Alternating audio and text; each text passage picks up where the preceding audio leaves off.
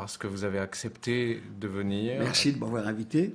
Vous avez accepté ce geste qui est important puisqu'il s'agit, comme vous le savez, d'une mission d'archivage aussi et qui a un caractère patrimonial. Et c'est à ce titre que j'aimerais commencer par vous demander de me dire votre nom, simplement votre nom et l'endroit où vous êtes né. Je m'appelle Henri Bulavko, Henri étant un nom francisé, parce que je suis né en Lituanie et je suis venu en France à l'âge de 6 ans. Vous êtes né à quelle date? C'était mon 85e anniversaire, ces jours-ci. Alors, vous voyez que ça remonte un peu à loin.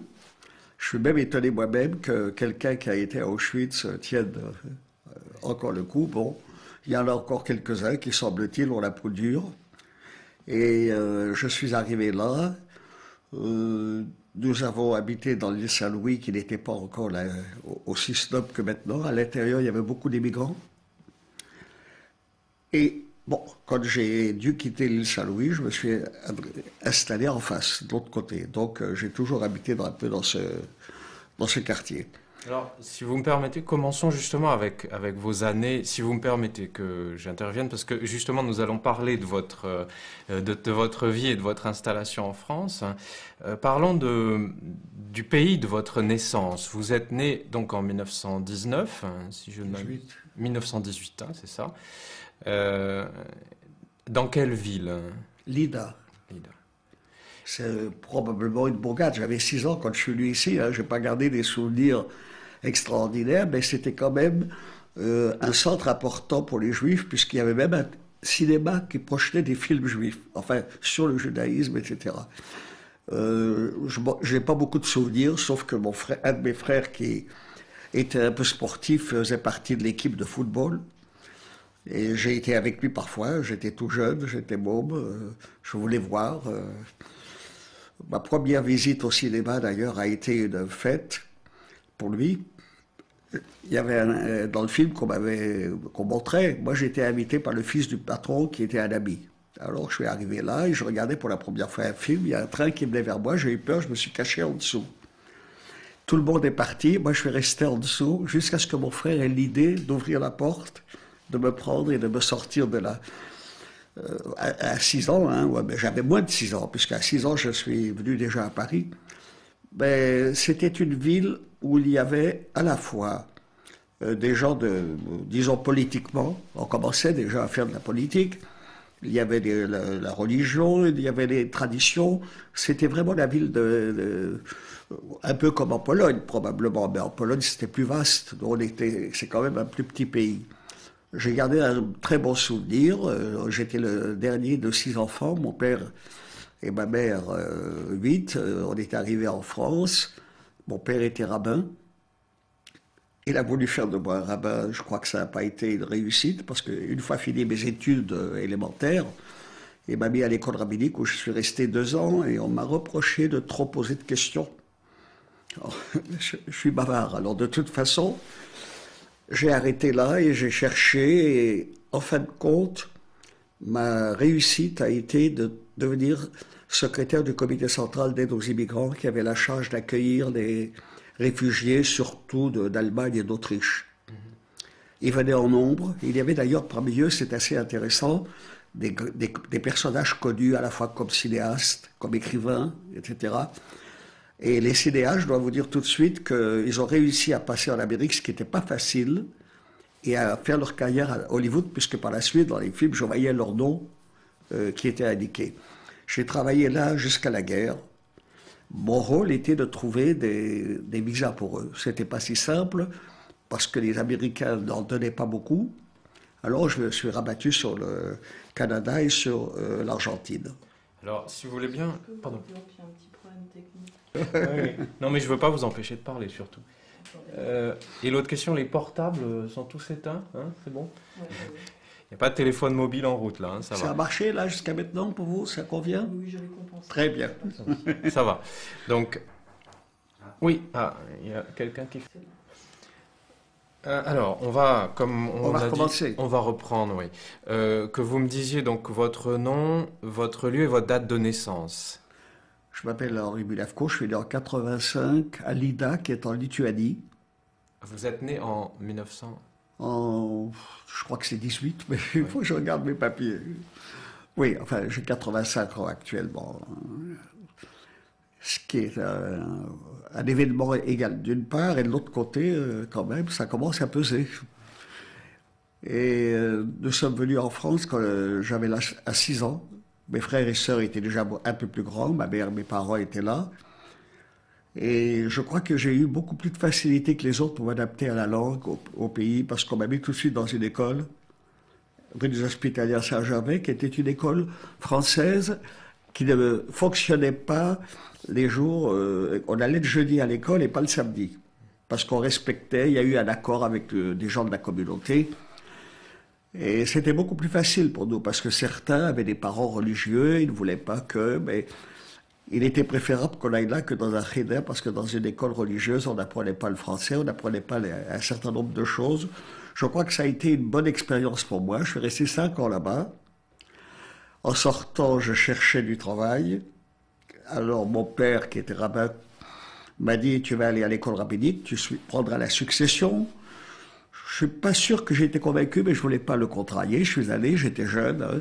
Je suis allé à l'école rabbinique, je suis resté 2 ans jusqu'à ce que le directeur m'appelle et me dise, vous n'êtes pas doué pour ça. Pourquoi? Vous posez trop de questions. Alors, j'ai quitté, mais il dit, je vais parler avec votre père, il n'y a pas de problème.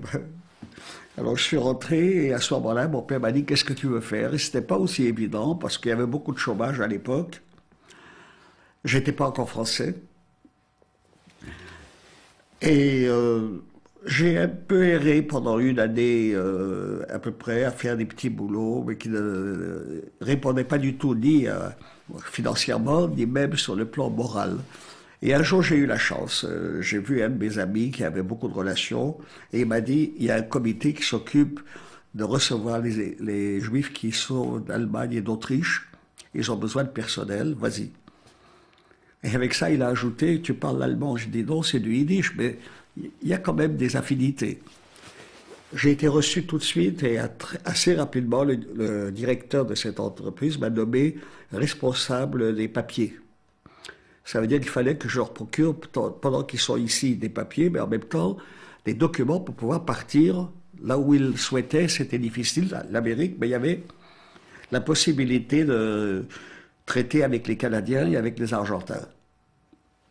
Alors mon boulot était un peu ça, je ne vous raconterai pas trop de détails parce que c'est facile à imaginer que c'est pas facile de convaincre tout le monde. Je devais aller au commissariat de police aussi pour leur donner les documents. Comme je parlais bien le français, j'avais pas trop de difficultés, eux ils connaissaient pas. Et c'était une période pour moi très importante sur le plan moral, mais aussi importante sur le plan de l'efficacité de ce que je faisais.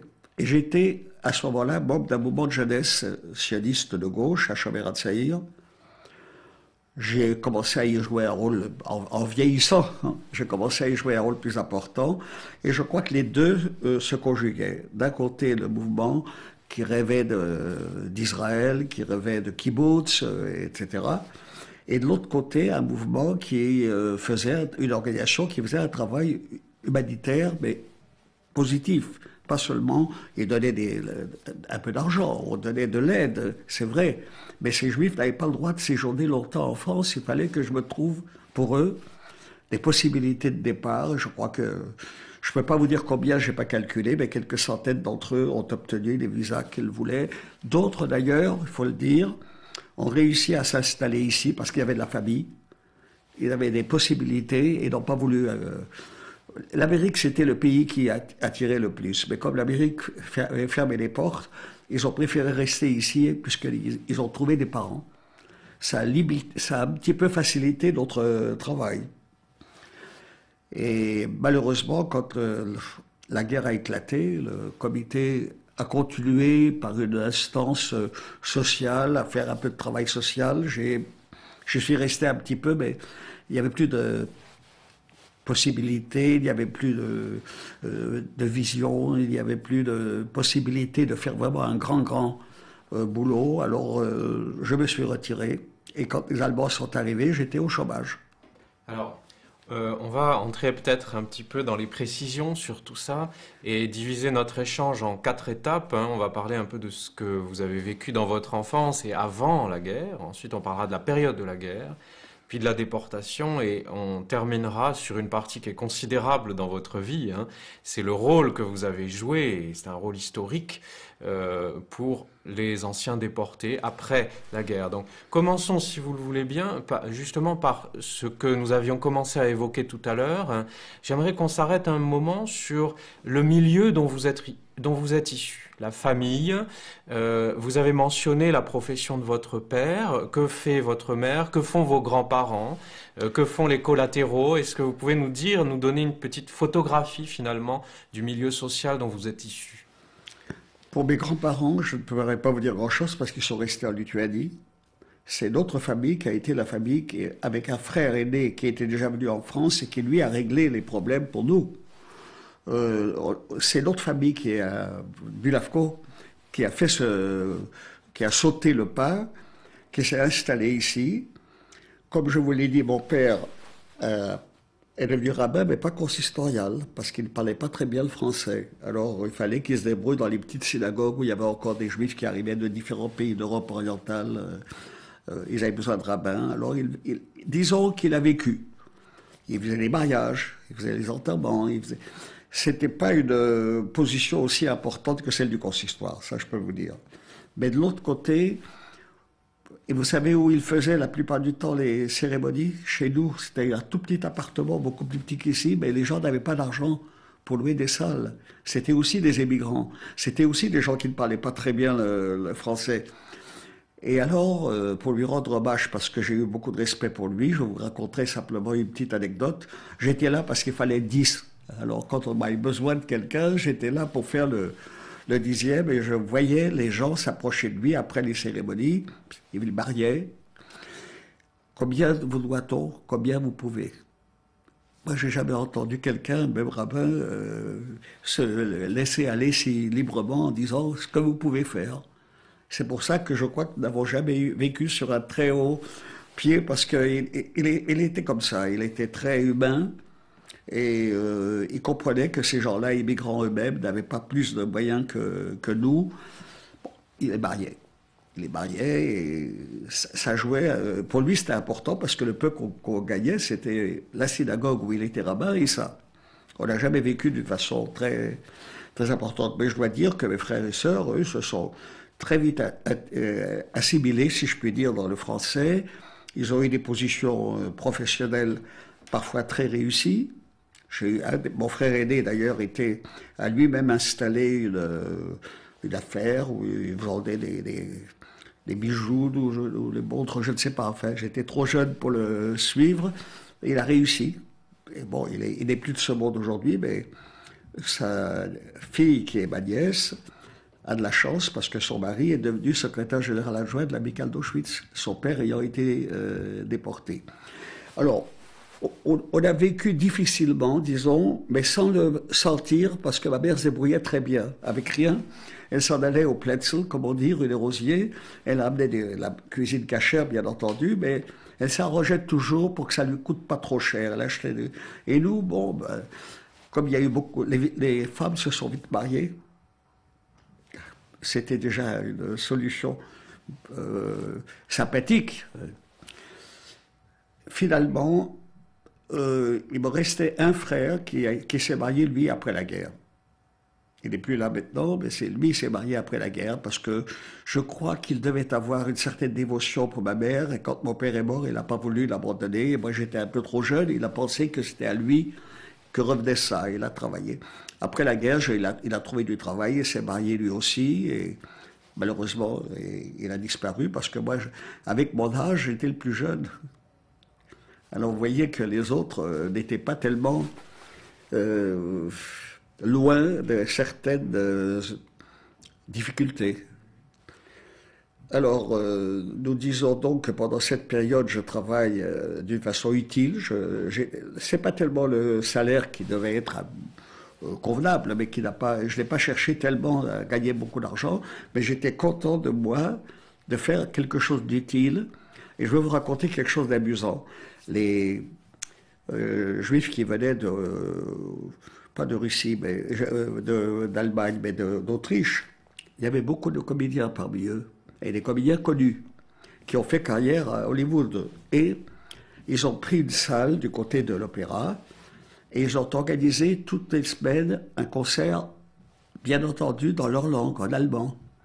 Et comme j'étais leur maître à penser, parce que c'est moi qui réglais leurs problèmes, ils m'ont invité d'honneur. Et je suis arrivé là-bas une fois, deux fois, je ne crois pas que j'allais tout le temps, parce qu'il fallait suivre en allemand des sketchs. Ils riaient beaucoup, mais moi je comprenais le yiddish, mais c'est quand même pas toujours le tout. Ce qui m'a frappé, c'est le premier jour, quand ils ont fait leur sketch, à la fin, ils se sont levés tous, et ils se sont mis à chanter « Wien, Wien, nur du allein, du wirst die Stadt meine Träume sein ». C'était une chanson très populaire en Autriche, et je pense que c'est l'un d'eux qui a dû la faire. C'était émouvant, parce que c'était des gens qui savaient qu'ils avaient rompu avec une société où ils jouaient un rôle important, et ils espéraient, que certains d'entre eux ont réussi, trouver ailleurs. En France, ils ne cherchaient pas tellement, ils voulaient l'Amérique. À cause d'Hollywood et à cause de toutes les possibilités que l'on a là-bas de faire du théâtre, du cinéma, etc. Jusqu'à la guerre, ça a été un travail relativement réconfortant pour moi parce que je sentais que j'étais pas payé plus que d'autres, mais je faisais œuvre utile. J'avais la possibilité d'aller au commissariat de police, de parler français, de régler certaines choses quand il y avait des petites difficultés. La guerre a éclaté, le comité a été pas tout à fait dissous parce que des non-juifs ont repris un peu le travail social, mais c'était plus ça. C'était plus ça. C'était un travail... bon, on était encore là, on aidait, on avait moins de moyens parce qu'avant on recevait de l'argent de différents pays. Là, on n'avait pas tellement de ressources.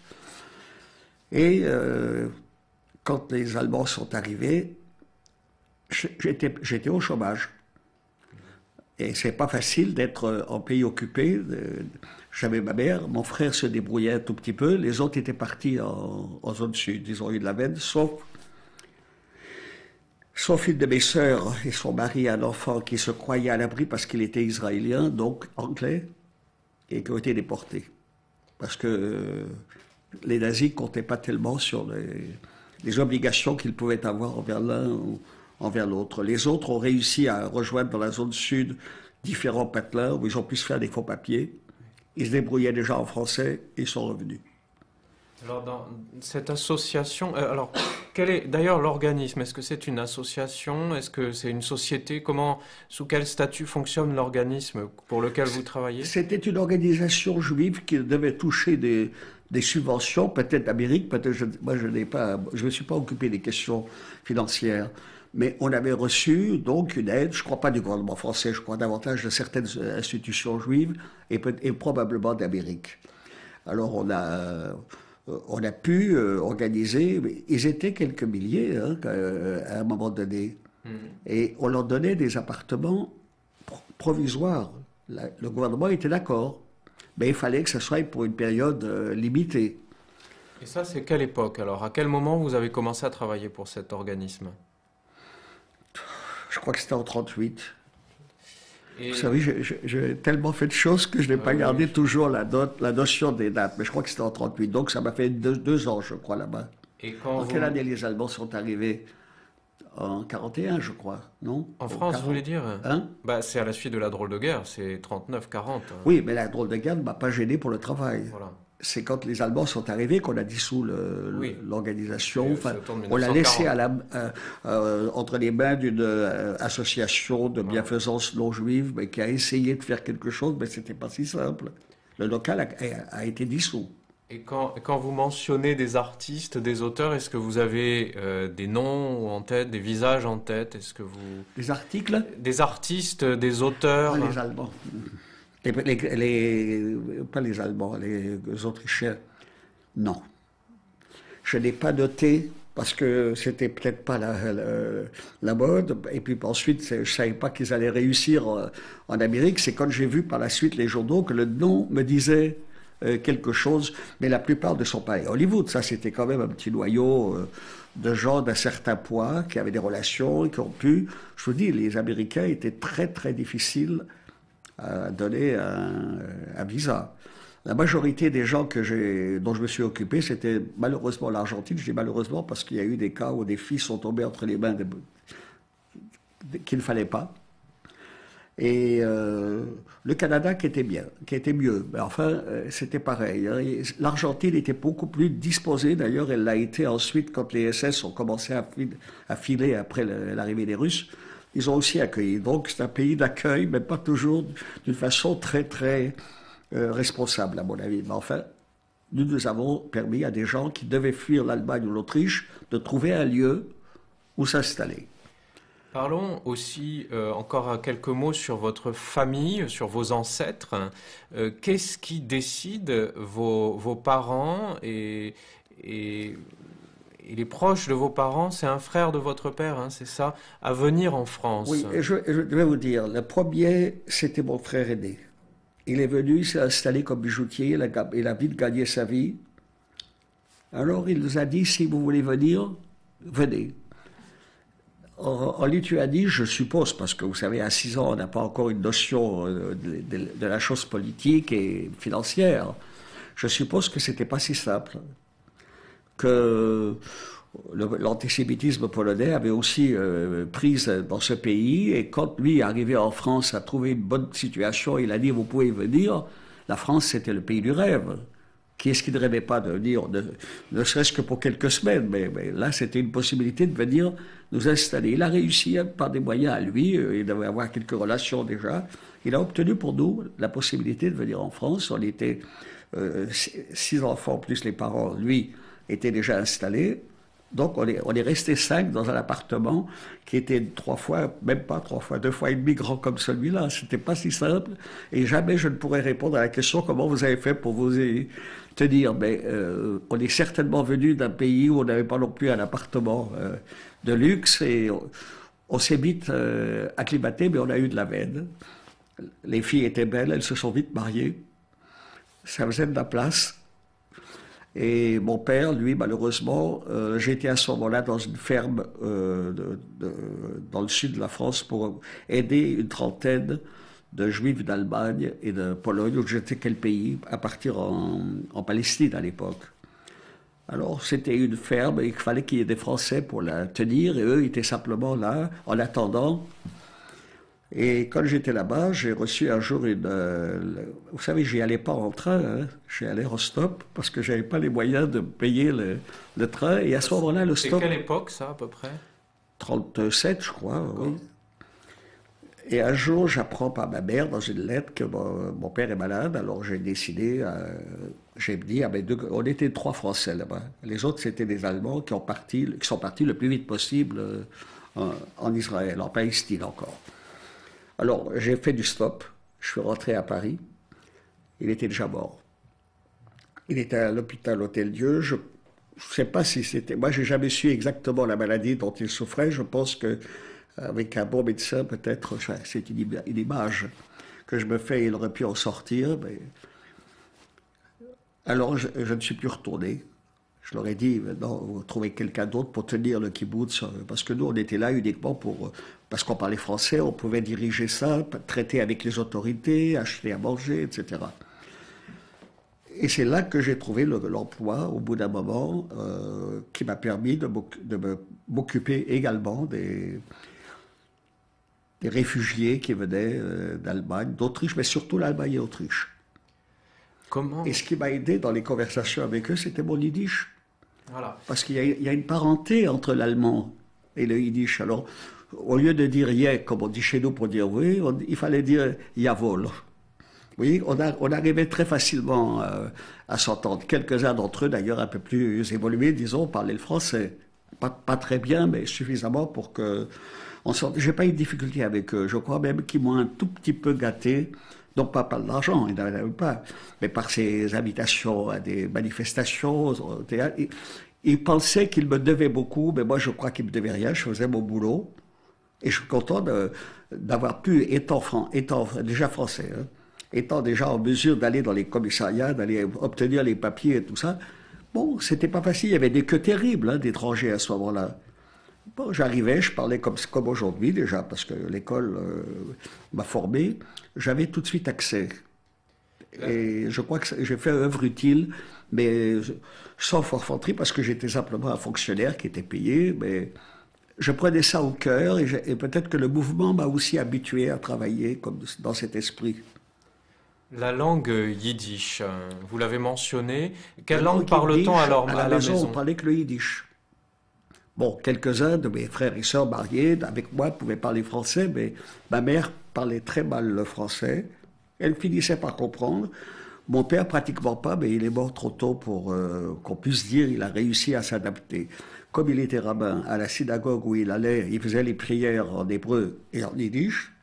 Quand il mariait les gens, il le faisait en yiddish. Et moi, j'ai toujours parlé le yiddish comme le français. J'ai d'ailleurs collaboré, je collabore toujours à des journaux yiddish. Il n'y en a pas beaucoup en France, il n'y en a qu'un, mais les Américains reprennent mes textes.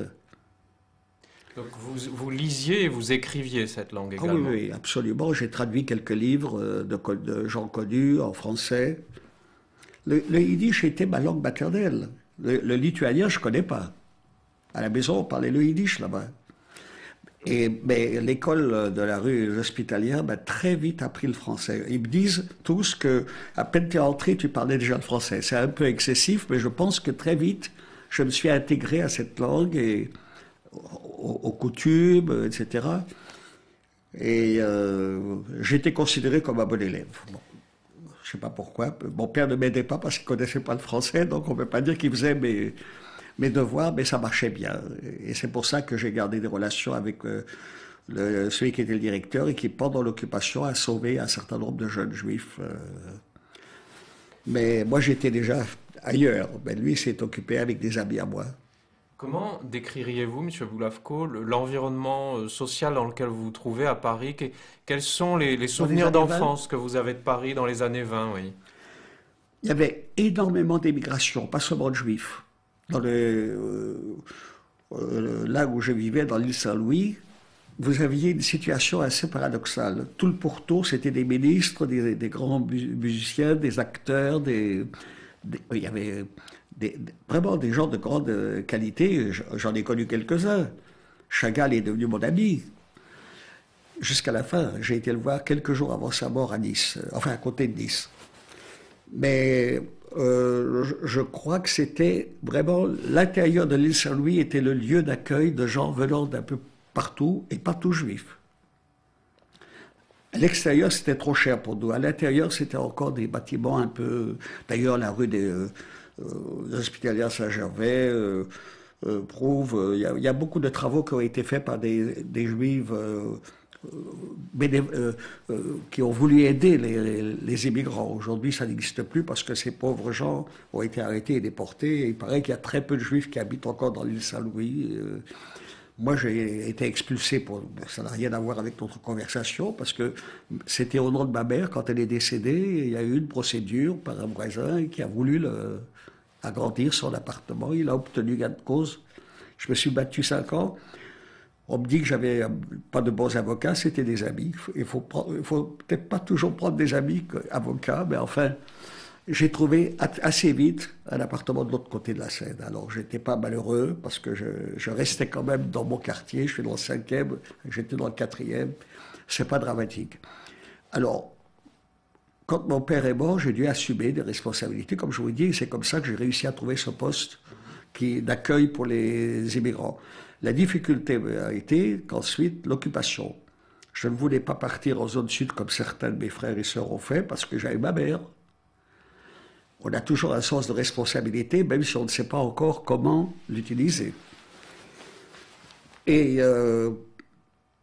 j'ai travaillé à ce moment-là dans un organisme qui est un tout petit peu trop oublié, la rue Amelot.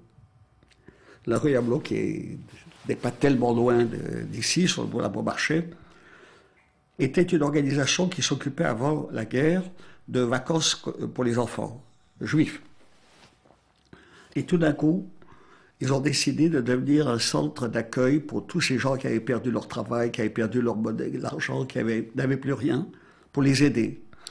D'où venait l'argent, je ne peux pas vous dire exactement, mais ça venait de Suisse. Ça veut dire que ça pouvait venir d'Amérique via la Suisse, ça pouvait venir. La Suisse entière n'aurait pas pu toute seule. Donc faut croire que certains pays où il y avait des communautés juives importantes nous auraient aidés financièrement. Et nous avions la charge de nous occuper de ces pauvres gens. Moi, je me souviens que la première fois que je suis allé pour être enrôlé, il m'a pris tout de suite, Rapoport. Les gens faisaient la queue pendant des heures dans les couloirs parce que on n'avait pas beaucoup de fonctionnaires, d'employés. Par la suite, on l'a développé, et pas avec des professionnels, avec des femmes d'Ariens, comme on disait à l'époque, qui n'étaient pas déclarées comme juives. Elles venaient nous aider, bénévolement. Alors ça, c'est quelle année et quel est le nom de l'organisme? C'est au début, l'organisme, on l'appelait la rue Amelot, c'était un centre d'aide. Mais tout le monde à qui vous parlez vous dira, à ceux qui ont vécu cette époque, hein, il s'appelait le centre Amelot, mais c'était pas son nom réel. Il y avait un nom, je sais pas, centre de communauté, truc communautaire, j'ai oublié. On est tellement habitué à dire partout depuis le temps Amelot que j'ai oublié qu'il y avait sûrement une déclaration à la police. Et là, Rapoport était un homme qui était un militant déjà sioniste avant. Il travaillait, je ne sais pas dans quoi, mais c'était sûrement un métier intellectuel, parce qu'il était vraiment d'une forte intelligence. Il a pris ça en charge. Et sa femme aussi. Et quand il m'a vu arriver, je lui ai dit, je cherche du travail. Il me dit, mais j'ai besoin de vous. Il avait entendu parler de moi parce que quand on est militant d'une organisation, on finit par se croiser. Il m'a engagé tout de suite pour m'occuper précisément. Quand je lui ai dit que je faisais les papiers avant, il m'a demandé de faire à ce moment-là le même travail. Et j'ai eu une chance assez... Bon, il y avait un dispensaire, il y avait un bureau où on donnait des vêtements, on donnait de l'argent naturellement, parce que sans ça, les gens n'auraient pas fait la queue pour venir là. Et moi, j'ai été chargé, pas tout de suite, parce que c'est venu après, hein, que les difficultés, la crainte d'être arrêté, etc. Aider les gens à trouver des moyens d'aller en zone sud. Je cherchais des contacts dans les chemins de fer, etc. Parfois des communistes, parfois des gens que quelqu'un me présentait. Il y avait des possibilités. La preuve en est, c'est que beaucoup ont réussi à partir, y compris dans ma famille. Et c'est quand on a commencé à arrêter les familles entières avec les enfants que tout a basculé. Pendant un certain temps, on portait l'étoile à un moment donné, mais il n'y avait pas tellement d'arrestations de masse. Moi, la seule bêtise que je faisais, bêtise entre guillemets, comme j'avais des réunions le soir avec des comités, j'enlevais mon étoile et je rasais les murs. Bon, il paraît que je parle français sans accent, que j'avais des faux papiers, je pouvais passer. J'ai pas eu de problème. Mais quand même, c'était un danger. On a fini d'ailleurs par arrêter ces réunions de soir. Et avec Rapoport, il m'a demandé de prendre en charge les faux papiers. Parce qu'il a su que je m'occupais déjà des vrais, ou presque. Alors ça, si on peut préciser les choses, c'est entre 1940 et 1942, plus ou moins? Jusqu'à mon arrestation. J'étais arrêté quand? Je vous ai dit 42-43, je crois. J'ai été déporté en 43. Oui. Je suis resté quelques mois, je vous en parlerai, à Drancy.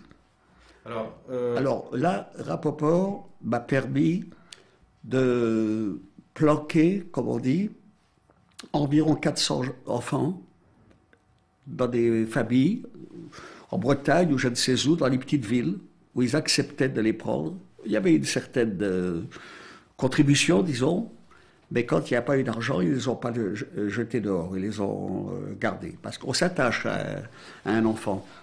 Et nos camarades femmes, dont je vous dis qu'elles avaient les papiers françaises, c'est elles qui allaient chercher des lieux où on pouvait les cacher.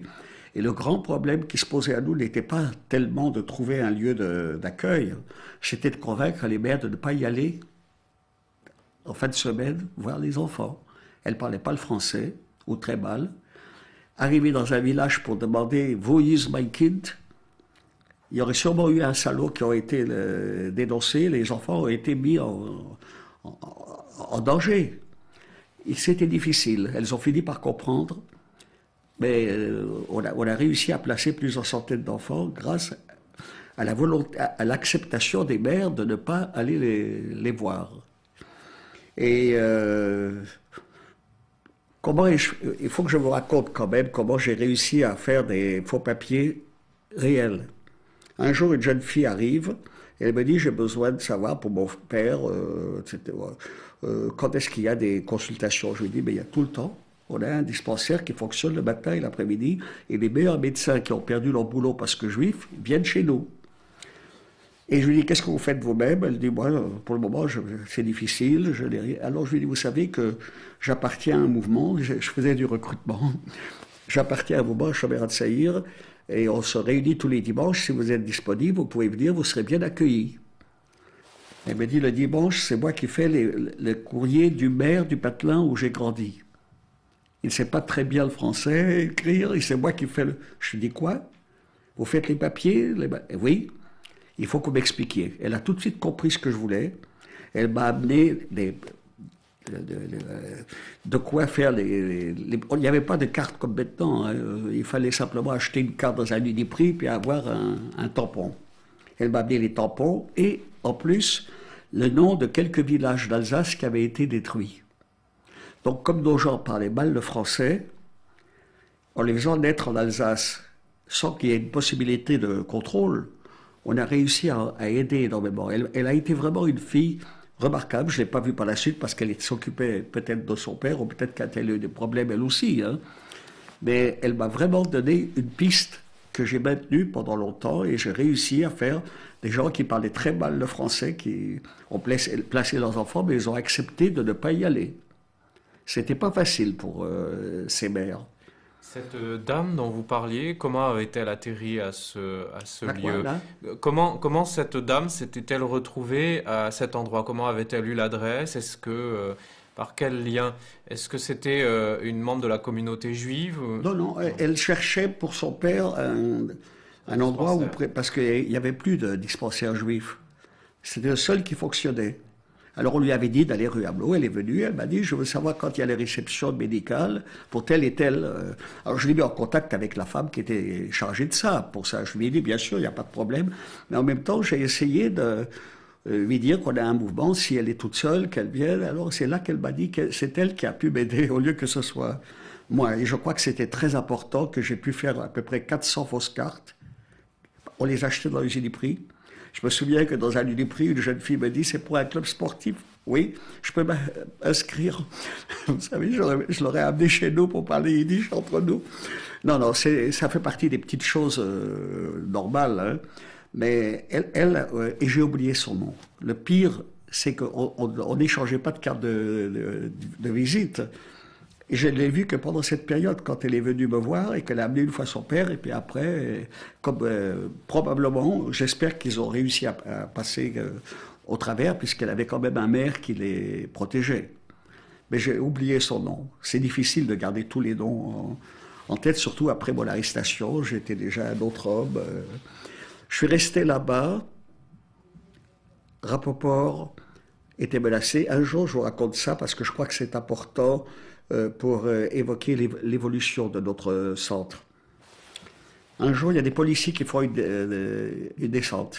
Ils étaient 3, et on avait de la chance d'avoir un concierge qui était de gauche et qui nous a prévenu par téléphone, la police arrive.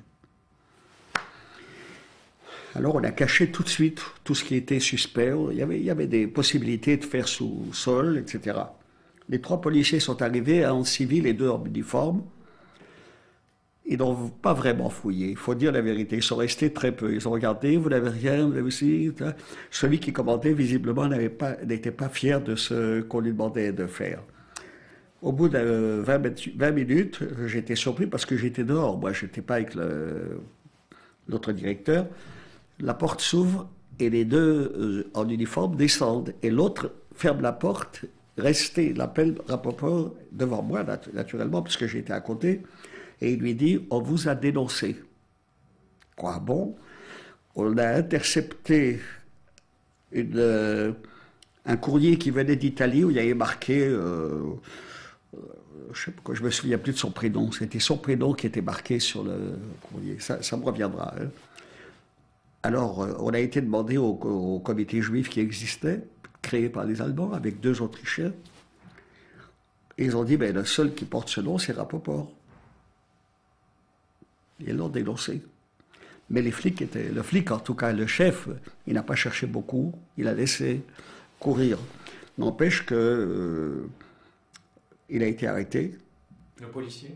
Non, Rapoport. non, Rapoport. Moi, lui, il a été arrêté. Il n'était pas à Drancy, il était dans un camp spécial pour intellectuels. Ça ne veut pas dire qu'il a évité la mort et le camp. Mais il avait un camp spécial. Sa femme a été arrêtée, et je l'ai vue à Drancy, malheureusement. J'ai cru bien faire en l'aidant quand elle a été déportée à porter sa valise. Je croyais faire une bonne action. Et je me souviens, elle était déjà âgée, elle m'a dit, vous savez, malgré mon âge, s'il faut travailler, même dur, j'essaierai de m'adapter. Ni elle, ni moi ne savions qu'à son âge, on entrait à la chambre à gaz, on n'entrait pas dans le camp. Et moi, qui faisais le porteur de la valise, comme si je faisais une mitzvah, une bonne action, on ne pouvait pas savoir.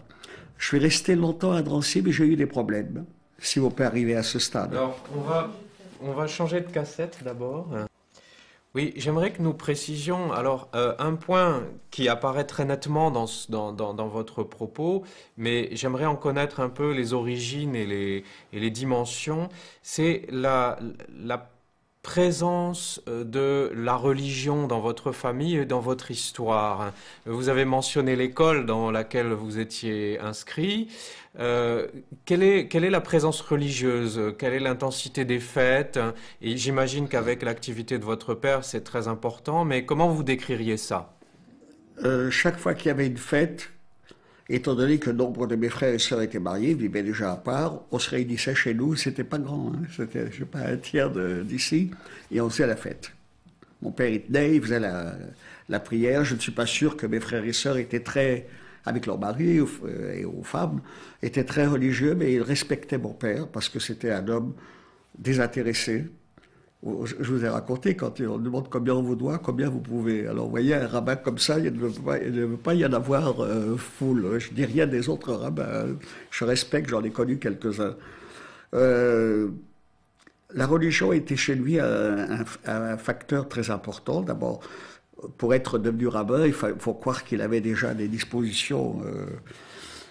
Ma mère le suivait parce que c'était sa femme. Elle respectait la cache-route, elle allait acheter au rue des Rosiers la nourriture, sans savoir que moi, quand je me rendais en ville, je ne faisais pas tellement attention, parce que les autres non plus d'ailleurs, mes autres frères et sœurs aussi, ils se sont vite adaptés à la vie française, ils parlaient vite le français, et donc ils n'avaient pas des problèmes de, comment dirais-je, de souvenirs de Lituanie comme tel qu'il faut respecter, etc. Mon père était très conscient de ça, il n'a jamais fait de remarques à mes sœurs, ou est-ce que tu fais la cache-route à la maison, quoi. Ça n'a jamais été jusque-là. Je crois que c'était un homme qui avait une ouverture d'esprit. La seule chose à laquelle il s'est adonné, c'était les petits troncs du Keren Kayemet pour donner de l'argent en Israël. Alors quand des gens disaient « mais on veut », etc., il amenait le tronc, il les mettait là-dedans. Il était très sioniste, mais à son âge, il n'était pas question qu'il abandonne tous ses enfants et qu'ils partent là-bas, mais il était vraiment, il m'a influencé sûrement. Hein. Être sioniste, je suis devenu sioniste à l'âge de 14 ou 15 ans. Et non, on n'a pas eu de problème dans la mesure où la plupart, comme je vous ai dit, de mes frères et sœurs, sauf le dernier frère qui s'est marié très tard, après la guerre, les autres étaient déjà mariés, ils avaient des enfants, ils avaient leur vie, mais ils venaient aux fêtes. Pas toutes les fêtes, on faisait les grandes fêtes, mon père organisait, il faisait les prières, et il n'y a pas eu de problème, même s'il avait conscience que chez eux, ils ne respectaient peut-être pas tellement. Mais il ne leur demandait pas.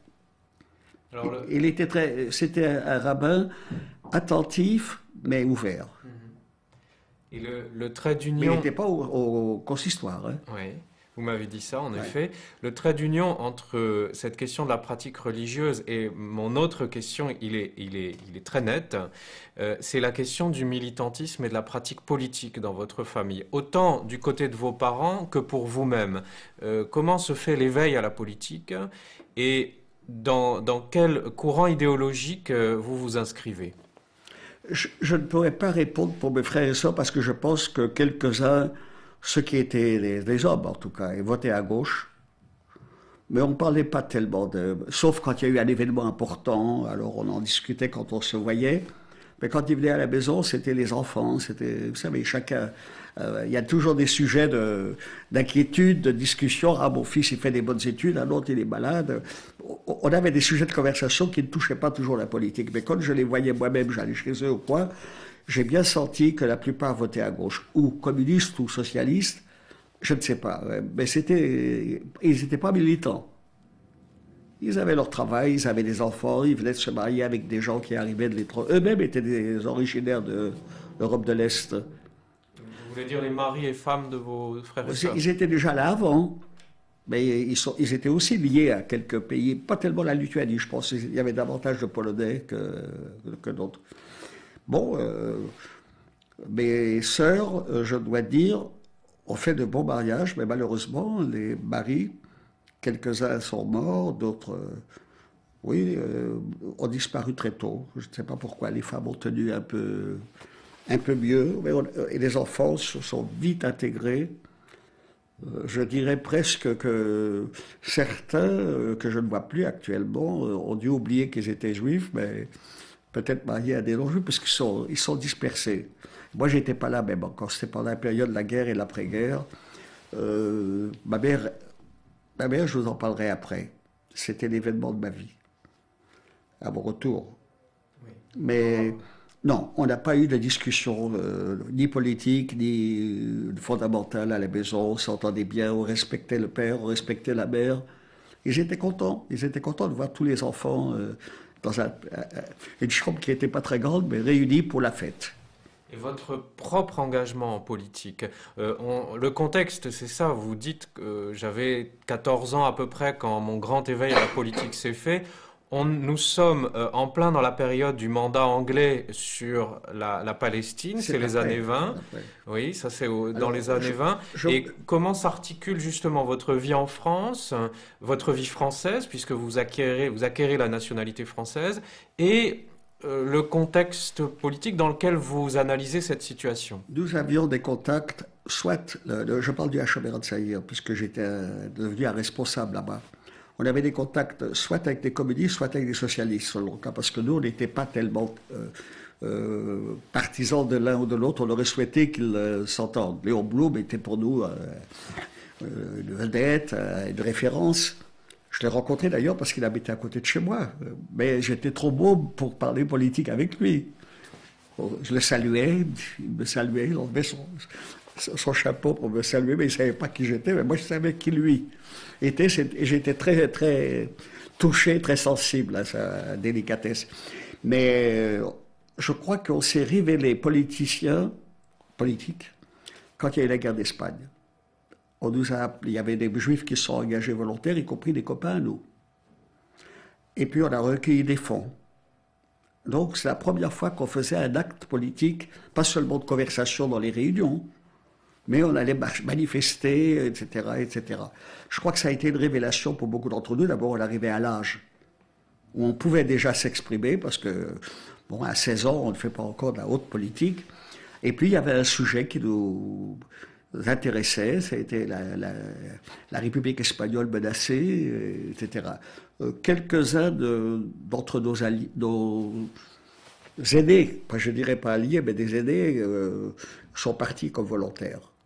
Pas beaucoup, parce que c'était surtout les communistes qui y allaient. Quelques-uns sont partis, quelques-uns sont revenus, heureusement. Et je crois que ça a été le déclic politique pour nous. Et puis après, quand j'ai travaillé avec ces juifs qui arrivaient d'Allemagne et d'Autriche, c'était l'acte politique, c'était de les aider, de combattre, de dénoncer, etc. C'est la période où, à l'école rabbinique, je ne sais pas si je vous l'ai dit, je fais un petit journal. J'étais déjà maniaque de la plume. J'étais bon, mauvais. Moi, je sais que j'ai un camarade qui était rabbin, qui m'a dit, j'ai gardé tous tes articles, et il n'a jamais réussi, il avait une telle bibliothèque qu'il n'a jamais réussi à les retrouver, et il est mort avant que je le sache. Mais il m'a dit qu'il les avait gardés. Moi, j'écrivais à la main, hein, il n'y avait pas encore de technique ultra moderne. Donc j'avais commencé déjà. À la sortie, à la Chamère, j'ai fait le journal, un petit bulletin. Et par la suite, j'ai commencé à écrire dans la grande presse qui me prenait. Je gagnais pas beaucoup. Bon, enfin, ils étaient contents que j'amène le côté juif.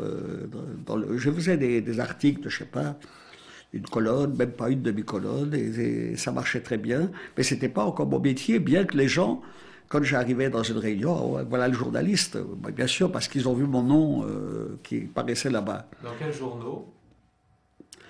Je dirais Le Monde, mais je crois que ça s'appelait pas Le Monde à l'époque. C'était des journaux sérieux auxquels je parlais. Mais je me souviens pas quel était le nom. Et je crois, je suis en train de mettre de l'ordre dans mes papiers. Vous pouvez imaginer ce que ça représente, tant d'années.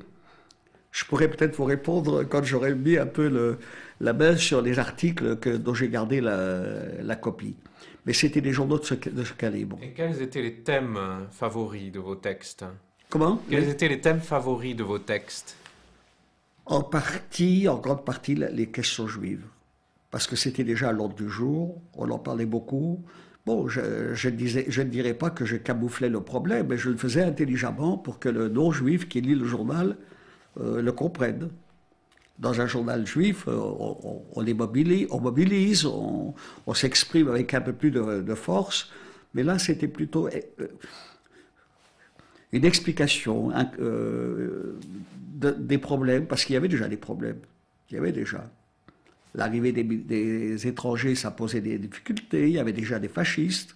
Il y avait des gens qui sont venus une fois pour nous battre à l'école. Et c'est la LICRA qui est intervenue. Elle existait déjà et qui leur a cassé la figure et qui les a chassés. À quelle date? C'est à quel moment ça? Quand vous dites l'école, c'est... Quand j'étais encore à l'école, ça veut dire que c'était au début des années 30. C'est-à-dire vous avez un groupe de jeunes fascistes est venu pour nous... Et la LICRA a amené une bande de gars qui étaient des costauds, qui se sont planqués dans les maisons et dans l'école. Et quand ils sont arrivés, ils ont été pris de tous les côtés, ils ont reçu une raclée. Et je me souviens avoir entendu un flic en disant « Qu'est-ce qu'ils leur ont mis ?» Parce que c'était des jeunes aussi, hein, c'était pas des gens aguerris. Ils ont cru qu'ils pouvaient arriver là-bas et puis casser la boutique, etc. Ils ont reçu une raclée, ils sont partis après à Saint-Michel. C'est là qu'on les revoyait, ils manifestaient dans les rues. Ça n'a pas tenu longtemps, ce groupe. Il y avait beaucoup de petits groupes fascistes qui se sont formés dans cette période. Donc, je ne me souviens même pas du nom, vous voyez. Alors, oui, c'est ça, c'était les groupes qui s'agitaient aux alentours du quartier de la Sorbonne, aux alentours de 1934. Non, ce n'étaient pas des intellectuels. Ce pas des intellectuels? Non, ce n'étaient pas des intellectuels, c'était des petits voyous.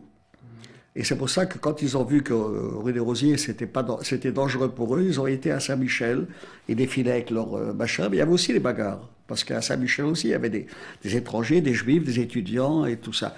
Mais ça a duré, je sais pas, je crois qu'au bout d'une année, ça a disparu.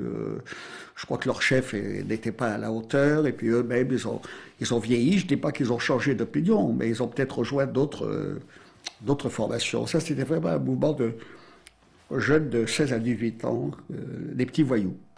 Puisqu'on est justement à cette période-là, est-ce que vous avez souvenir du 6 février 1934, par exemple? Vous étiez adolescent à cette époque-là, vous mentionnez cette période. Je me souviens qu'il y a eu cette bagarre. Je me souviens que quand a éclaté la guerre d'Espagne, je me souviens plus de l'année. C'est 36? Oui, alors là, on s'est engagé à fond. Alors que pour la France, bon, on essayait de faire ce qu'on pouvait, mais la Chaumière toute seule ne pouvait pas se battre contre tous les petits groupes fascistes qui se formaient. Donc on allait avec la LICRA, on allait avec, qui était déjà une organisation solide. La guerre d'Espagne a amené un certain nombre de nos camarades à y aller, alors ça nous a mobilisés tous. On faisait des quêtes, ramasser de l'argent pour l'Espagne. Qu'est-ce qu'on pouvait faire d'autre ici? On ne pouvait pas faire la guerre sur place. Mais je crois que c'était la première mobilisation politique concrète. C'était plus seulement des parlottes dans les réunions, c'était des cours dans les réunions, disons, pour être plus aimable, où on rêvait d'un socialisme, on rêvait d'Israël, on rêvait de tout. Cette fois-ci, on s'est engagé physiquement. On était jeunes, mais les dirigeants étaient moins jeunes. Hein. Ils avaient quand même le sens de l'orientation et on a suivi. Et ça s'est très bien développé jusqu'à, malheureusement, l'occupation a créé d'autres conditions. On ne pouvait plus arborer le drapeau dans les rues, on ne pouvait plus s'affirmer. Mais on a commencé à travailler et je vous dis, je crois que la majorité de nos camarades sont partis en zone sud rejoindre différents groupes de combat. D'ailleurs, beaucoup d'entre eux ont des décorations qui prouvent qu'ils ont fait enfin ceux qui vivent encore, qu'ils ont fait du bon boulot. Est-ce que vous Parce pouvez qu'ils avaient une expérience de militants. Est-ce que vous pouvez me décrire justement ce courant, ce mouvement, ce groupe qu'est la Shomer HaTzaïr, et notamment par rapport aux autres, aux bundistes et aux... Oui, il y avait les éclaireurs israélites de France et nous qui étions les deux grands mouvements. Il y avait d'autres mouvements qui se sont créés. C'était des émigrants de Pologne, de Lituanie qui les ont créés. Parce que là-bas, en Pologne, quand ils défilaient, ils étaient des milliers. Enfin, moi, j'ai vu des photos. C'était un mouvement très puissant. Je dirais presque qu'il devait avoir 10 000 membres, ce qui, pour un pays où il y avait 3 millions de juifs, ce n'est pas excessif. Mais ils étaient très actifs, ils étaient liés au kibbutz, et le kibbutz avait une aura extraordinaire chez les jeunes. C'était la vie, le désintéressement de l'argent, la création, la fraternité, enfin, tout ce qu'on peut imaginer. Le kibbutz, c'était l'attraction numéro un pour chacun de nous qui voulait partir. Et beaucoup sont partis, sont devenus d'ailleurs des gens importants là-bas. Certains sont revenus, vous savez, c'est difficile de dire que chacun... Ils sont revenus pas toujours parce qu'ils étaient pas d'accord, mais le père était malade, la mère était malade, c'était toujours une raison de revenir et de ne plus retourner. Mais le mouvement s'est aguerri petit à petit. Il a été formé par des jeunes qui venaient de ces pays pour étudier en France. Ils étaient presque tous à la Sorbonne, enfin, ou dans d'autres écoles, des gens de grande qualité. Et ils ont décidé de réunir des groupes de jeunes. Ils étaient plutôt des moniteurs, des madrims, comme on dit chez nous. Et ça a marché. Parce que, bon, il y a des jeunes qui, dans cette période un petit peu difficile, avaient besoin d'être avec quelqu'un, d'entendre, de se sentir moins isolés. Les parents étaient pour. C'était un travail surtout éducatif qu'on a fait que politique. Et la politique est venue avec la guerre d'Espagne, parce que quelques-uns de nos camarades se sont enrôlés pour partir. Est-ce que vous avez souvenir de cette époque, la façon dont vous recevez ou dont vous percevez ce qui se passe en Allemagne à partir de 1933? Écoutez, je vais vous dire, quand moi je travaillais au comité d'accueil, j'avais que des Allemands et des Autrichiens, ils me racontaient tout. Nous savions. Mais il n'est pas évident que les grandes puissances le savaient, puisque même pendant l'occupation, l'Amérique et l'Angleterre et l'Amérique n'ont pas voulu accepter d'intervenir. C'est beaucoup plus tard qu'ils l'ont fait. Savoir est une chose, croire est une autre chose, le vivre est encore autre chose. Bien sûr que ces immigrants qui arrivaient chez moi dans mon comité me racontaient des horreurs, mais ces horreurs n'atteignaient pas, c'était pas Auschwitz, c'était pas la chambre à gaz. On nous a enlevé le travail, on nous a enlevé l'appartement. Vous voyez, c'était des brimades pas très agréables, mais qui ne mettaient pas en principe en danger la vie de ces gens. Mais on avait compris, et je crois que la Shomer HaTzaïr a essayé de le faire parce qu'on a fait une archara pour les juifs d'Allemagne, les jeunes d'Allemagne, et on a réussi à en faire partir quelques-uns par des voies, je ne sais lesquelles, puisque l'Angleterre était encore la maîtresse en Palestine. On a réussi à faire un certain nombre de convois. Et à cette époque où les persécutions massives s'affirment et se diffusent, est-ce que, même au sein même de votre activité avec la production de ces visas et de cet accueil de réfugiés finalement, est-ce que à ce moment-là, vous pensez que votre vie peut elle aussi en être affectée? Est-ce que vous avez une idée que la France peut être aussi un lieu de persécution? Non. On se croyait, nous, ceux qui devaient aider les autres. On était les privilégiés. Les gens venaient à nous comme réfugiés et nous étions là pour les accueillir et pour les aider. Donc on ne pouvait pas faire d'identification parce qu'on ne pouvait pas imaginer que l'Allemagne allait s'emparer de la France. C'est arrivé, mais je ne suis pas sûr que les autres Français étaient plus informés. Peut-être que les hommes politiques savaient des choses, mais le Français moyen, il savait qu'il fallait le dénoncer. Enfin, ceux qui étaient de notre bord savaient qu'il fallait le dénoncer, mais on n'imaginait pas que nous allions vivre une période où nous serions sur leur joug et avec politique d'extermination des Juifs. Ça, personne ne pouvait l'imaginer. Je crois que même en Espagne, quand ils sont arrivés, ces braves gens immigrants, ils ne nous ont pas parlé de ça. Ils ont dit, il n'y a pas de travail, il n'y a pas ceci, on les enlève de leur... les grands comédiens, ils ne pouvaient plus jouer, etc. On a senti des attitudes discriminatoires contre eux, mais pas du tout un danger de vie ou de mort. C'était pas encore à l'ordre du jour, je crois. Et Autant que je m'en souviens. lorsque des événements comme Munich ont lieu en 1938, qu'est-ce que vous pensez de la menace de guerre à cette époque-là? Est-ce que... Je crois que nous étions, mais je dirais parce que je ne peux pas parler pour tous mes camarades, je crois que j'étais comme tous les Français. On sentait quelque chose et on ne voulait pas l'accepter.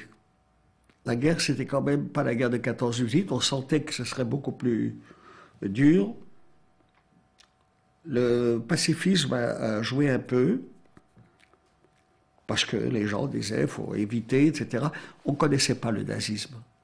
Le nazisme, tel que nous l'avons découvert après. On savait que c'était une période difficile, que les Juifs avaient des problèmes, qu'ils partaient, donc ils avaient encore la possibilité de partir, mais on ne savait pas qu'il y aurait un jour des chambres à gaz. Donc on ne peut pas dire qu'en 1938, on raisonnait comme on a raisonné par la suite. Il y avait encore la compréhension de la fuite des Juifs, mais en même temps la difficulté de croire que des choses terribles, horribles allaient se jouer. Où êtes-vous au début du mois de septembre 1939, lorsque C'est là que, comme je vous l'ai dit, que le bureau de cette organisation est passé à la Croix-Rouge, je ne sais où, je n'ai pas eu j'ai travaillé un petit peu, mais c'était plus ça, c'était une organisation officielle, et c'est là que je me suis trouvé rue Amelot. Et je pense que j'avais beaucoup plus... Et vous savez, j'ai amené des camarades de la Chomère qui venaient là-bas bénévolement, même pour aider. Beaucoup sont partis en zone sud grâce à mes papiers d'identité, etc. On n'avait pas de contact réel, mais on avait des conducteurs de train et d'autres qui les planquaient dans les voitures. On avait des possibilités grâce à certains concours, et surtout des communistes, je dois dire. Parce que c'est eux qui me mettaient en contact avec tel et tel. Pendant la période que vous évoquez, on ne se sentait pas menacés, nous. Je dirais même mieux que les Allemands et les Autrichiens qui venaient, ils étaient malheureux d'avoir été expulsés, d'avoir perdu leur position. Certains d'entre eux étaient banquiers, certains d'entre eux avaient des positions de premier plan. Mais ils n'imaginaient pas le pire. D'abord parce qu'ils appartenaient à une culture qui était celle de l'Allemagne, que ce soit les Autrichiens ou les Allemands. Alors, imaginez que c'est là que va naître la décision d'exterminer un peuple. Je ne crois pas que nous avions conscience de cela. La preuve en est, c'est qu'au début de l'occupation, j'ai des photos chez moi que je n'ai pas pensé à amener, on faisait encore des sorties chaque semaine, en uniforme. Enfin, en uniforme, il n'y avait plus de Magen David. Mais après, du temps de l'occupation allemande, au début, on faisait encore des sorties.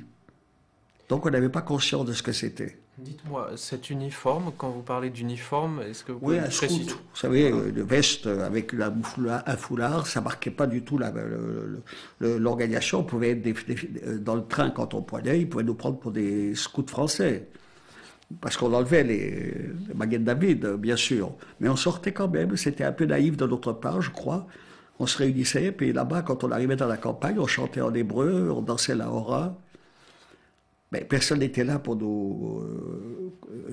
on s'évadait exprès dans des endroits vides. Mais on a fini par arrêter parce que les parents n'ont pas voulu, etc. Et puis les parents qui ont amené leurs enfants parfois à partir aussi. Ça finit par s'arrêter. Alors c'est là qu'à rue Amelot, on a commencé à faire de la haute politique, ça veut dire les faux papiers, c'est-à-dire l'aide, etc.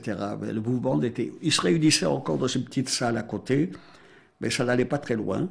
Et puis nous avons été contactés par les communistes qui voulaient qu'on fasse le travail ensemble. On n'était pas contre, parce que je crois qu'ils avaient besoin de nous et nous on avait peut-être besoin d'eux. La difficulté est venue de deux points. Premièrement, ils n'avaient pas beaucoup d'armes et ils ne voulaient pas nous les confier. Ils voulaient nous apprendre, mais nous on n'avait pas le droit d'en avoir. Alors les copains n'étaient pas contents. Ils pensaient qu'on allait leur donner un revolver, qu'ils allaient pouvoir eux aussi participer à un attentat. Mais les autres nous ont expliqué qu'ils n'en avaient pas assez, qu'ils ne pouvaient pas distribuer ce qui devait être vrai. La deuxième, c'est que après quelques 2-3 mois de collaboration avec eux, beaucoup d'entre eux ont été arrêtés. Par qui, par quoi, dénoncés par quoi. Mais la plupart de ceux avec qui nous étions en contact, c'était des juifs. Ils ont été arrêtés et déportés. J'en ai rencontré à Auschwitz après. Des communistes. Tous étaient communistes. Des communistes, oui. Alors là, il y avait plus. Il y avait encore une femme qui venait nous voir, qui était militante communiste. Je l'ai revue après-guerre et puis il y a eu quelque chose de bizarre dans sa vie. Je crois qu'elle s'est suicidée. Je ne sais pas pourquoi. Il y avait encore elle qui assurait la liaison, mais on n'avait plus le groupe avec lequel on travaillait, qui était fait que de juifs. Alors, nous sommes en 1939-1940. Vous êtes de nationalité française. Oui. Est-ce que vous êtes mobilisable? Est-ce que vous êtes mobilisé? Mon frère a été soldat avant la guerre. Et puis il a fait je ne sais pas combien, on faisait à l'époque, 1 ou 2 ans, il est revenu. Moi, j'étais sur les listes d'engagement, mais on ne m'appelait pas. Alors un jour, je vais vous raconter une anecdote qui est assez drôle. Je suis allé devant la caserne des soldats, enfin, ce n'est pas les soldats, c'est les... Comme il y en a ici, la caserne militaire. Le recrutement, enfin de... Oui, je suis allé là-bas, le gars il me dit « Qu'est-ce que tu veux, mon petit ?» Je dis ben, écoutez, moi je lui disais vous, écoutez, je suis, paraît-il, sur la liste des soldats qu'on doit maintenant recruter et personne ne vient me chercher. On me convoque pas. » Et c'était un peu avec ma mère qu'on s'est entendu en disant c'est peut-être dangereux de faire croire que tu te défiles, etc. Et la réponse a été vraiment historique. Rentre chez toi, mon petit, quand on aura besoin de toi, on viendra te chercher. Si on réfléchit bien, ça voulait dire on n'est plus en mesure de recruter qui que ce soit parce qu'on n'a pas avec qui, et pas contre qui, mais avec quoi combattre. Il m'a renvoyé chez moi. Donc, en toute honnêteté, je dois vous dire qu'à cause de ça, je n'ai pas pu faire le service militaire. Il n'y avait que deux frères qui l'ont fait. Et moi, non. Donc la drôle de guerre se termine au début de l'été 1940, et là c'est l'avènement de Pétain. Alors je me sauve avec des copains, et on se retrouve sur la route avec des milliers de gens de toute la France qui fuient. Et vous fuyez Paris? Oui. On s'est arrêté au bout de quelques kilomètres parce qu'on a vu qu'avec la foule qu'il y avait, dans toutes les villes, il n'y avait même pas de place pour recevoir. Il y avait des enfants avec. Hein. Ils venaient d'Alsace, ils venaient du Nord, ils venaient de partout. On a compris au bout de je crois que c'était à 50-60 km de Paris, que c'était plus la peine de courir. Surtout que dans une des villes, on nous a annoncé qu'on a été rattrapé par les Allemands. Et ils ont mis un certain nombre de nos camarades en prison. On a réussi à les faire sortir parce qu'ils avaient quoi la pagaille. Alors là, on s'est dit, c'est pas la peine. Si jamais on doit ici courir autant de risques qu'à Paris, il vaut mieux retourner chez nous. Alors on a fait du stop. Et bon, je sais pas comment on a fait pour revenir, mais on a réussi à rentrer à Paris. Et c'est à partir de là que j'ai cherché l'activité qui m'a amené au Riablo et qui a été pour moi, sur le plan personnel, salutaire dans la mesure où j'avais un salaire, mais sur le plan de l'efficacité, ça a été une possibilité de sauver un certain nombre de gens. Quand on est membre d'un mouvement de jeunesse, on a toujours tendance à aider. Et là, j'ai eu la possibilité de le faire d'une façon... je vous ai raconté comment. J'avais les faux papiers, j'avais tout. Et puis il y a eu cette descente de police qui a été suivie par l'arrestation d'un Popor, de sa femme, moi... Moi, j'ai été arrêté dans la rue. C'était pas là-bas. Est-ce que, justement, nous allons y venir lentement, est-ce que vous aviez conscience que vous preniez quand même des risques, que c'était une activité très risquée et qui était à la limite de la clandestinité, puisque vous aviez des bureaux, vous aviez une position publique, mais vous aviez des activités qui, lentement, avec le durcissement de la situation, vont devenir clandestines. Est-ce que vous aviez conscience de ce mouvement? Premièrement, il faut que vous replaciez les choses dans leur contexte. Si j'avais refusé la rue Hamelot, j'aurais été au chômage. J'aurais pas eu de chômage. Je n'avais pas donc tellement de choix au point de vue personnel. Deuxièmement, le fait d'avoir le sentiment qu'on aide à sauver des gens, ça vous donne un sentiment d'être utile. Ma mère, parfois, elle me demandait qu'est-ce que je faisais. Elle approuvait, elle était contente de ça. D'abord parce que j'avais un salaire, mais aussi en même temps parce qu'elle savait que je faisais un travail utile. Mais c'était au début, et personne ne savait qu'on allait arrêter les gens et les envoyer à Drancy et de Drancy dans les chambres à gaz. Même quand j'étais à Drancy, je ne savais pas que l'aboutissement des déportations, c'était la chambre à gaz. Personne de nous ne le savait. Alors, dans ce travail, il y avait à la fois, je parle sans fioriture, il y avait à la fois la possibilité pour moi de vivre, parce que financièrement, il fallait que je gagne un salaire, même si ce n'était pas énorme. Et deuxièmement, d'être utile. Vous savez, les deux choses se confondaient. Moi, je pensais moins d'ailleurs finalement à l'argent qu'au fait que quand j'avais la même journée 7, 8 ou 9 fausses cartes, j'étais content de moi. J'avais aidé à partir. Mais le plus difficile, je vous l'ai dit, c'était avec les mères à qui il fallait dire vous n'irez pas voir les enfants. Est-ce que vous entrez dans un mouvement de résistance à ce moment-là? Est-ce que vous avez des contacts avec les Oui, mouvements avec de les résistance? communistes. Je suis resté en contact avec eux, mais comme je vous l'ai dit, leur arrestation a fait qu'il y avait une fille quand même qui continuait à garder le contact. Mais les groupes qu'on avait voulu former, les groupes de combat, ils ne l'ont pas fait parce que nous, on voulait des armes et ils disaient on n'en a pas assez pour vous, on peut vous entraîner, vous irez vous battre avec nous. Je crois que j'ai fait 1 ou 2 attaques avec eux. Et puis j'ai arrêté parce que j'avais envie de notre indépendance et ce n'était pas possible. Et puis très vite, beaucoup d'entre eux ont été arrêtés et déportés. Alors, mais je vous dis, il y avait une femme qui est encore venue jusqu'à la fin de la guerre nous voir pour garder le contact. Mais beaucoup d'entre ses camarades, ou ils étaient arrêtés, ou ils sont partis en zone sud aussi pour rejoindre les points de résistance. Je suppose que si j'avais pas eu ma mère et le travail, je serais parti avec eux. Mais j'avais 2 responsabilités. Une, c'était ma mère, et une, le travail. Alors, je suis resté jusqu'au jour où on portait déjà l'étoile jaune. Sortant du métro, je me suis retrouvé devant une voiture de policiers, mais ils étaient pas en uniforme, ils étaient en civil, qui m'ont accusé par mon journal de cacher mon étoile. Mon journal était là. L'étoile était là. Alors je lui ai dit, c'est pas possible, si je voulais la cacher, je l'aurais pas mise. Oui, on reverra ça. Ils m'ont amené au commissariat du 20e, le commissaire qui devait être un peu gêné, mais un peu faucheton. Alors on me dit, pourquoi il vous a amené? Qu'est-ce que vous avez fait? Je dis rien. Il a prétendu que je camouflais mon étoile. On verra ça demain. Demain, il n'y avait pas de demain. Dans la nuit, on nous a amenés à la centrale policière qui, le lendemain, nous envoyait à Drancy. Donc le directeur, le chef de la prison, là-bas, dans le 20e, il savait très bien qu'il ne ferait rien. Il avait l'air gêné. On amène un gars qui a une étoile, etc. Ça l'ennuyait un peu, alors il a eu une bonne phrase, mais la phrase était sans suite, quoi. J'étais arrivé à Drancy. On peut déjà y aller? Juste avant ça, c'est bon pour la cassette ou... Oui. Peut-être alors une question, juste avant de changer de cassette, c'est 1942, les grandes rafles. Est-ce que vous avez souvenir de ça? J'étais là. J'ai vu les gens arrêtés. J'ai vu les enfants amenés au Veldiv, en voiture, mais pas des petites, les camionnettes. J'ai vu des femmes françaises pleurer sur leur passage. Ça m'a beaucoup impressionné. Des femmes qui, quand voyant les enfants dans les vitrines, ont commencé à pleurer parce qu'elles pensaient probablement que ça pouvait arriver à leurs propres enfants aussi. Mais ça a été un geste gratuit, un geste qui m'a beaucoup frappé. Quand je suis arrivé rue Hablot, je leur ai dit j'ai assisté à la rafle. Mais c'est toujours pareil. Quelques-uns d'ailleurs ont réussi, des enfants ont réussi à sortir parce que les flics étaient tellement peu heureux de ce qu'ils faisaient qu'ils ont laissé sortir des mômes.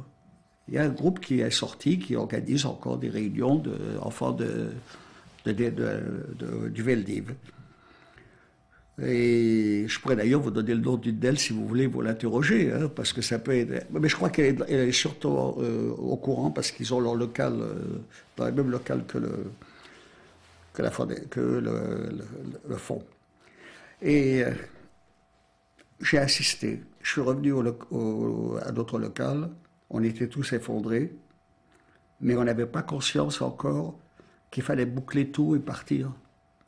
On s'accrochait à la fois parce qu'on n'avait pas de choix, et à la fois parce qu'on croyait qu'on pouvait encore être efficace. Ça a été une journée très dure, mais encore une fois, ni eux, ni nous ne savions ce qu'était leur destination. On pouvait se demander pourquoi on arrête des femmes et des enfants. On s'est peut-être posé la question, mais sans trouver une réponse qui nous aurait bouleversés. Comment voulez-vous inventer des chambres à gaz quand vous n'avez pas su que ça existait? Nous, on n'était pas en état. On a été choqués.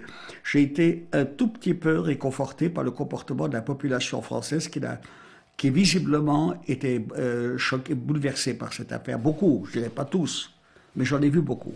Parce qu'à l'époque, vous vivez encore chez votre mère ou avec votre mère dans le quartier de l'île Saint-Louis. Dans l'île Saint-Louis, oui, oui. Elle a vécu là-bas jusqu'au bout. Et donc, dans l'île Saint-Louis, il y a eu Rue des enfants... il y a eu une arrestation massive. Voilà. Ils ont presque tous disparu. Quand je suis revenu, je crois qu'il y avait 4 ou 5 familles juives qui étaient encore là. On me dit qu'il y en a encore aujourd'hui. Mais ce sont les derniers Mohicans. Il est vrai que beaucoup des enfants de ces gens se mariaient et partaient ailleurs. On ne peut pas dire que tous ceux qui sont venus là-bas sont restés. Les enfants se mariaient, ils allaient prendre des appartements ailleurs, etc. Mais il y a une plaque qui rappelle le nombre, je n'ai pas le chiffre en tête, qui rappelle le nombre de gens qui ont été arrêtés là-bas et déportés. Donc vous avez vu ça au petit matin du 16 juillet, du 17 juillet ou dans quelles circonstances vous avez vu? C'était à quel moment de... Non, je crois que j'étais déjà arrêté. Je crois que je n'ai pas assisté. Je n'ai pas assisté. Alors, est-ce que c'était avant ou après? Mais si ça avait été avant, j'aurais su, parce que je passais toujours par là-bas pour aller rue Hamelot. Non, je crois que ça a été après au moment des grandes rafles. Et c'est difficile pour moi, sur le plan des dates, de vous dire à quelle période ceci et cela, parce que je n'ai pas enregistré tout ça. Je l'ai vécu. Et petit à petit, on a bien vu, on a bien compris que la police française se mettait à leur service, qu'ils ont fait ce qu'on leur a demandé, même si quelques-uns ont laissé sortir des enfants de Veldiv, parce que ils devaient avoir des enfants eux-mêmes, et ça les gênait probablement. Il y a eu un certain nombre qui ont réussi à s'en sortir. La preuve en est, c'est que quand j'ai organisé des manifestations de Veldiv, il y avait toujours un témoin enfant. Enfin, ex-enfants qui venaient raconter. On trouvait toujours. Donc, il devait y avoir 20 ou 30 ou 40 qui ont réussi à se faufiler parce que les flics étaient certainement pas très heureux dans leur peau et ils ne pouvaient pas laisser tout le monde. Mais eux non plus, il faut le dire, savaient qu'il y avait des chambres à gaz. Hein, mais ils ont vu les enfants, ils ont laissé sortir. Alors, on va changer de cassette. Avoir au moins 5-6 heures d'enregistrement, non? Et qu'est-ce que vous faites de tout ça? On va l'archiver pour le mémorial, on coupera. Ah bon, vous gardez tout? Ça sera archivé au mémorial. Bon. C'est la première fois qu'on m'en demande autant. Non, mais il est vrai que j'ai pratiquement commencé à mon retour et je n'ai pas arrêté. Ouais. Donc c'est pas difficile de suivre une conversation là-dessus. Mais je n'ai pas vécu que ça. Hein. Bien sûr. J'étais journaliste. Ouais. Alors... J'ai collaboré au Monde pendant une année, dans des journaux belges, américains, israéliens. J'écrivais en yiddish pour l'Amérique et l'Israël, parce que je ne connais pas l'anglais très bien. En Belgique, c'était le français. Ils voulaient même que je m'installe là-bas pour faire leur journal. Ah. Oui, mais c'était pas loin. On met, je crois, 2 heures de train. Oui. Alors je pouvais faire même l'aller-retour dans la même journée, mais j'ai fait beaucoup de conférences là-bas. Et je dois vous dire qu'en Belgique, il y avait une héroïne qu'on a un peu trop oubliée, Mala Zibetbo, je ne sais pas si vous avez entendu parler d'elle, qui était vraiment exceptionnelle. Alors chaque fois qu'il y avait une cérémonie en son hommage, elle m'invitait, bien que je ne l'ai fait que la voir, je ne l'ai pas connue. Je l'ai vue passer une fois.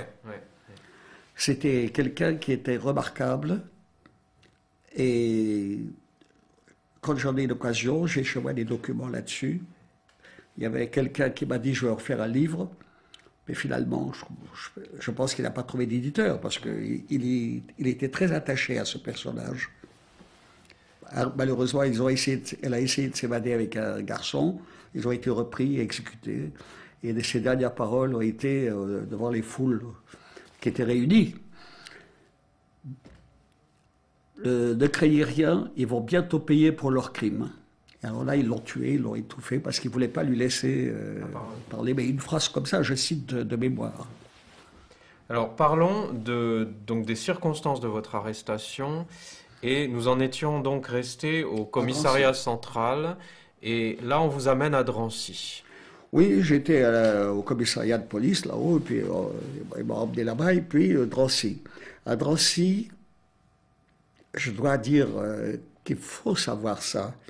Personne d'entre nous n'envisageait la chambre à gaz. On n'en avait pas entendu parler. Drancy, c'est l'internement. On peut encore envoyer des lettres à la famille. Certaines femmes venaient encore dehors apporter des paquets pour leur mari. Et les flics, bon, ils n'étaient peut-être pas toujours très heureux de ce qu'ils faisaient. Certains étaient des salauds, mais d'autres non. Ils acceptaient de prendre des paquets et de leur donner. Donc, on n'avait pas conscience de ce que signifiait Drancy parce que ce n'était pas encore le lieu de la déportation. Moi, je suis arrivé. Comme je travaillais rue Hamelot et que je connaissais beaucoup de monde, j'ai demandé à voir le directeur. Il y avait un chef juif. Je l'ai rencontré, il me dit, ne me dites rien, je vous ai vu, je connais la rue Hamelot, je vais vous trouver un boulot. Parce que je voulais faire quelque chose d'utile. Il est allé voir le chef des gardiens, policiers, quoi, et il lui a dit, j'ai quelqu'un pour vous, vous cherchez un secrétaire, il est comme ça. Alors l'autre m'a appelé, il m'a donné une chambre, et j'ai vécu des mois avec lui. Mais, il s'appelait Vexio, je tiens à le souligner, je l'ai revu après-guerre, il avait perdu le titre qu'il avait, mais il était encore dans l'armée. Il a sûrement payé pour avoir été flic à Drancy, mais je dois vous dire que c'était un honnête homme qui a fait beaucoup pour essayer de sauver le maximum de gens. Mais c'est difficile de le démontrer quand on n'est pas là. Quand je suis arrivé, il était déjà dans une installation policière de l'armée. Il travaillait pour l'armée. Alors vous arrivez à quelle date à Drancy à peu près? Ça doit être je l'ai quelque part là. 2 ans. Je suis resté à peu près 2 ans en tout. Et je suis rentré en Donc vous avez 45, je crois. oui. Ah oui. Hein? Vous avez été déporté en 43, en juillet 43. C'est ça. Donc vous êtes arrivé combien de temps avant à peu près à Drancy? Je suis resté 6 à 7 mois. D'accord. Parce que lui m'a gardé, il m'a protégé. C'est fin de l'année 42, hein, c'est ça, votre arrestation, c'est fin 42. Dans ce sens. Je pense que ce sont des questions qu'on ne pose pas souvent, alors je note pas, je ne garde pas en souvenir, mais je pense que c'était un peu ça. Et j'ai eu la chance de tomber sur le chef des gendarmes qui m'a donné une chambre, mais qui me demandait de temps en temps de descendre dormir au sous-sol. Alors un jour, je lui ai demandé pourquoi. Il me dit parce que votre nom est sur les listes de déportation. Qui, que, quoi, pourquoi? En tant que secrétaire du chef des gendarmes, je n'étais pas déportable. Et un jour, il me dit, tu sais, il me tutoyait. Moi, je ne le tutoyais pas. Il me dit, t'es pas très en sûreté ici. Il y a un groupe de conjoints d'Ariens qui vont à Bonne-la-Rolande, pars avec eux. Je te mets sur la liste. Je lui ai dit, d'accord. Et je suis resté pendant plus d'1 mois, conjoint d'Ariens, que je n'étais pas. Bon, tout se passait bien là-bas. Il y avait des conférences sur la musique. Les gens qui étaient là, c'était des gens de qualité. Et ils ne savaient pas non plus que ce qui attendait les déportés. On les a laissés libres. Les flics étaient relativement... Ça, c'est Drancy. Non, c'est pas Drancy, c'est à Bonne-la-Rolande. D'accord. Il m'a renvoyé là-bas parce qu'il me disait que j'étais sur les listes là et en danger. Je suis resté là-bas un peu plus d'1 mois. Et quand on nous a dit on nous ramène à Drancy avec un camarade, on a essayé de s'évader, on nous a repris. Mais ils nous ont rien fait. Bon, ils n'étaient pas gentils de nous reprendre. Mais ils ont attendu au moins 1 heure avant de nous trouver. Mais ils ne nous ont pas tapé dessus, ils n'ont rien fait. Je pense qu'ils n'étaient pas fiers toujours de ce qu'ils faisaient. Mais on est arrivé à Drancy et là, j'ai été pris en charge par le nazi qui était venu à ce moment-là prendre la direction des affaires. Je crois que j'ai son nom quelque part. Et il m'a interrogé gentiment à coup de poing pour me demander où était ma famille. Et je lui ai dit que j'en savais rien. Et puis après, j'ai appris que je devais rejoindre non pas une baraque, mais la baraque des déportés. Alors on est monté là-haut, On était déjà près d'un millier, c'était toujours des grands convois hein, qu'ils faisaient. Et auparavant, je crois vous avoir dit, j'ai aidé Madame, la, la femme du directeur du Oui, comité, d'Amelot. la Romée Amelot, Madame apporter, Rapoport. hein, Madame Rapoport. Madame Rapoport. Elle était là, et je l'ai porté la valise en croyant faire une mitzvah. Et elle me disait, je crois que vous l'avez dit déjà, oh, mais s'il faut travailler, même si c'est dur, j'essaierai, m'arrangerai. Comment pouvez-vous imaginer que vous arrivez dans un pays, on en parlera tout à l'heure probablement, et que ce n'était pas du tout parce qu'ils avaient besoin de main-d'œuvre, ce n'était pas du tout parce qu'ils voulaient nous exploiter, c'était pour nous exterminer. Ça, personne ne pouvait l'imaginer. Quand on était dans le wagon, et avec quelques camarades, on a essayé de s'enfuir, les mères sont venues nous supplier, à cause de vous, nos enfants et nous sommes menacés. On a renoncé. C'est pas dit que j'aurais réussi, c'est pas dit que ma mère n'aurait pas pâti parce que je serais évadé. Mais si j'avais su que c'était Auschwitz, mais j'aurais pas pu les convaincre. Qui pouvait imaginer? Est-ce qu'on peut parler de Drancy et de la population du camp et de son organisation, puisque vous l'avez connu de À l'intérieur aussi? Drancy, au début, il y a des gens qui ont réussi à s'évader. Pas beaucoup, mais il y en a qui ont réussi, probablement avec la complicité de certains agents. Parce que je ne vois pas comment on peut passer à côté. Bon, il y avait des gens qui, ou pour de l'argent, ou par un certain réflexe personnel, ont laissé sortir quelques personnes, dont le chef du camp qui m'avait reçu. Quelques jours après mon arrivée, il a disparu. On m'a dit, il s'est évadé. C'était pas si simple, hein, il fallait avoir d'abord où aller, il fallait se faire des faux papiers. Il y en a un d'ailleurs qui était un personnage exceptionnel. Il s'est évadé, il est allé dans les boîtes de nuit, il s'est fait arrêter de nouveau avec ses papiers juifs, il a été ramené au camp, mais il a réussi à s'évader encore une fois. Alors là, ce sont des phénomènes assez exceptionnels. Hein. Ce n'est pas un exemple que je donnerais, malheureusement, en disant c'était facile. Il se débrouillait, sûrement en achetant des flics. Moi, je suis resté là, et comme je vous ai dit, j'étais tout le temps sur les listes de déportation, parce que je pense avoir été un petit peu violent avec les gens qui travaillaient pour les Juifs qui travaillaient pour eux, qui faisaient les listes. Bon, la seule chose que je garde à leur décharge, je ne savais pas ce que ça voulait dire, la déportation. On ne peut pas dire que c'est eux qui ont envoyé les Juifs à la chambre à gaz. Bon, ils les ont envoyés en croyant que c'était pour aller travailler.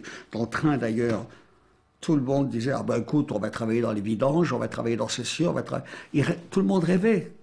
Pas moi, mais parce que j'étais pas conscient non plus, mais on avait essayé de s'évader, on n'a pas pensé que ce qui nous attendait était facile. Mais beaucoup de gens se sont laissés prendre à l'illusion que ce sont des êtres humains après tout. Qu'est-ce qu'ils vont faire? Imaginez que ces gens étaient capables de se transformer en assassins, en tueurs. C'était pas aussi simple que ça, bien qu'ils étaient là avec leurs mitraillettes. Et l'état physique et sanitaire de la population du camp, est-ce que vous avez des souvenirs de l'alimentation, de l'hygiène? C'était pas facile, mais il y avait, comme je vous ai dit, une période où les parents pouvaient encore amener des objets, des organisations, envoyer des paquets, des colis. Je ne dirais pas que ça n'existait pas, mais ce n'était pas le grand problème. On pouvait se laver. Il y avait au bout du camp, il y avait un endroit où on pouvait se laver. Pour manger, on mangeait, mais ce n'était pas toujours le rêve. Mais enfin, les parents, il y avait beaucoup qui recevaient encore leur colis des parents avant qu'on amène les familles. Avant qu'on amène les familles. Non, je crois que ce qui jouait dans nos esprits, c'est plutôt le fait d'être interné et d'être inquiet pour les familles. Mais nous, non, oh, je crois qu'il y avait un groupe communiste qui était extraordinaire. Et je les ai retrouvés au camp. Et quand on leur donnait la soupe, etc., ils partageaient en pesant pour que chacun ait la même part. Et ils l'ont fait aussi à Auschwitz. Malheureusement, les 3 copains qui ont fait ça, ils sont morts. Il y a une petite plaque rue des Rosiers, je crois, ou à côté, là, pour évoquer leur nom. J'aurais préféré un peu plus que ça. C'était vraiment des purs, des vrais. Ils pesaient leur soupe ou leur manger pour que l'un n'ait pas plus que l'autre. C'est extraordinaire. Mais je pense que le seul argument que je peux invoquer pour dire que les gens sont empêchés de partir et n'ont pas pris d'initiative, c'est parce qu'il était impossible d'imaginer ce qui nous attendait. Il aurait fallu être déjà soi-même corrompu à fond pour comprendre que ça voulait dire qu'à l'arrivée, les femmes, les enfants, les vieillards montent dans un camion qui les emmène à la chambre à gaz. C'est quand même quelque chose qui était inimaginable. Et assez curieusement, d'ailleurs, on n'en parlait pas. Et je ne crois pas qu'on en parlait dans la presse anglaise ou américaine. Je ne parle pas de la presse française. On n'en parlait pas. Pourquoi? Est-ce qu'on ne savait pas? Moi, je pense qu'ils savaient, puisqu'il y avait ce Polonais non-juif qui est allé en Angleterre et en Amérique pour demander une aide, et les deux ont été négatifs. Donc, ils devaient savoir quelque chose sans savoir peut-être l'ampleur. Nous, on ne savait pas. Quand on est arrivé là-bas et qu'on est sorti de la voiture, je peux déjà y aller, là? Alors oui, comment se déroule ce fameux transport? Comment êtes-vous embarqué dans ce train? Ça se passe à quelle date? Est-ce que vous vous souvenez de ça? La date, justement, il faudrait que je regarde les documents. Je n'ai pas... Moi, je le sais parce que je vous connais. Ça se passe le 11 juillet 1943. C'est possible. Est-ce que c'est ça, hein? Il me semble, parce que j'ai vu C'est- juillet j'ai 1943, il me J'ai semble écrit que un c'est le bouquin, 11. je pourrais Oui, vous dire oui, tout oui. ça, mais je n'ai pas pensé à l'amener. Oui. Ça devait être en effet, parce que je suis resté en tout et pour tout, genre, plus de 2 ans interné. Hein. Et c'était encore l'été. On est arrivé à la frontière, les conducteurs français sont partis, ce sont les Allemands qui ont repris la direction. Il y avait des SS qui gardaient les wagons. On s'est arrêté à un moment donné en Allemagne, et là, il y a eu un petit phénomène qui a aussi joué certainement sur la compréhension des gens. Il y avait des bonnes sœurs de la Croix-Rouge qui sont venues apporter pour les enfants des petites choses et des boissons. Et les SS laissaient faire. C'était tellement facile de nous leurrer avec ce genre de choses. Mais elles, les dames qui sont venues, ne savaient pas qu'elles participaient à un jeu dangereux. Elles ont voulu faire une bonne action. Et bon, on a donné des petits bonbons et des choses pour les enfants. Les mères ont été contentes de les prendre. Et ça explique aussi pourquoi, dans aucun esprit, il pouvait y avoir la vision de quelque chose d'horrible. Donc vous avez eu un peu de ravitaillement pendant ce transport alors, hein, c'est ça? Ben, c'est la seule fois. Pour les autres fois, on mangeait ce qu'on pouvait et ce que les gens avaient amené. Mais je vais vous dire, je ne me rappelle pas parce que je crois que ce n'était pas notre préoccupation. Même si on avait très peu à manger. Puis nous, on était jeunes, c'est les vieilles personnes plutôt qui commençaient à aller mal, disons. Mais pas pour des raisons de violence. C'était l'orage qui faisait que... Mais je crois qu'on était tous tellement anxieux de savoir où nous allons que ce n'était pas la faim qui nous jouait. Par exemple, on avait 2 seaux pour les besoins. En une journée, c'était plein. Et comment il fallait faire? Je ne me souviens plus. On ne pouvait pas les vider. Donc il y a eu des moments très pénibles, mais qui ne pouvaient pas encore nous ouvrir les yeux sur ce qui nous attendait. Il fallait être sur place. Combien de temps dure ce transport? Comment? Quelle est la durée de ce transport? 3 jours. Je crois, c'est le 3e jour, je ne peux pas vous dire si c'était l'après-midi ou je crois que c'était fin de l'après-midi qu'on est arrivé là-bas. Une nuit, on s'est arrêté à la frontière pour que l'échange ait lieu. On a dû s'arrêter quelque part en route puisque on n'est arrivé que le 3e jour. Et de quoi vous avez parlé alors avec les gens à l'intérieur du wagon? Combien vous étiez dans les wagons? Oh ben, c'était un wagon important, je ne peux pas vous dire. Peut-être 600, 800, je ne sais pas. C'était un wagon très copieux, avec beaucoup de familles, surtout avec des enfants. De quoi parle-t-on dans ce... Moi, je parlais avec mes copains, je ne parlais pas avec les autres. On ne pouvait pas bouger beaucoup. Hein. C'était vraiment, on était serrés. Bon, on n'a pas réussi l'évasion, alors j'en entends un qui disait, pas un de mes copains, mais un gars qui était à côté de moi, il dit « Oh, ben s'il faut travailler, on travaillera ». Mais il l'a dit avec une assurance telle, comme s'il avait déjà des certitudes. Mais il ne l'a pas fait pour calmer les gens. mais pour se calmer, lui, s'apaiser lui-même, les craintes qu'il pouvait avoir.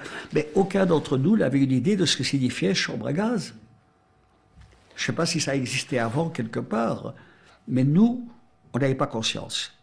Et quand, je vous dis, quand on a essayé de s'évader, que les maires sont venus se plaindre, si nous, et encore, je ne peux même pas dire qu'on aurait renoncé autrement aussi. On a renoncé parce qu'on avait le sentiment de culpabilité, les femmes, les enfants, etc. Mais on ne savait pas où on allait. Sans ça, on aurait peut-être essayé, quoi qu'il arrive.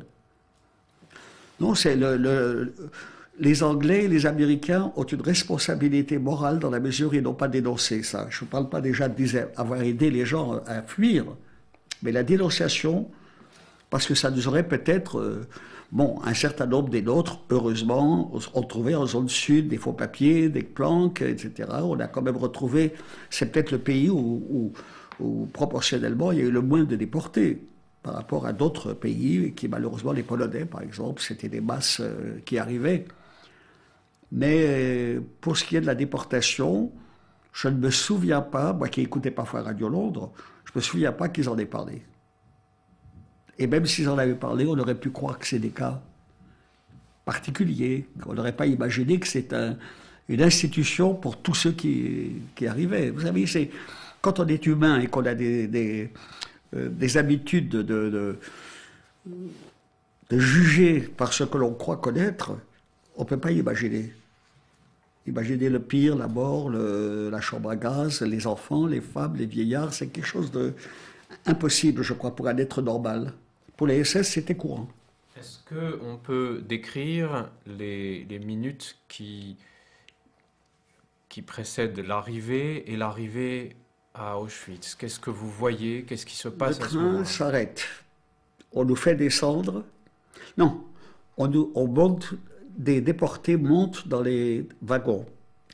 Et beaucoup d'entre eux parlent au yiddish au français. Ils nous disent, ne dis pas que tu as des vivres, des propriétés, etc. Dis que tu travailles technique, que tu fais les vêtements, que tu fais... Il nous donnait des idées pour qu'on ne soit pas éliminé tout de suite. Si on était inutile, si on disait, moi j'ai une banque, le gars était sûr de passer à la chambre à gaz parce que c'était pas utile pour eux. Mais médecins, actifs dans la construction ou quoi, ça passait bien, même si c'était faux. Alors chacun d'entre nous a imaginé, d'ailleurs ils ne l'ont pas demandé à tout le monde, hein, ils demandaient, quand ils voyaient un gars comme moi qui était encore jeune, ils n'ont pas demandé ce que je faisais parce qu'ils savaient que je pouvais leur être utile physiquement. Mais il y en a d'autres, moins jeunes, ils demandaient qu'est-ce que tu fais. Si le gars disait, moi j'ai une boutique, moi j'ai ça, il était fichu. Parce qu'il n'avait pas besoin de marchands de 4 saisons ou de Richard. Et malheureusement, c'est les copains qui sont montés, enfin les copains, les déportés juifs qui sont montés, qui dans les wagons nous ont expliqué comment il fallait réagir aux questions. Et je crois que pour certains d'entre nous, ça a été utile. Moi, je n'avais rien à dire. Ils m'ont pas demandé. D'ailleurs, vu mon âge, ils m'ont pas demandé beaucoup de choses. J'étais là, j'avais les moyens de leur être utile, et ils m'ont fait entrer. C'était plutôt à des gens qui étaient un peu plus âgés, qu'ils posaient des questions. Ici, ceux-là disaient, je suis banquier, c'était fichu. Alors, les copains qui sont montés, j'ai dit copains, je ne les connaissais pas, étaient quand même utiles dans la mesure où ils ont permis à un certain nombre de nous d'éviter des gaffes et d'entrer dans le camp. Ça ne signifiait pas que c'était déjà tout était gagné, c'était le commencement d'un enfer qui était ouvert devant nous, mais ce n'était pas la chambre à gaz, malheureusement, qui a accueilli au moins les 2/3 de notre convoi. Et je me souviens encore des gens qui ont vu leur mère, leurs femmes, leurs enfants monter dans des camions. J'en ai un qui a dit devant moi, ils sont chouettes, hein, les vieillards, ils ne les font pas marcher à pied. Quand on est entré dans le camp, on a été reçu par une dizaine de gars qui attendaient pour nous marquer le numéro. Et par hasard, presque ceux que j'ai vus, les premiers, étaient des Français. Alors, quand j'ai demandé comment est-ce dans le camp, parce que c'est un type de chez nous, je pouvais lui parler, il me montre une cheminée qui fume derrière lui.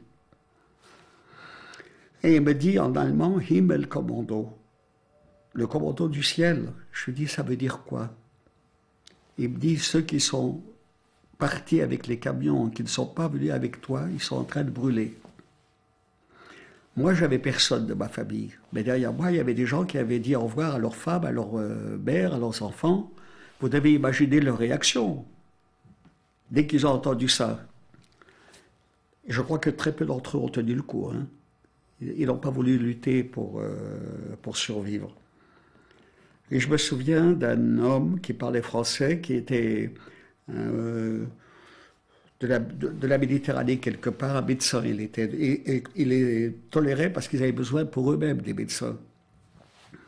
Il est venu, il a dit, ne vous laissez pas démoraliser, tenez le coup quand même, etc. Comment voulez-vous encourager des gens à qui on vient de dire que la mère, les femmes, les enfants sont en train de brûler? C'était pas facile. J'étais seul. Les gars qui étaient comme moi, on a mieux résisté à cette scène parce qu'on n'était pas directement concernés. On était plein de sollicitude pour les copains à qui ça arrivait.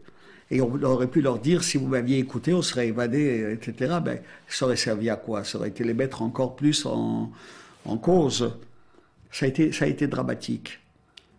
Et beaucoup d'entre eux n'ont pas tenu le coup. Alors pendant quelques jours, je ne sais pas si on y arrive déjà à la suite. Ben, parlons de l'immédiat, de la sortie des wagons.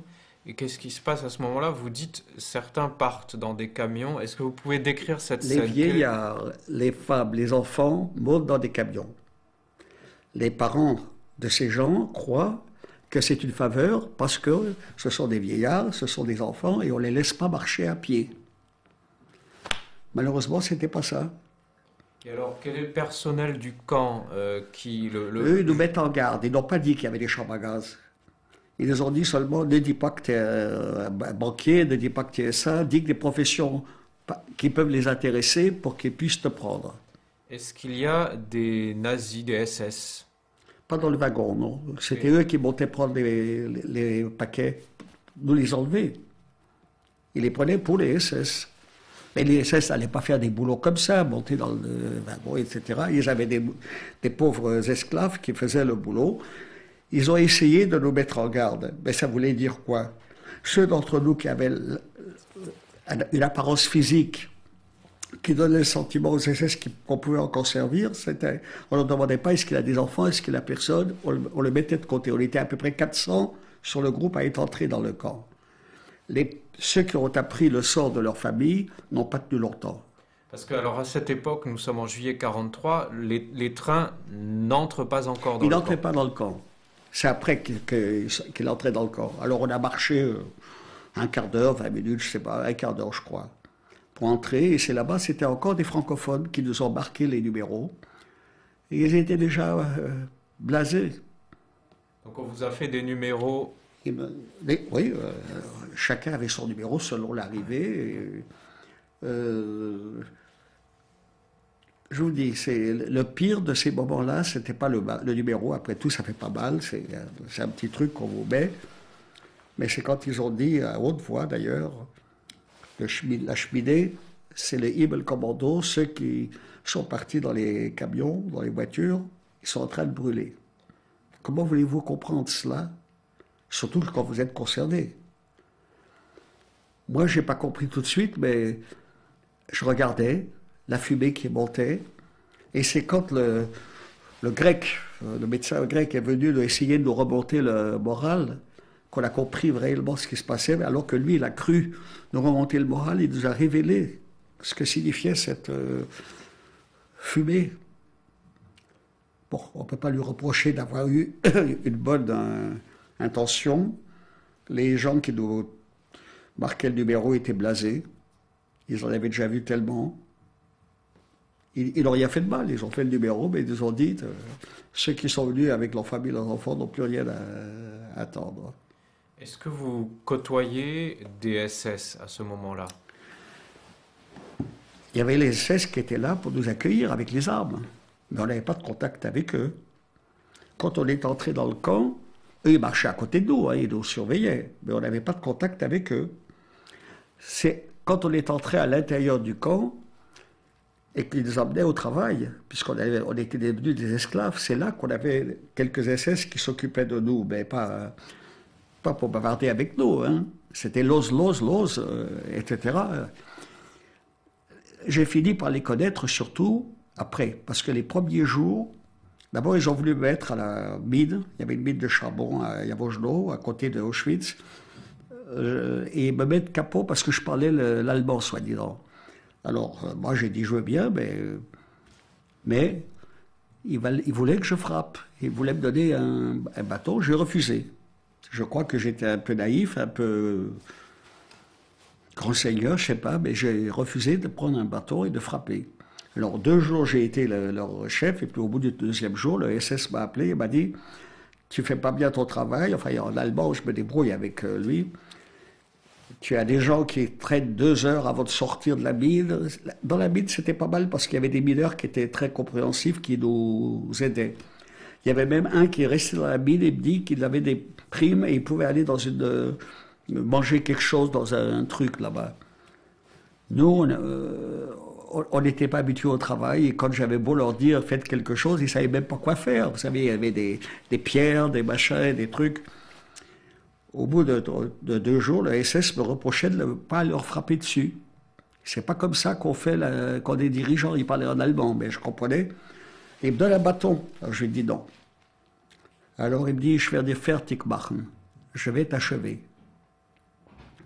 Alors là, j'ai compris que c'était pas du bluff. Je suis sorti de là. En rentrant, j'ai dit à un copain on se tire. Je sais pas où, mais on était à, je sais pas, 500 mètres du camp. C'était la mine. J'ai dit, on va y aller. Il était d'accord, on est parti, on a laissé tomber le convoi et puis on s'est tiré. On a marché pendant très longtemps, c'était encore l'été, alors on pouvait encore se balader la nuit. On a marché très longtemps, on a vu une baraque, un peu comme celle-là. On a tapé. Quelqu'un est sorti, il avait entendu qu'on parlait français. Et il nous parle en français, il dit « Qu'est-ce que vous voulez ?» On vient de s'évader de là-bas, on lui a dit c'était à déporter. Hein. Alors il dit, je ne peux pas faire grand-chose pour vous parce que l'hôpital, c'était une petite annexe de l'hôpital. Elle est complète. Mettez-vous là, je vais vous donner à manger. Comme c'était beau, on s'est assis par terre, il nous a donné à manger, il nous a donné une couverture, on a dormi là-bas la nuit. Le matin, il est revenu, il a dit, personne ne sort, je ne peux pas vous prendre, mais allez par là. Là-bas, il y a toujours des morts et ils embauchent n'importe qui sans demander qui il est. On a suivi tout droit, on a été embauchés tout de suite parce que les gars, en effet, il leur manquait des main-d'œuvre et on nous a amenés à Yavojno, qui était une ville à côté, où on construisait une centrale électrique. Donc pour ça, tout le monde était bon pour faire des travaux lourds, porter les caisses, etc., etc. Donc c'était relativement plus facile. N'empêche que j'ai attrapé une maladie, je ne sais plus laquelle, mais j'en étais comme ça. Et je dois vous dire, parce que je l'ai déjà dit, qu'un jour, on était réunis, et il y a un Vorarbeiter, ça veut dire un juif qui dirigeait un peu les travaux. Il dit, qui est malade? Il va aller à l'hôpital, on va s'occuper de lui. Et moi, j'ai fait comme ça. Et mon voisin, qui était un Hollandais que je n'ai pas connu, ni avant ni après, il m'a fait comme ça, parce qu'il devait savoir, lui, ce que ça voulait dire, le travail. Un autre a été pris, malheureusement, mais il aurait peut-être été quand même. Hein. J'ai échappé à la chambre à gaz. Quand je suis sorti de là, j'avais quand même les jambes enflées. J'ai dit, je vais prendre sur moi d'aller à l'hôpital, parce qu'on m'avait dit, méfie-toi, l'hôpital, c'est la chambre à gaz. Il y avait un très bel hôpital, avec des meubles venant de France, avec les noms. On avait des très belles chambres d'ailleurs, avec des lits convenables, mais il ne fallait pas rester longtemps. Si vous restiez longtemps, c'était la chambre à gaz. Et là, il m'est arrivé une aventure que je m'honore de raconter, parce que ça a été vraiment le début d'un changement total dans ma condition. Pendant que j'étais allongé le soir, je n'ai rien vu, mais le matin, il y avait quelqu'un qui venait nous apporter un petit déjeuner, et un jeune homme qui arrive et qui se met à balayer en chantant « Hava Nagila Hava » en hébreu. Dès qu'il arrive à ma place, je fais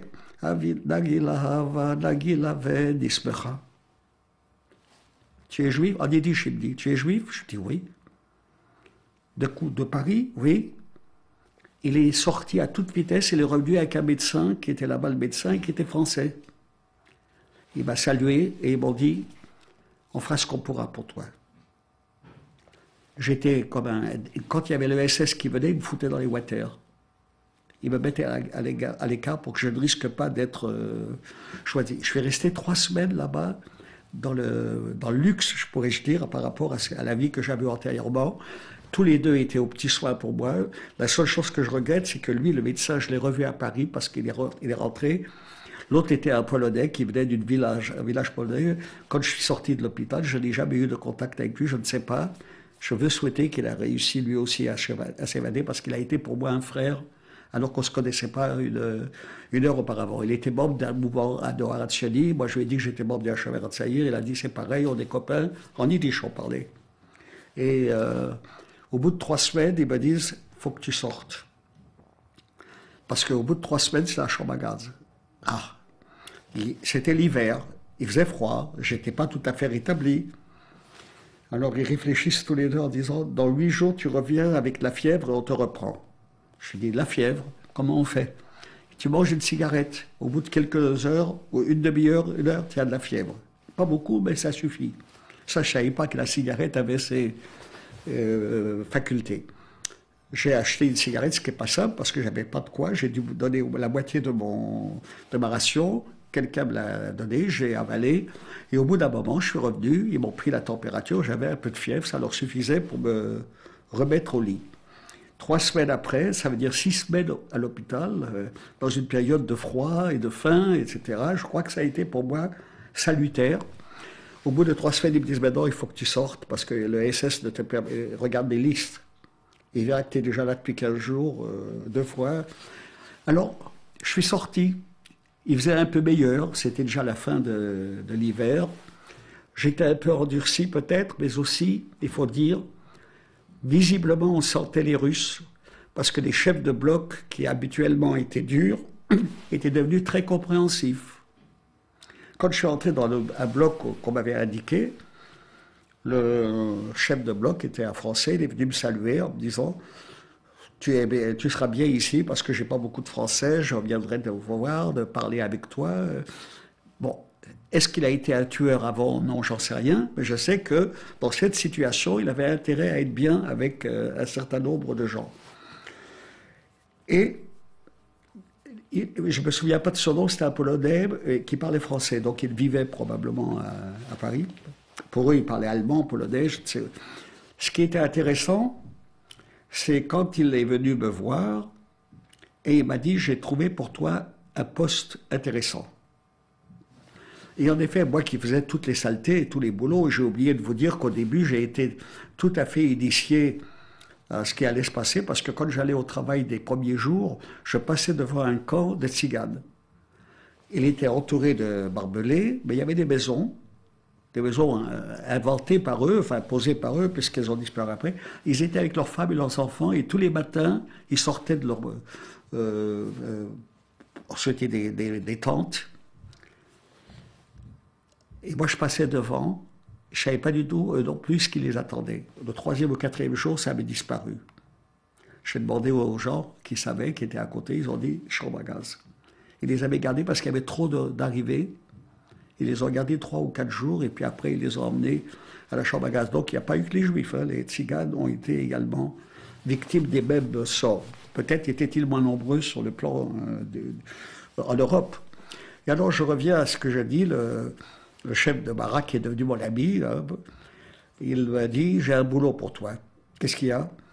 La construction de la centrale électrique à laquelle tu es affecté a reçu un nouveau contremaître, il a besoin de main-d'œuvre. Et il travaille avec des Grecs qui ne comprennent pas l'allemand. Et il veut que quelqu'un vienne lui faire l'interprète. Alors il m'a présenté à lui. C'était un personnage exceptionnel, c'est pourquoi j'insiste sur lui. Plus grand que moi, avec une croix gammée 3 fois plus grande que les SS. Je suis arrivé, il m'a dit, bon, ben c'est bien que tu... En allemand, il m'a parlé. Moi, je parlais yiddish allemand, enfin, ben, ça suffisait. Et les Grecs, ils étaient une dizaine, ils étaient contents d'avoir quelqu'un qui parle français pour leur dire qu'est-ce qu'on attendait d'eux. La vérité est beaucoup plus compliquée qu'on croit. Ils criaient sans arrêt, los, los, los, et ils les laissaient bouger, ne pas bouger. Ils restaient dans leur baraque, il faisait froid. Ils restaient dans leur baraque tranquille. C'était un homme... pas du tout ce qu'on attendait, surtout avec la croix gammée. Et le deuxième ou troisième jour, il me dit, va aux toilettes. Bon, ça, c'était toujours bienvenu parce qu'on avait toujours des problèmes et les SS nous poussaient pour sortir, etc. Je suis allé aux toilettes, j'ai fait mes besoins et je vois un journal par terre. Je m'approche, je le prends, il y avait à manger dedans. Mais je regarde en même temps le journal. Mes connaissances en allemand se sont un peu perfectionnées, j'ai compris ce qu'il disait. Les troupes allemandes poursuivent les troupes soviétiques, etc., etc. Quand je sors des Water, il me dit, alors, tu as lu le journal? Moi, je l'ai remercié pour ce qu'il avait laissé. Et lui, il me dit, tu as lu le journal? Je dis, oui. Qu'est-ce que tu en penses? Je lui dis, et je ne comprends pas comment il pouvait imaginer que je savais plus de choses que lui. Nous avions un copain qui travaillait à réparer les radios. Il écoutait toujours la radio de Londres et la radio Moscou. On savait tout. Enfin, les copains à lui, en tout cas. Alors je lui dis, je ne suis pas tellement convaincu. J'ai pris sur moi le courage de lui dire, je ne suis pas convaincu par le journal. Bon. 2 jours après se passe et il me renvoie encore une fois dans les Water. De nouveau, j'ai à manger, mais en même temps un journal. Je regarde le journal. Les troupes allemandes reculent devant les barres. Ils reconnaissent qu'ils reculent. Je sors de là et il me dit, tu avais raison. Tu vois, reste garde. Alors là, je n'ai pas pu m'empêcher, je lui ai dit, écoutez, expliquez-moi une chose. Vous êtes le Meister Lux, vous avez une croix gammée plus grande que tous les SS réunis, et vous êtes humain. Alors il me dit, à toi je peux le dire, je suis communiste. Quand j'ai su qu'on avait la guerre avec l'Union soviétique, je ne voulais pas que mon fils aille se battre contre l'Union soviétique. Alors moi et 9 autres copains communistes, qui étaient clandestins sûrement, on a adhéré au parti pour que nos enfants n'aillent pas en Union soviétique. Ce n'était pas seulement par crainte de la mort, mais il y avait aussi un principe politique. Et on a obtenu que nos fils, on les envoie dans d'autres patelins, etc. Et c'est pour ça que j'aborde une grande croix gammée, et pas une petite. Ça a été vraiment pour moi une révélation, parce qu'à partir de ce moment-là, on n'avait plus besoin d'avoir peur de lui ou quoi que ce soit. Et là, je vous raconterai encore une anecdote qui est symptomatique. Un jour, il nous appelle, Los, travailler, parce qu'il faisait froid dehors, on était dans la baraque, et on faisait rien, et lui, il criait du dehors comme si on travaillait. Los, los, los. Alors, il a crié Los, et puis il a fait un signe. Ça veut dire qu'il y a quelque chose. Je sors, et je vois un SS qui arrive de loin. Un SS de haut rang, apparemment, il avait beaucoup de décoration. Il arrive et il dit à lui, au directeur de travaux, quoi, qui parle allemand ici. Alors il me montre du doigt. Alors il vient vers moi et il me dit, was machen Sie mit uns, wenn die Russen kommen an? Qu'est-ce que vous ferez de nous quand les Russes seront là? Vous voulez que je leur dise, on va vous couper en morceaux, on va vous pendre, etc. Je lui ai dit, ce qui était correct, dont il y a la crainte, il a commencé à crier en se frappant la poitrine, il dit, je vais correct, et il est parti en criant comme ça. Et pour nous, c'était quelque chose d'extraordinaire à l'idée que la peur commençait à s'emparer d'eux. On s'est dit, avec cette peur-là, on imaginait, on avait de l'imagination, ils vont peut-être se tirer, ils vont peut-être nous abandonner, ils vont peut-être... On pouvait évaluer et comment dirais-je, imaginer des choses irréelles. Et en effet, ça a été irréel parce qu'un jour, peu après, on nous a amenés dans une section de la centrale électrique en construction qui était en dehors du camp. Et le soir, au retour, ils ne nous ont pas laissé entrer dans le camp, mais ils nous ont distribué à manger. On a pris, on a mangé, et à ce moment-là, il y a un SS qui est arrivé qui a dit en rang. Il devait être 7h ou 8h du soir en hiver. Et on est parti. On était combien, je ne sais pas, 200 ou un peu plus, à travers la forêt. Il n'osait pas marcher sur la grande route. Et il tirait. En fait, vous avez été déporté au cours de l'été, c'est ça, hein? Oui, J'essaye de savoir, est-ce que c'est le convoi 57 ou le 58 de 1943? il faut que je regarde mon texte. Je peux pas. On me pose rarement cette question. Ouais, ouais. Parce que j'ai plusieurs indications qui disaient que, voilà, en juillet 43, vous êtes donc déporté vers Auschwitz. Donc si c'est bien juillet, c'est le 18 ou le 31 juillet, hein. C'est une des deux dates. Et sur deux dates, d'après les comptes de Serge Klarsfeld, hein, qui font autorité quand même, c'est deux dates où dans les deux cas, ce sont 1000 déportés qui sont Je vais vous dire, transportés. la séance d'aujourd'hui, elle est tout à fait différente de celle que j'ai habituellement. On me demande des détails tout à fait simples. En une demi-heure, on a tout liquidé. Et là, vous posez des questions très précises. Et c'est la vérité, personne ne m'a encore interrogé sur ça. J'aurais noté, j'ai peut-être dans mes papiers, mais je les ai pas en mémoire. Je regrette, hein. Déjà de vous raconter certaines choses. C'est plus facile parce que je les raconte souvent. Quand on m'interviewe, c'est presque toujours un certain nombre de choses que je voudrais raconter. Mais le reste, les questions que vous m'avez posées, par exemple, sur le mouvement Hachomer, etc., très peu de gens m'interrogent là-dessus. Alors là, je peux vous donner un certain nombre, mais sans me donner des dates, hein. Mais en ce qui concerne la date de déportation, je l'ai chez moi. Mais je n'ai pas pensé à prendre... parce que j'ai noté tout ça, on me le demande. Peut-être, est-ce qu'on est sur pause là pour voir? Ouais, et qui est intéressante. Alors, parlons-en justement, vous étiez en train de développer La marche de la mort. Pardon? J'en suis à la marche de la mort. Quand Voilà. nous partons, la plupart le convoi passe par les forêts parce que les SS ont peur de marcher sur la route. Ils ont peur des avions parce qu'il y a eu quelques bombardements. Et là, il y a un copain qui réussissent la nuit à s'enfuir parce que les SS n'osaient pas courir après. Il y avait des voitures au loin qui s'arrêtaient et que les gars criaient en polonais des choses qui visiblement étaient des menaces. Ils n'osaient pas leur courir après ni leur tirer dessus. Et les gars, ils avaient vraiment du courage. Ils étaient peut-être à 50 mètres et ils criaient ce que je ne comprends pas, le polonais. On va vous avoir, on va vous... etc. Et eux, ils avaient la frousse. Et cette frousse, ils l'exprimaient en tirant dans le tas. Ils nous en voulaient parce qu'on les empêchait de fuir. On marchait lentement. On n'avait pas de force pour les suivre. Alors, ils tiraient dans le tas. Et puis, comme je dis à tout le monde, il y a une chose que j'ai jamais comprise. On était 5 par rangée. Il y avait 2 à gauche et 2 à droite. Tous les 4 sont morts et pas moi.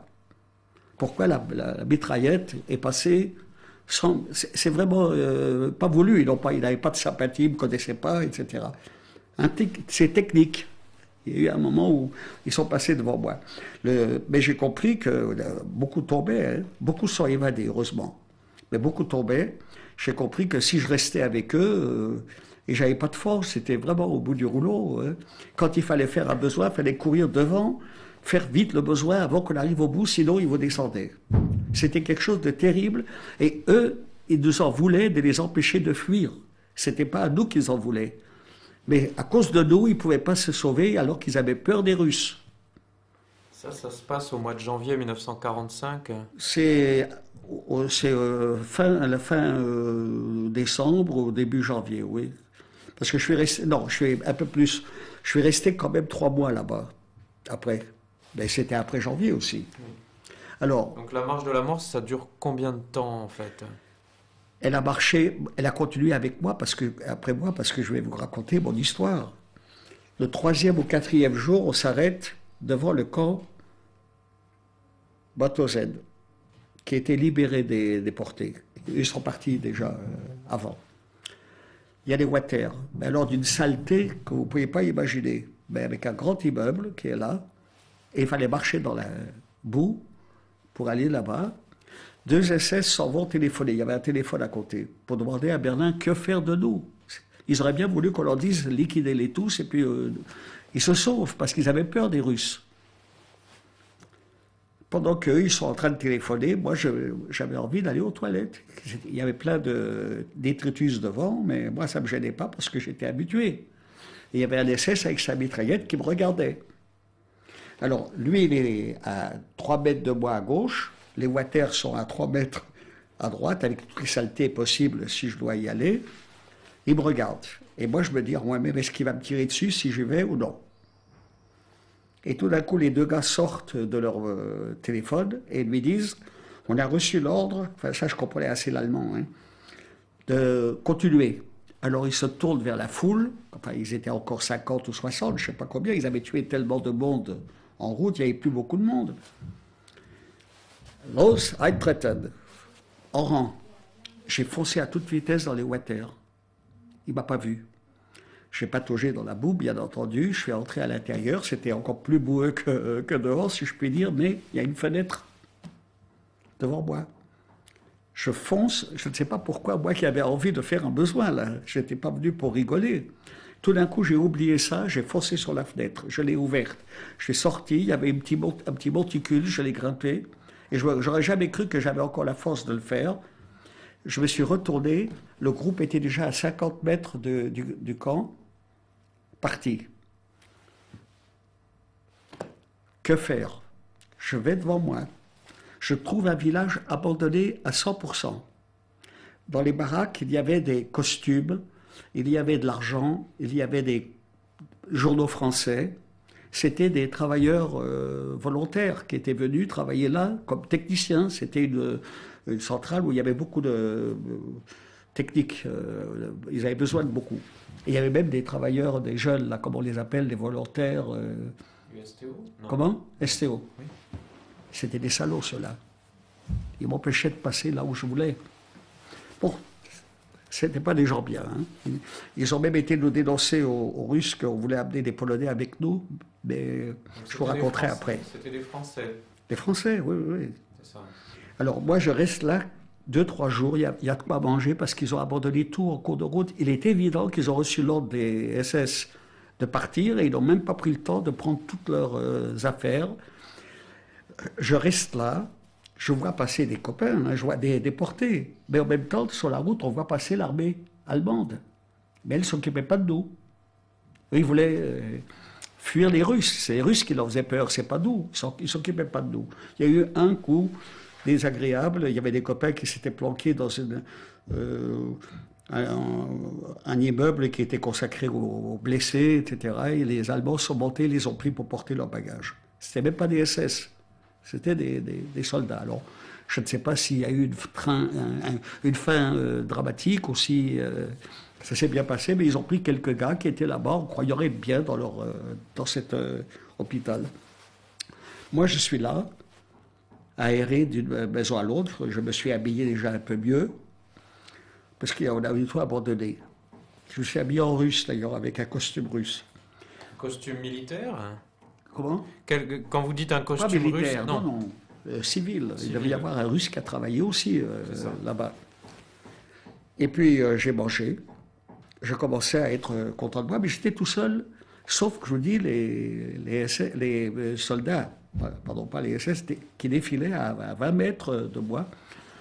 Au bout de 2-3 jours, je dormais au hasard. J'ai dit, il faut que j'aille voir s'il n'y a pas d'autres copains. Et devant moi, il y avait la forêt. Et derrière la forêt, je ne savais pas ce qu'il y avait. Et tout d'un coup, quand le 3e ou 4e jour, je sors en me disant, il faut que tu ailles plus loin, tu ne vas pas rester tout le temps tout seul. Je vois un des Grecs qui avait travaillé avec moi qui sort de la forêt et qui me dit, je te cherche, on m'a dit que tu étais là. Quelqu'un qui m'avait vu probablement leur a dit que j'étais là. On vient de chercher parce qu'on vient de mobiliser une maison entière, on a coupé toutes les hauteurs, on a fait 10 lits en bas, nous sommes 9 et toi tu seras le 10e. Tu as été un frère pour nous et nous voulons que tu viennes dormir à nos côtés. C'était incroyable pour moi parce que je cherchais à qui me raccrocher, mais je ne savais pas qu'il y avait des groupes déjà organisés qui là-bas, dans le village, avaient déjà commencé à s'installer. Et tout d'un coup, je lui dis, écoute, les Allemands sont en train de défiler, là, il faut être prudent. Il dit, penses-tu, les Russes sont là? Au moment où il me dit, les Russes sont là, de la forêt qui s'écarte, il y a un jeune soldat russe, à peu près 18 ans, mais très élégant, très costaud, qui arrive avec sa mitraillette en avant. Bon, dans l'état où j'étais, avec tout ce que j'avais sur moi, il savait bien, et puis pas de cheveux, rien. Il savait bien qu'on n'était pas des nazis. J'ai levé les bras, mon copain a levé les bras, et j'ai dit, camarade. Quel mot pouvais-je utiliser? Je ne connais pas le russe. Alors il a dit, Hitler kaput. Hitler, il prononçait le G. Et derrière lui, c'était l'armée qui arrivait. C'était lui l'avant-garde. Là, j'ai compris que ce coup-ci, on est vraiment libre. Alors j'ai suivi mon grec, je me suis installé avec eux dans le village où il y avait beaucoup de monde qui devait travailler pour eux. Tout le monde était parti, donc il y avait des maisons abandonnées, il y avait des possibilités de s'installer, il y avait des possibilités de faire la chasse, il y avait des maisons abandonnées où il y avait de la nourriture, parce qu'ils avaient tout laissé en partant. On était assez nombreux, et moi j'ai dormi avec eux, je suis resté tout le temps avec eux. Et je ne vais pas vous raconter tous les détails parce que c'est une vie qui s'organise. On commence à reprendre un peu de goût, on commence à se parler, on cherchait entre Français, il y avait des Polonais, il y avait de tout hein, là-bas. Un jour, ce Grec qui a été vraiment pour moi un frère, il me dit, j'ai mal à la tête, tu ne peux pas aller à la pharmacie chercher de l'aspirine. Il y avait, j'ai oublié de vous le dire, un petit village polonais qui vivaient. Eux, ils continuaient à vivre. Les autres, c'était des Russes ou d'autres qui travaillaient pour les Allemands, ils avaient filé. Mais nous, on ne savait pas où aller. Alors on restait là, en attendant. Alors il me dit, va à la pharmacie. J'arrive à la pharmacie, je suis tombé sur une dame qui parlait français, qui me dit, mais il y a longtemps que je n'ai plus d'aspirine. Où voulez-vous que je les prenne? Peut-être, quand ça sera fini, je recevrai. Alors, je reviens chez mon grec, il était beaucoup plus futé que moi. Il m'a dit, mais va à l'hôpital militaire. Il y avait un hôpital militaire qui s'était installé là. Je vais là-bas. Je suis reçu en bas par un soldat russe. Niet, niet, niet, niet. Moi, je ne connais pas beaucoup le russe, mais niet, je savais que ça voulait dire. Il ne voulait pas me laisser passer. Alors, je lui ai dit, Franzos, Franzos. J'ai crié tellement Franzos qu'il y a un officier qui apparaît en haut des marches et qui me dit, en français, montez. Je suis monté. Il m'a fait entrer dans une pièce qui était la moitié de ça. Il s'assoit, il me dit, asseyez-vous, je suis le médecin-chef de l'hôpital. Qu'est-ce que vous faites là? Alors je dis, je suis juif, j'ai été déporté. Il dit, je suis juif aussi. Et il parlait un français impeccable, comme l'intelligentsia russe de l'époque. Paris, Victor Hugo, Émile Zola. Enfin, il m'a sorti toute une litanie de grands écrivains dont visiblement il avait le plaisir de la lecture et que ça lui rappelait des rêves qu'il avait fait probablement devenir un jour à Paris. Vous avez de la chance de retourner chez vous. Enfin bref, on est devenus frères, des copains. Alors il me dit, pourquoi êtes-vous venu? Alors je dis, j'ai besoin d'aspirine pour un camarade qui a de la fièvre. Il dit, mais j'en ai pas pour mes malades. Et il ouvre quand même son casier, puis il en sort 6. C'est tout ce qui lui restait. Et il me dit, voilà un billet qui vous permet de venir manger tous les jours chez nous. J'aimerais vous revoir. Et puis, sous-entendu, j'espère recevoir d'autres envois de... C'était pas pour nous, c'était pour les malades, pour les blessés, etc. Alors je suis descendu, je le voyais à peu près tous les jours, il me faisait plus le même numéro de me nommer les grands écrivains français qu'il avait lus, mais il m'accueillait toujours en frère. Et un jour, il est en haut des marches et il m'appelle, montez vite, je monte, il me dit, je viens de recevoir l'ordre d'évacuer parce qu'il y a une contre-offensive allemande, il ne faut pas tomber entre leurs mains, partez. Mais c'est un secret militaire. Je reviens au village, secret militaire. Les copains, ils ont tous vu les soldats russes qui faisaient leur paquet pour partir. Ils leur ont demandé qu'est-ce qui se passe. Ils leur ont dit on a l'ordre de ceux qui parlaient un peu le russe, quoi. Alors tout le monde faisait les paquets. Et le lendemain, comment on partait? Il y avait des trains de marchandises russes qui emmenaient toutes les marchandises qui pouvaient piquer en Allemagne. Ça passait tout le temps et chez nous, il y avait une source d'eau. Donc, ils s'arrêtaient pour prendre de l'eau. Et là, il fallait monter dessus. Ils ne disaient rien, les gars. J'ai vu qu'il faut partir, mais l'autre est toujours malade. Alors, il me dit, oh, laisse-moi encore un peu. Et je ne pouvais pas l'abandonner. C'était comme un frère pour moi, bien que je ne me suis jamais rappelé de son nom. Et le lendemain, en dehors des Polonais qui étaient dans leur village, il n'y a personne. Quand je lui dis, c'est pas possible, si les Allemands arrivent, c'est foutu pour nous, on va passer. On ne s'est pas évadé pour ça. Je lui ai dit, viens. Il a accepté. On a été dans un village. amené dans un village où il y avait un accueil pour ceux qui fuyaient les Allemands, que ce soit n'importe quelle nationalité. Il a disparu là, je ne sais pas par où il est passé, mais on a dormi ensemble une nuit, puis après il est parti. Je suppose qu'il y avait peut-être un comité qui lui a dirigé vers un autre endroit. Moi j'ai été dirigé vers la Pologne, et là-bas, ça commence une autre aventure. D'abord, il faut que je vous raconte l'histoire de notre arrivée dans ce centre d'accueil. On est reçu par une dame, on a tapé à la porte. C'était un hôtel qui avait été requis pour les déportés, les combattants, etc. Est-ce que vous avez des indications géographiques? Parce que vous mentionnez des villages, vous ne savez pas forcément où vous êtes, d'ailleurs vous-même. À la frontière, entre je crois, à une frontière. C'est en Pologne déjà, mais pas très loin. Et vous passez par Katowice. On est resté qu'une nuit là. Ouais. Alors je ne peux pas vous donner le nom. À Katowice, c'est après. C'est après. Alors là, on tape à la porte. Les soldats étaient très chouettes. On ne comprenait pas le russe, mais ils ont indiqué là. Alors on est entré, on a tapé. Elle a ouvert la porte. Elle nous fait entrer dans une pièce, la moitié de celle-là. Et elle nous dit, installez-vous. Elle parlait en polonais. Et aucun de nous ne comprenait. Alors on s'est dit, bon, si elle nous laisse là, on va déjà enlever les chiffons qu'on a, on va s'habiller. On avait quand même ramassé des trucs là-bas. Et on dormira par terre, ça ne fait rien. On se couche par terre tous les deux. Au bout d'un quart d'heure, elle ouvre la porte, elle se met à hurler en polonais. Chodź, chodź. Et ça, je sais ce qu'elle veut dire. Viens. On la suit, elle nous amène dans une salle de bain. Et elle n'a pas expliqué, elle nous a pas expliqué, déshabillez-vous, préparez-vous pour le... Alors on s'est déshabillé, on a pris le bain, on est revenu dans notre chambre et on s'est dit, bon, on va dormir, maintenant on est propre. 10 minutes après, elle arrive et elle dit, chodź, chodź. Alors, ça veut dire viens. Ça, un mot comme ça, on peut comprendre. On est monté avec elle au premier étage, il y avait une cinquantaine de gens qui nous regardaient avec hostilité, parce qu'ils avaient 1 heure qu'ils attendaient de manger, et d'autres arrivaient à tout retarder. On s'est installé, on a mangé convenablement, on est revenu dans la chambre déjà un peu plus regaillardi, on n'a plus dormi par terre, mais elle nous a donné des lits le lendemain matin. Elle est venue et soudain elle parlait un peu le français, alors que la veille elle ne voulait pas.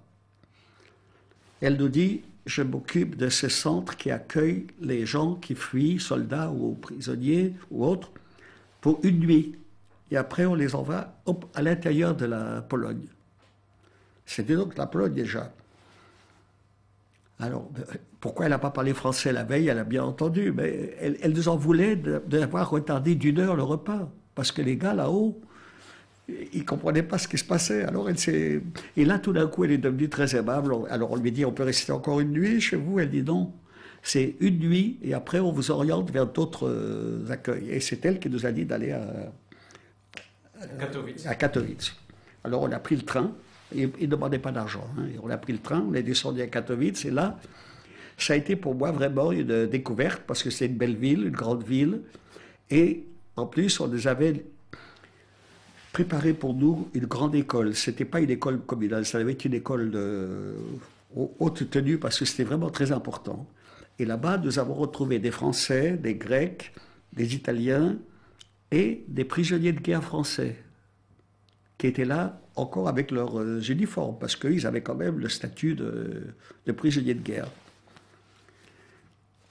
On est arrivé là-dedans, on a commencé à s'adapter, on ne savait pas combien de temps on devrait rester là, parce qu'il fallait attendre qu'ils nous rapatrient. Il n'y avait pas de Français avec qui parler, il n'y avait pas de maire, il n'y avait rien. On attendait, mais moi j'ai commencé à ce moment-là à discuter avec les Russes. Pourquoi ? Les 2 Russes qui s'occupaient de nous, c'était des Juifs. Je pouvais leur parler en yiddish. Alors, les prisonniers de guerre, ils viennent un jour me voir. On est resté longtemps là-bas, quelques semaines.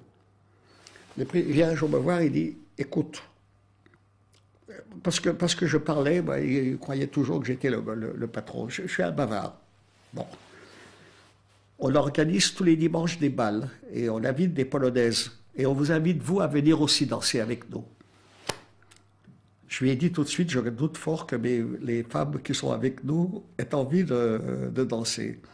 Mais je te remercie pour la proposition. J'ai été les voir, elles sont moquées de moi. Pourquoi? dans l'état où elles Dites-nous étaient. pourquoi. Hein? Dites-nous pourquoi. Mais ils voulaient qu'on vienne danser. Mais elles étaient dans un état pas encore, vous savez, libérées depuis 2-3 semaines. Hein. C'était pas encore le rêve. Elles ont trouvé. Il y avait déjà des couples qui se sont formés, assez curieusement. Ça devait être des gens qui avaient des fonctions comme médecins ou comme autre chose. Je suis pas sûr que c'était réussi après, mais ils se sont quand même déjà formés. Ils voulaient pas aller danser. Et puis surtout, beaucoup avaient perdu leurs enfants, leurs femmes et tout ça, mais c'était pas psychologiquement une chose à proposer. Alors quelqu'un me dit, tu sais quoi, samedi, eux ils font dimanche, samedi, on va faire des réunions pour s'amuser, chacun racontera des histoires et tout ça. Et c'est toi qui vas t'en occuper. Je sais pas pourquoi, c'est toujours... Depuis un moment, déjà, moi, c'était qu'on mettait en avant. C'est peut-être parce que je parlais yiddish avec les Russes et ils croyaient que je parlais russe avec eux. Alors on a organisé tous les samedis des petites fêtes. On était de plus en plus nombreux, on était jusqu'à 100. Et les Italiens venaient, tout le monde venait parce qu'on leur racontait des histoires, mais on ne dansait pas. Alors, j'ai invité pour le premier soir le responsable russe. Il est venu, c'était un juif. Quelques jours après, il y avait l'interprète entre nous. Quelques jours après, il appelle l'interprète, il me dit amène-moi Bulavko. Oui, il l'amène. Il dit malgré tout, je ne comprends pas ce que tu dis, mais j'ai besoin que tu me le lises avant parce que je ne veux pas de problème avec la critique, etc. Je ne me rendais pas compte à quel point c'était difficile d'être même un officier russe. Alors, j'ai essayé de tempérer un peu mon tempérament, qui était de charrier tout le monde, y compris les Russes. Et je suis parti avec mon interprète, et chaque fois, le vendredi, avant la fête, on lui lisait, et il lui disait « ha ha ha ». Donc quand je suis revenu la première fois, je dis à l'interprète, mais il n'a rien enlevé. Il dit, tu crois que je lui ai raconté ce que tu as écrit? Je lui ai raconté des histoires de fesses. Alors l'autre était content, et il ne savait pas du tout que je mettais un peu en boîte tel et tel. C'était pas méchant, mais eux, ils auraient peut-être pris mal les choses. Donc vous rédigiez Je rédigeais des textes. Des textes, des pièces, comment ça se passait? Et sur C'est moi quoi? qui présentais. Alors, entre chaque il y avait un qui chantait, il y avait un autre qui racontait des histoires et tout ça. Entre chaque truc, je lisais un petit... J'ai toujours été comme ça, même à la Chaumière, je faisais des blagues. Ça m'est revenu. De quoi ça parlait? Un peu de la situation là-bas. C'est pourquoi je parlais un peu en riant. Il y avait une bonne femme russe qui travaillait là-bas, qui gueulait tout le temps. Je l'ai mise en boîte. Si je l'avais traduit, s'il l'avait traduit en français, en russe, je veux dire, il ne l'aurait pas permis. Je parlais de tout, mais à mes yeux, c'était pas méchant. Donc vous parliez, en fait, vous décriviez dans ces petites pièces... De la vie qu'on a menée en charriant les Allemands, en charriant tout le monde. Mais pas méchamment. Hein. Les Allemands, oui. Les Russes, c'était quand même nos libérateurs. Mais il n'aurait peut-être pas accepté que je charrie la petite Russe là, qui gueulait tout le temps sans qu'on sache de quoi elle parle, puisque je ne comprends pas le russe. Et est-ce que dans ces petites pièces un peu théâtrales et humoristiques, est-ce qu'il y avait des moments plus, disons, peut-être plus tristes? Est-ce que vous évoquiez ce que vous veniez de vivre pendant tous ces mois? Je crois qu'on a mieux apprécié, il y avait Katzmann, le Rasen de la Copernic. Il chantait, mais pas des chansons religieuses, il chantait des chansons du répertoire. Donc, vous voyez, on essayait d'élever un peu le niveau. Non, je ne crois pas qu'on a été jusqu'à faire de la provocation, quand même, etc. Bon, le Russe qui m'a demandé de venir présenter mes textes, c'est parce qu'il avait peur de problèmes qu'il pourrait avoir s'il savait que j'avais charrié la Russe qui était la cuisinière. On n'a Non, pas mais eu de ce que problème. je voulais dire, c'est ce que vous avez évoqué, le camp, par exemple, dans ce... Un Parce peu, que mais pas tellement. On essayait de se plonger dans Paris.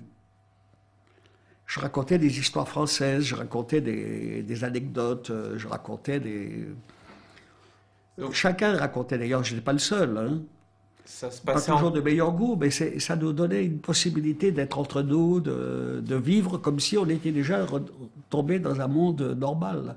Parce qu'il y a un nombre important de nationalités aussi, et Il y vous le avait faites en les quelle langue? Italiens, les Grecs, les Français, c'était les soldats. Il y avait d'autres qui passaient, mais qui restaient une ou deux nuits. Mais les autres groupes italiens, grecs, avec eux, on avait des contacts.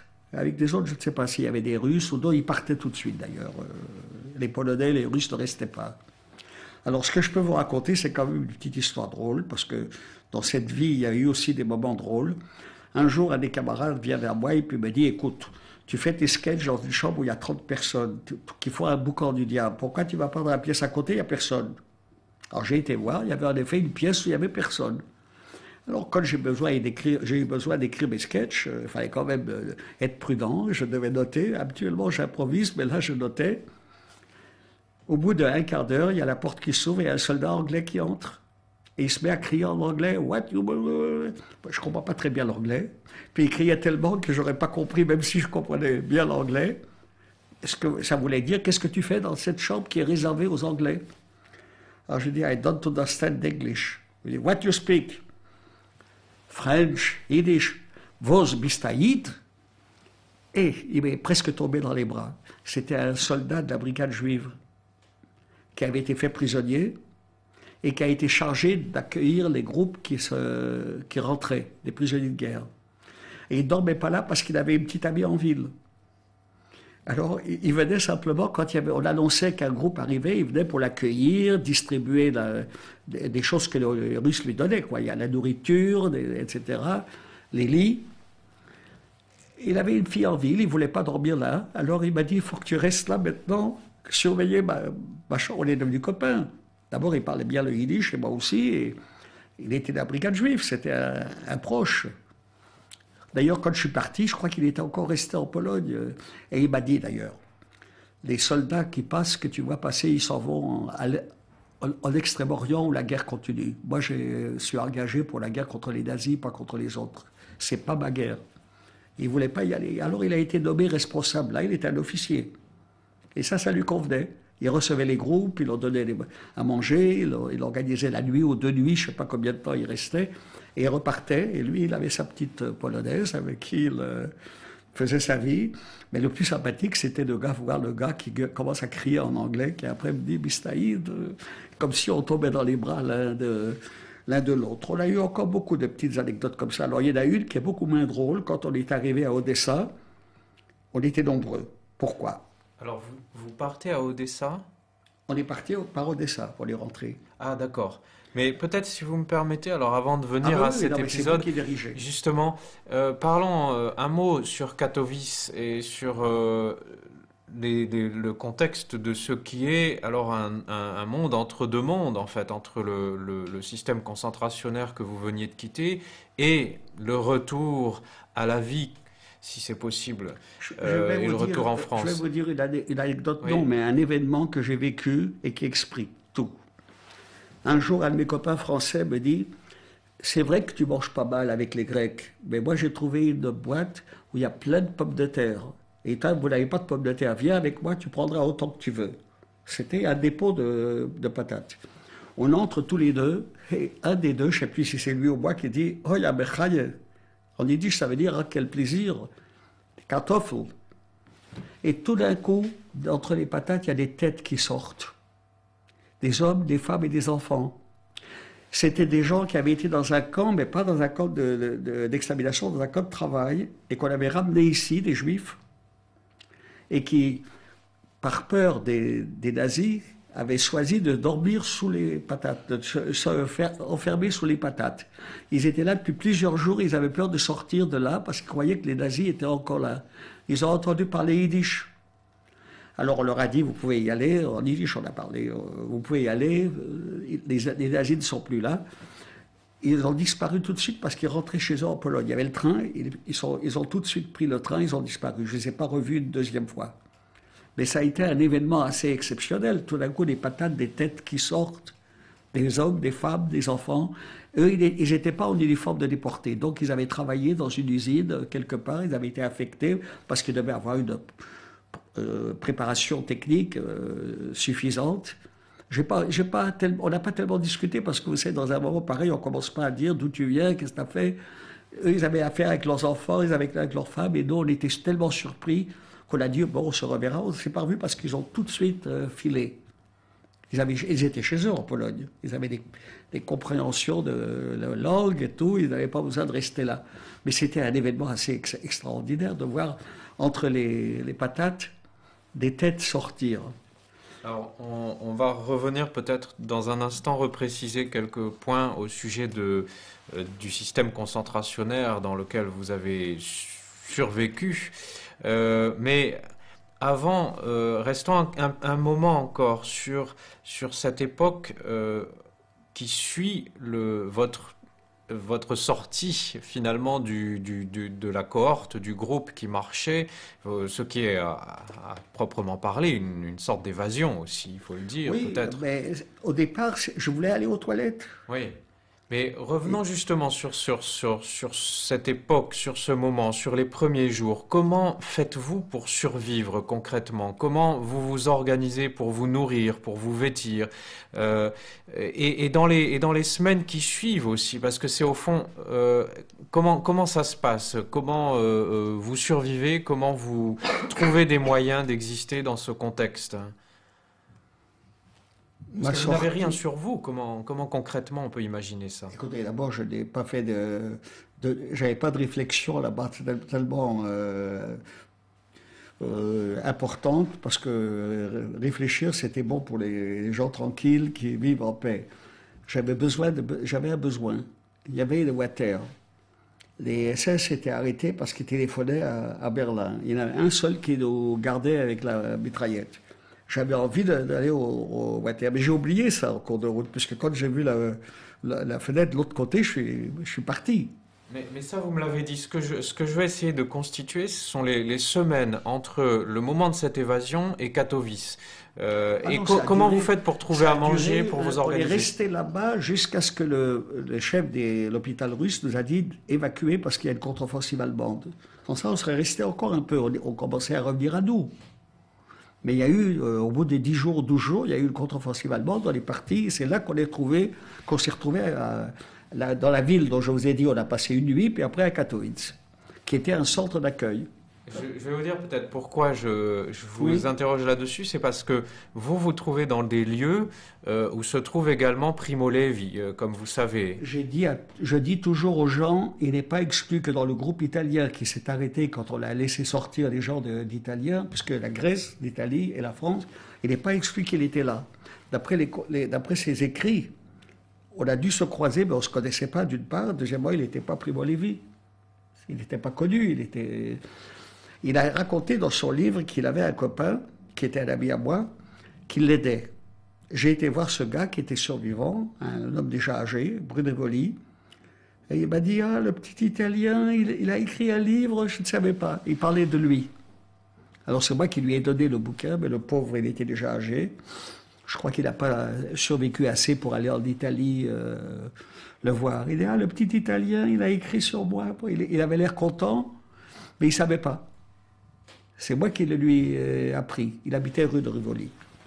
Et parce que Primo Levi raconte dans la Trega, dans la Trêve, justement ce grand royaume de la débrouillardise dans un monde un petit peu, enfin, qui mêle des aspects extrêmement tragiques et aussi une réinvention de la vie. Pardon? Il parle du camp, là. Non, dans la Trêve, Primo Levi parle Oui, justement. mais il parle de quelle période? Bah justement, la période où il a été possible que vous le croisiez, c'est-à-dire le moment de la débrouillardise pour essayer de survivre, Oui, trouver des moyens là, de... je dramatise moins que lui, peut-être parce qu'il avait un tempérament différent, vous savez. Un jour, j'étais en Italie j'allais souvent d'ailleurs pour faire des conférences, il parle français, c'était pas difficile pour moi. Et quelqu'un vient me voir en me disant, est-ce que tu veux que je te présente Primo Levi? J'ai dit, je veux bien, parce que je crois qu'on a été ensemble dans le convoi d'Odessa. Il est parti et il revient un peu après en disant, Primo Levi ne veut voir personne. Et puis après, où il est tombé, où il s'est suicidé, on ne sait pas. Hein. Alors donc, je n'ai pas pu le rencontrer. Par contre, dans le livre, il parle de mon copain. Et votre copain, justement, quand vous l'avez vu, cet Il ne ami... savait pas. Il ne savait pas qu'il était devenu un grand... parce que ce n'était pas un écrivain. Lui, il était plutôt un homme qui faisait des schmattens, vous savez, il devait avoir une affaire de vêtements ou quoi. C'était pas le type à lire beaucoup de livres. Il avait entendu qu'il y avait quelqu'un qui a écrit, mais il ne savait pas. Il dit, ah, il parle de moi, ah bon, ça voulait dire, je vais acheter le bouquin, mais il ne savait pas. Et ce copain en question... Il n'est pas resté très longtemps, il était déjà très âgé et fatigué. Je sais que quelques temps après, j'ai demandé après lui, les gens ne savaient plus, je ne l'ai plus revu pratiquement. C'est la seule fois où je l'ai revu après la guerre. Et ce copain en question, qu'est-ce qu'il faisait? Pourquoi il était connu de Primo Levi et de Il était vous-même? responsable du groupe qui devait faire ses travaux, je ne sais pas si c'était construire quoi que ce soit, et il a pris Primo Levi sous sa protection. Il lui a appris d'abord à faire certaines choses, et en même temps, il lui a permis d'éviter des trucs trop durs, parce que c'était un gaillard. Hein. Alors il dit, ah, ce petit Italien, pour lui c'était un déporté, il n'était pas encore Primo Levi, même s'il s'appelait Primo Levi, il n'était pas connu. Et il a été pour lui, il a dû l'aider beaucoup à survivre. Parce que l'autre n'était pas un costaud, il aurait pu tomber sur un salaud qui l'aurait... Il a eu de la veine de tomber sur lui. C'était un brave type, c'est lui qui faisait le boulot, et il le laissait de côté. Et l'autre, il parle de lui dans son livre. Est-ce que, Monsieur Boulavko, vous êtes d'accord si on revient un peu sur le système Je concentrationnaire crois et que qu'on c'est pas facile d'aller précise... tout droit, hein. Il faut revenir de temps Oui, en temps en arrière. c'est toujours comme ça. C'est Je un peu- m'excuse si c'est moi qui vais trop vite. Non, non, non, il n'y a aucun problème. J'apprécie beaucoup ce que vous dites et la précision de ce que vous dites et j'aime vous laisser parler aussi. Et c'est pour vous qu'on est là. Ce que je voulais peut-être préciser un peu, c'était les conditions de la vie quotidienne dans ce camp d'Auschwitz lorsque vous arrivez. C'est-à-dire, vers où êtes-vous affecté lorsque vous arrivez? Est-ce que vous connaissez la période de quarantaine, par exemple, qu'ont connu beaucoup de déportés? Oui, dans la mesure où cette quarantaine a été pour moi, celle que je vous ai racontée, je devais porter des seaux ici et là, des petites choses, et c'est là que j'ai vu les tziganes qui ont disparu. C'était pas un boulot sérieux. Visiblement, c'était fait pour m'occuper, aller-retour, des choses comme ça. Et c'est après qu'on a pris une centaine de gars, les Français.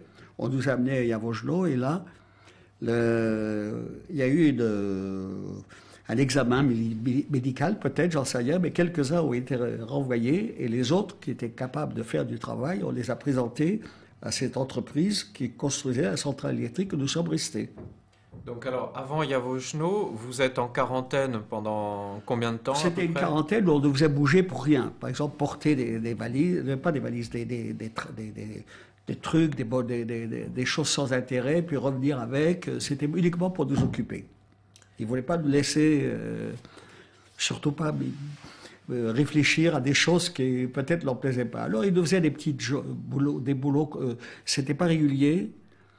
Et bien, je vous dis, à la mine, ils ont voulu même que je sois le patron, et j'ai refusé parce qu'il fallait frapper sur les copains. Mais à l'époque, avant qu'on vous propose ou qu'on vous impose d'une certaine façon un travail de capot, vous étiez désigné comment dans le camp? Vous aviez quel type de catégorie? On avait une baraque où il y avait le groupe de Français qui était arrivé, on nous donnait des charges pas comme ça. Moi, c'était porter une poussette que je devais ramener avec des pierres dedans, tout ça. C'était inutile, je suis sûr que c'était fait pour m'occuper, pour que je ne reste pas à rêver de quelque chose de... Ça n'a pas duré longtemps, et après ils nous ont amenés à Yavojno où il y avait l'équipe de l'entreprise qui allait faire la centrale, qui est venue, c'est eux qui nous ont pris et ils avaient payé les SS. Et avant Yavojno, comment êtes-vous traité? Est-ce qu'il y a des mauvais On traitements? était dans une baraque où on n'avait pas beaucoup à manger, mais c'était trop court pour que je vous dise qu'il y avait quelque chose. On est resté quelques jours là. On est resté quelques jours. Moi, j'étais à la mine, comme je vous ai dit, ils voulaient faire de moi un capot, j'ai refusé, et c'est là que je me suis enfui avec mon copain. Et quand vous dites qu'il voulait faire de moi un capot, il vous avait donné le triangle vert? Non, non, pas encore. On était à la mine, et il voulait que je commande. Il m'aurait donné, mais moi, au bout du deuxième jour, il me dit, tu ne frappes pas sur les gens, ils ne font rien. Je lui ai dit, moi, je ne suis pas là pour frapper, en France, on ne frappe pas. En allemand, je lui ai dit ça, in Frankreich, il a commencé à me frapper en disant, c'est toi qui vas m'apprendre ce qu'on a le droit de faire ou non. Et j'ai compris qu'il voulait ou bien que je me soumette, ou bien il me détruisait. J'ai été voir un copain qui était à l'ancien d'Espagne. Je lui ai dit, est-ce que toi, tu peux prendre le risque? Moi, je ne peux pas. Il a accepté. Alors j'ai été le voir, je lui ai dit, j'ai trouvé quelqu'un pour me remplacer. Il a commencé à me frapper en disant, c'est toi qui décides qui est-ce qui va travailler, comme chef ou non? Et puis il a dit, amène-le. Je l'ai amené, et c'est quand lui, il est entré pour bavarder avec lui, pour qu'il lui explique ce qu'il veut de lui, que je suis parti avec mon copain, qu'on s'est sauvé. Et sans ça, il m'achevait. Donc vous êtes sauvé dans quelles circonstances? Je me suis sauvé, ben, je vous ai dit, on s'est arrêté devant un hôpital la nuit, le gars était un juif, il nous a donné à manger, mais il n'a pas pu nous recevoir parce qu'il dit que c'était complet. Et le lendemain, il nous a dit, allez là, ils travaillent pour une entreprise, ils ont besoin de main-d'œuvre parce qu'il y a toujours des morts, ils vous prendront. Et en effet, ils nous ont pas demandé qui es-tu, ils nous ont foutu dans le lot. Donc quelle est la vie quotidienne? Pardon, oui, excusez-moi. Une demi-heure après, elle arrive et je lui dis, vous avez besoin encore de quelque chose? Elle dit non. On m'a dit qu'ici, quand on donne quelque chose, il faut coucher avec lui. Bien entendu, j'ai refusé parce que c'était pas du tout mon style, parce que je lui ai donné un verre d'eau et une aspirine. Mais on lui avait dit que dans le camp n'était pas toujours cachère. Moi, j'ai pas connu cet aspect du camp. Mais probablement l'arrivée des familles avec des femmes, des enfants et tout ça a modifié un peu le comportement. Ça, c'était Drancy. Drancy. Ouais. Je ne l'ai pas revu. Mais il a dû être surprise que, voulant s'offrir, on lui avait dit qu'ici, pour obtenir quelque chose, et c'est vrai que les gars qui travaillaient aux effectifs, ils devaient se payer les filles. C'est entre nous. Il ne faut pas le mettre dans le machin. Bon. Et vous savez qu'ils ne devaient pas tous être très cachers. Oui, je voulais parler de la vie quotidienne à Yavochno et notamment comment s'organise une journée type, par exemple. Comment s'organise une journée? Est-ce qu'il y a un appel, comme dans d'autres parties du camp? Comment ça fonctionne? Premièrement, comme je vous l'ai dit, il y a à peu près une dizaine de couples qui se forment. Donc, ils vivent déjà dans une petite baraque à côté. Est-ce que ça a duré après? Je ne suis pas convaincu, parce que je sais qu'il y a eu des divorces. Mais là, ils avaient besoin. Par ailleurs, il y avait une femme dont le mari est devenu le président, le premier de l'amicale d'Auschwitz. Elle est venue me voir et je lui ai dit, ton mari est vivant, je l'ai vu. Quand elle est venue à Paris, il est devenu président, elle m'a téléphoné pour me dire merci, mais lui, il n'est pas resté longtemps, il avait des problèmes de santé et il est mort assez vite. Dans la baraque même dont je vous parle, l'école plutôt dont je vous parle, c'était une école qui n'était pas réservée uniquement aux Français. Hein. Il y avait les soldats français, mais il y avait aussi ceux qui passaient, des Américains, des Anglais, je ne sais pas d'où ils venaient, des Arabes, qui étaient encore en uniforme. Ils n'avaient pas le droit de dormir dans les chambres, il fallait qu'ils dorment par terre. Enfin, je ne veux pas raconter ça, c'est à part. Comment on s'organisait? Le matin, il y avait le petit déjeuner, à midi, il y avait à manger, le soir, il y avait... C'était bien organisé, hein, l'école. Vous parlez de l'école? De quelle école, pardon? C'était une école qu'on a réquisitionnée pour nous. Alors là, vous me parlez de Katowice, hein. Oui. C'est ça? Ah oui, non, moi je voulais parler encore un peu de Yavochno, si vous me permettez. Ah, Yavochno. Oui, comment ça se passe une journée? Est-ce qu'il y avait un appel? Les conditions matérielles? Non.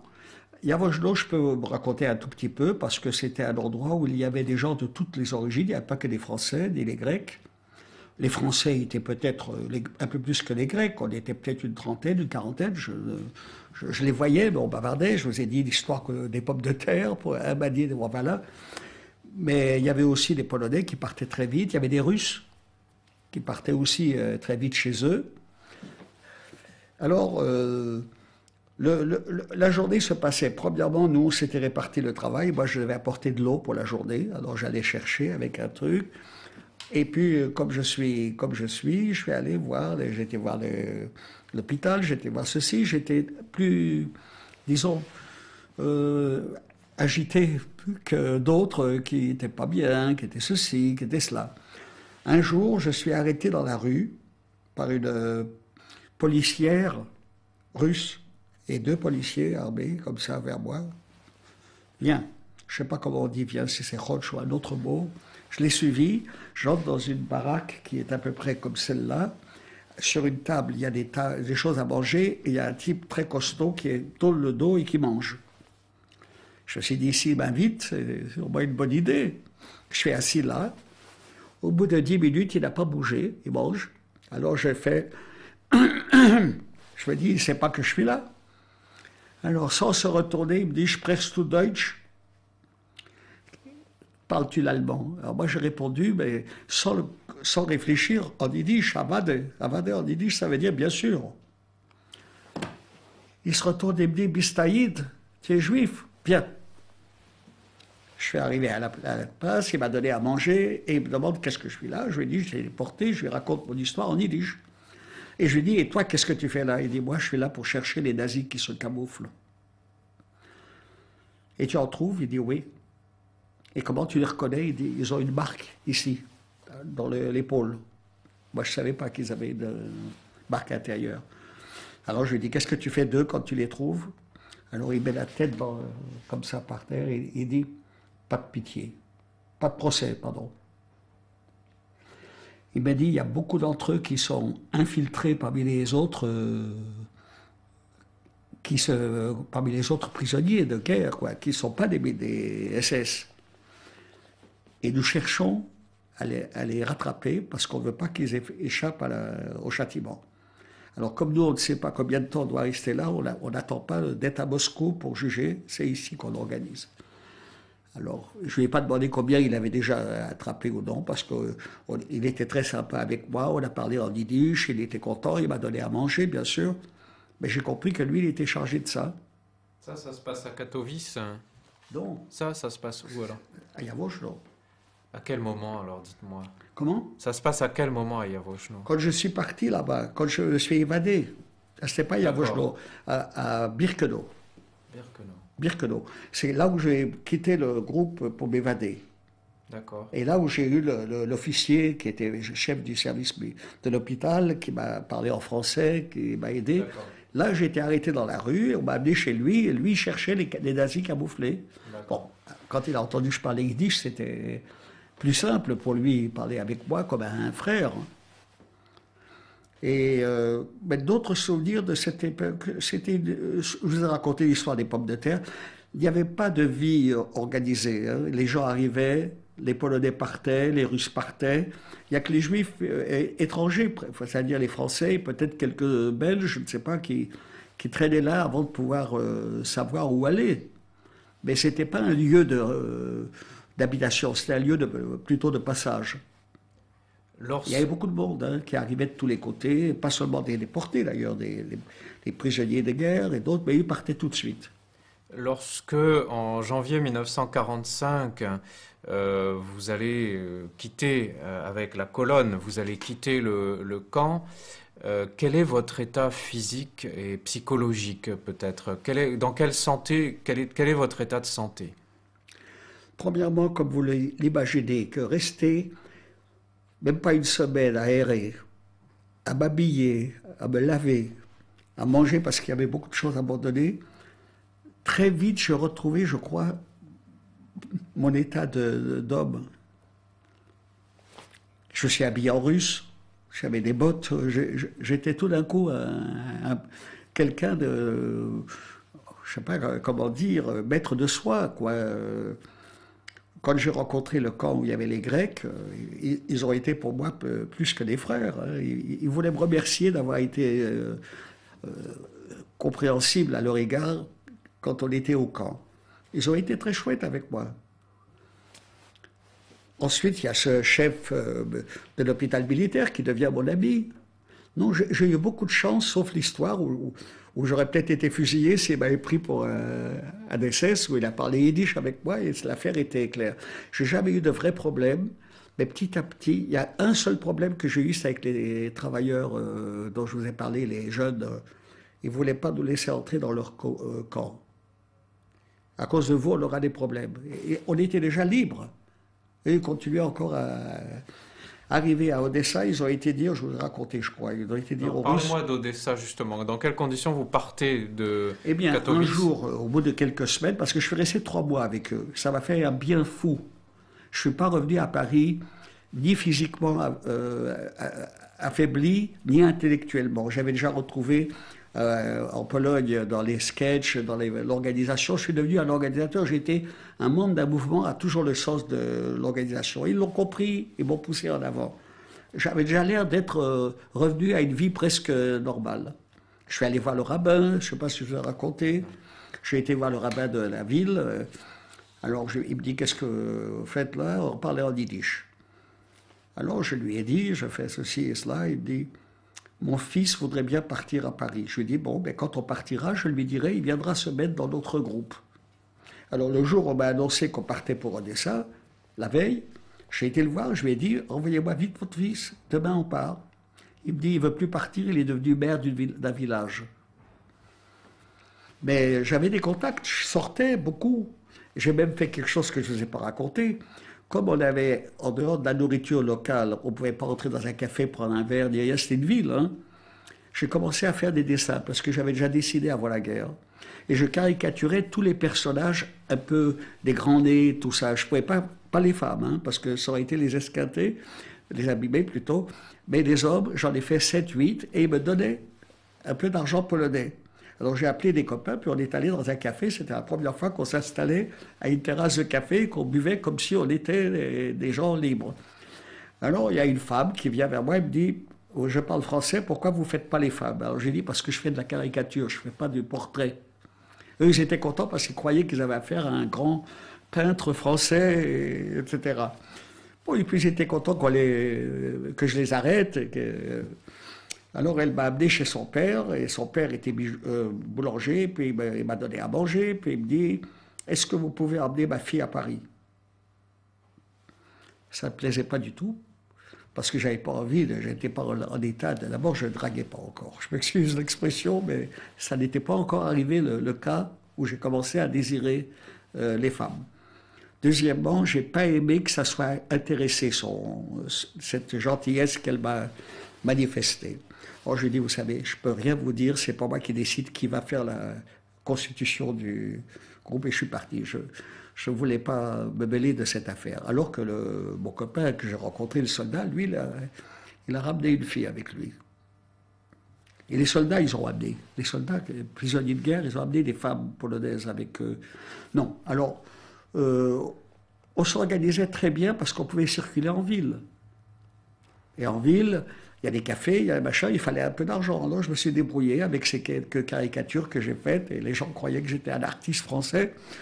À amener les copains dans les cafés, c'était vraiment une espèce de retour aux sources. On s'assoit dans un café, on demande une boisson. Il y avait toujours un de chez nous qui parlait un peu le polonais. On n'a pas eu de vrais problèmes. Il y avait même une amie à nous, dont le nom m'échappe maintenant, qui était une dirigeante de la grande école d'art à Paris. Elle était là-bas, déportée par Auschwitz, elle était dans un autre camp. Elle a fait les décors. On a vraiment tous travaillé pour faire quelque chose. Après, à Paris, je ne l'ai plus revue parce qu'elle est partie sur la côte. Et j'ai l'impression qu'elle faisait partie de ces gens qui n'aimaient pas revenir en arrière sur cette période. Vous savez, tout le monde n'a pas... Il y a des gens qui ont parlé. Il y a des gens qui ont mis du temps avant de pouvoir... D'abord, un docteur revient, il retrouve son cabinet, il l'ouvre, il n'a pas le temps d'aller raconter etc. Moi, j'avais un métier qui me permettait, parce que je travaillais dans le journalisme, c'était pas difficile de me libérer. Oui, alors on a passé une bonne période, et je crois que c'était utile sur le plan physique. On a retrouvé les cheveux, on a retrouvé un organisme, on a retrouvé des vêtements qui étaient plus conformes à nous. Je pense que pour beaucoup d'entre nous, puisqu'il y a eu des couples, comme je vous dis, qui sont formés, ces 3 mois qu'on a passés là-bas, enfin dans tous les différentes, a été très, très utile psychologiquement, physiquement.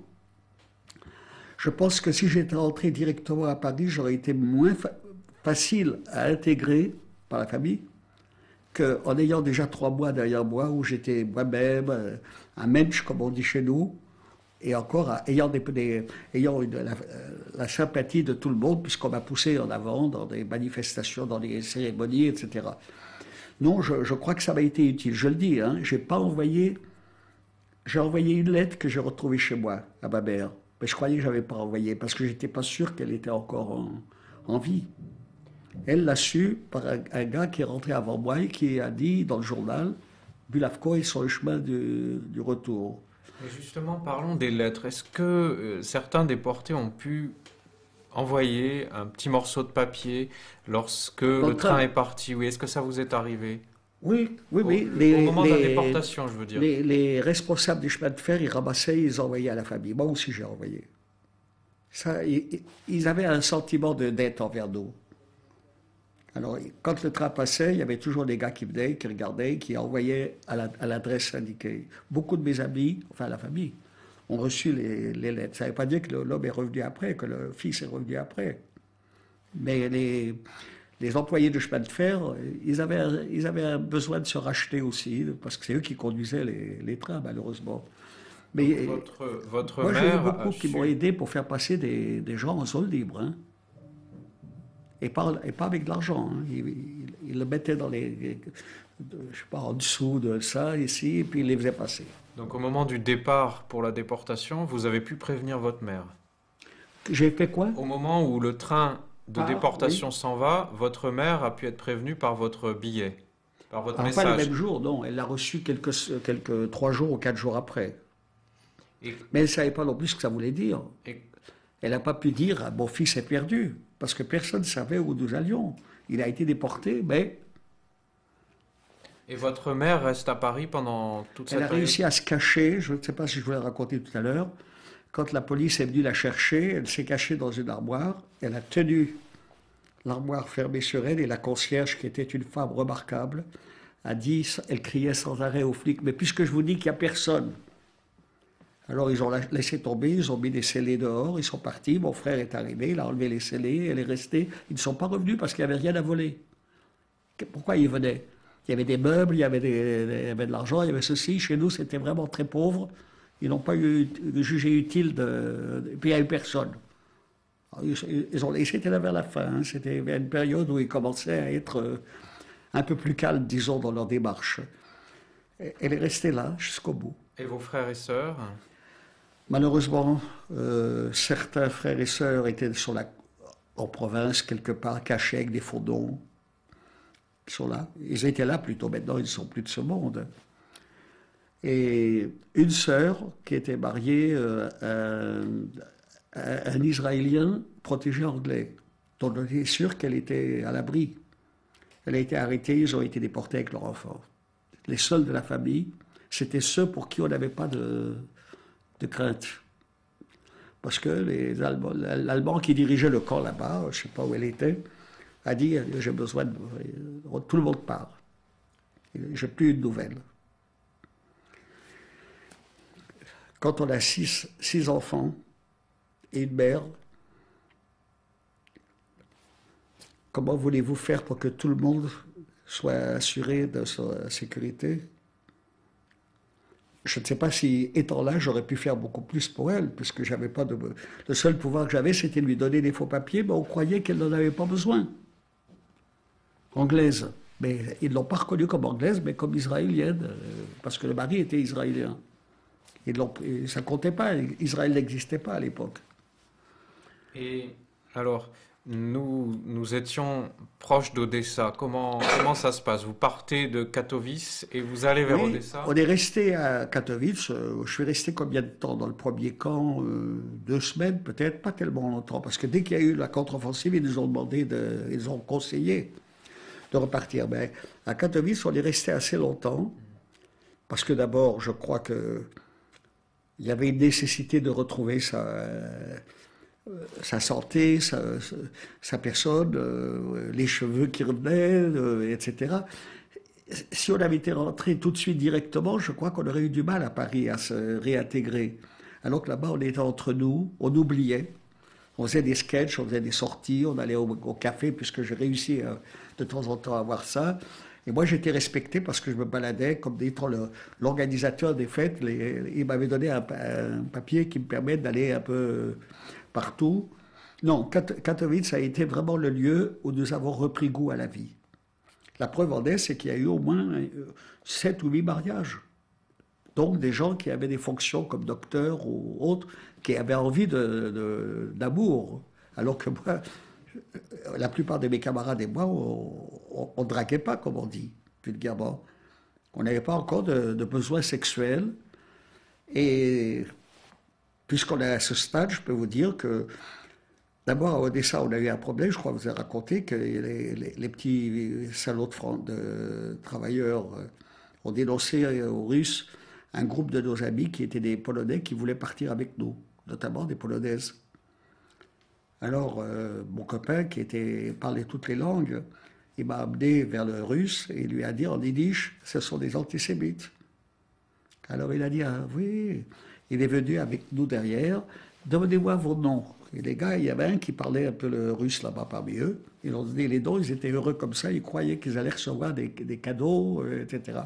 Quand il s'est retourné vers nous, il a dit, eux, ils partiront pas avec le premier bateau, avec le prochain bateau. On a eu des problèmes, mais on les a contournés, je dois le dire, à ma grande surprise, le nombre de grands officiers, de gens qui exerçaient des fonctions importantes, c'était des juifs.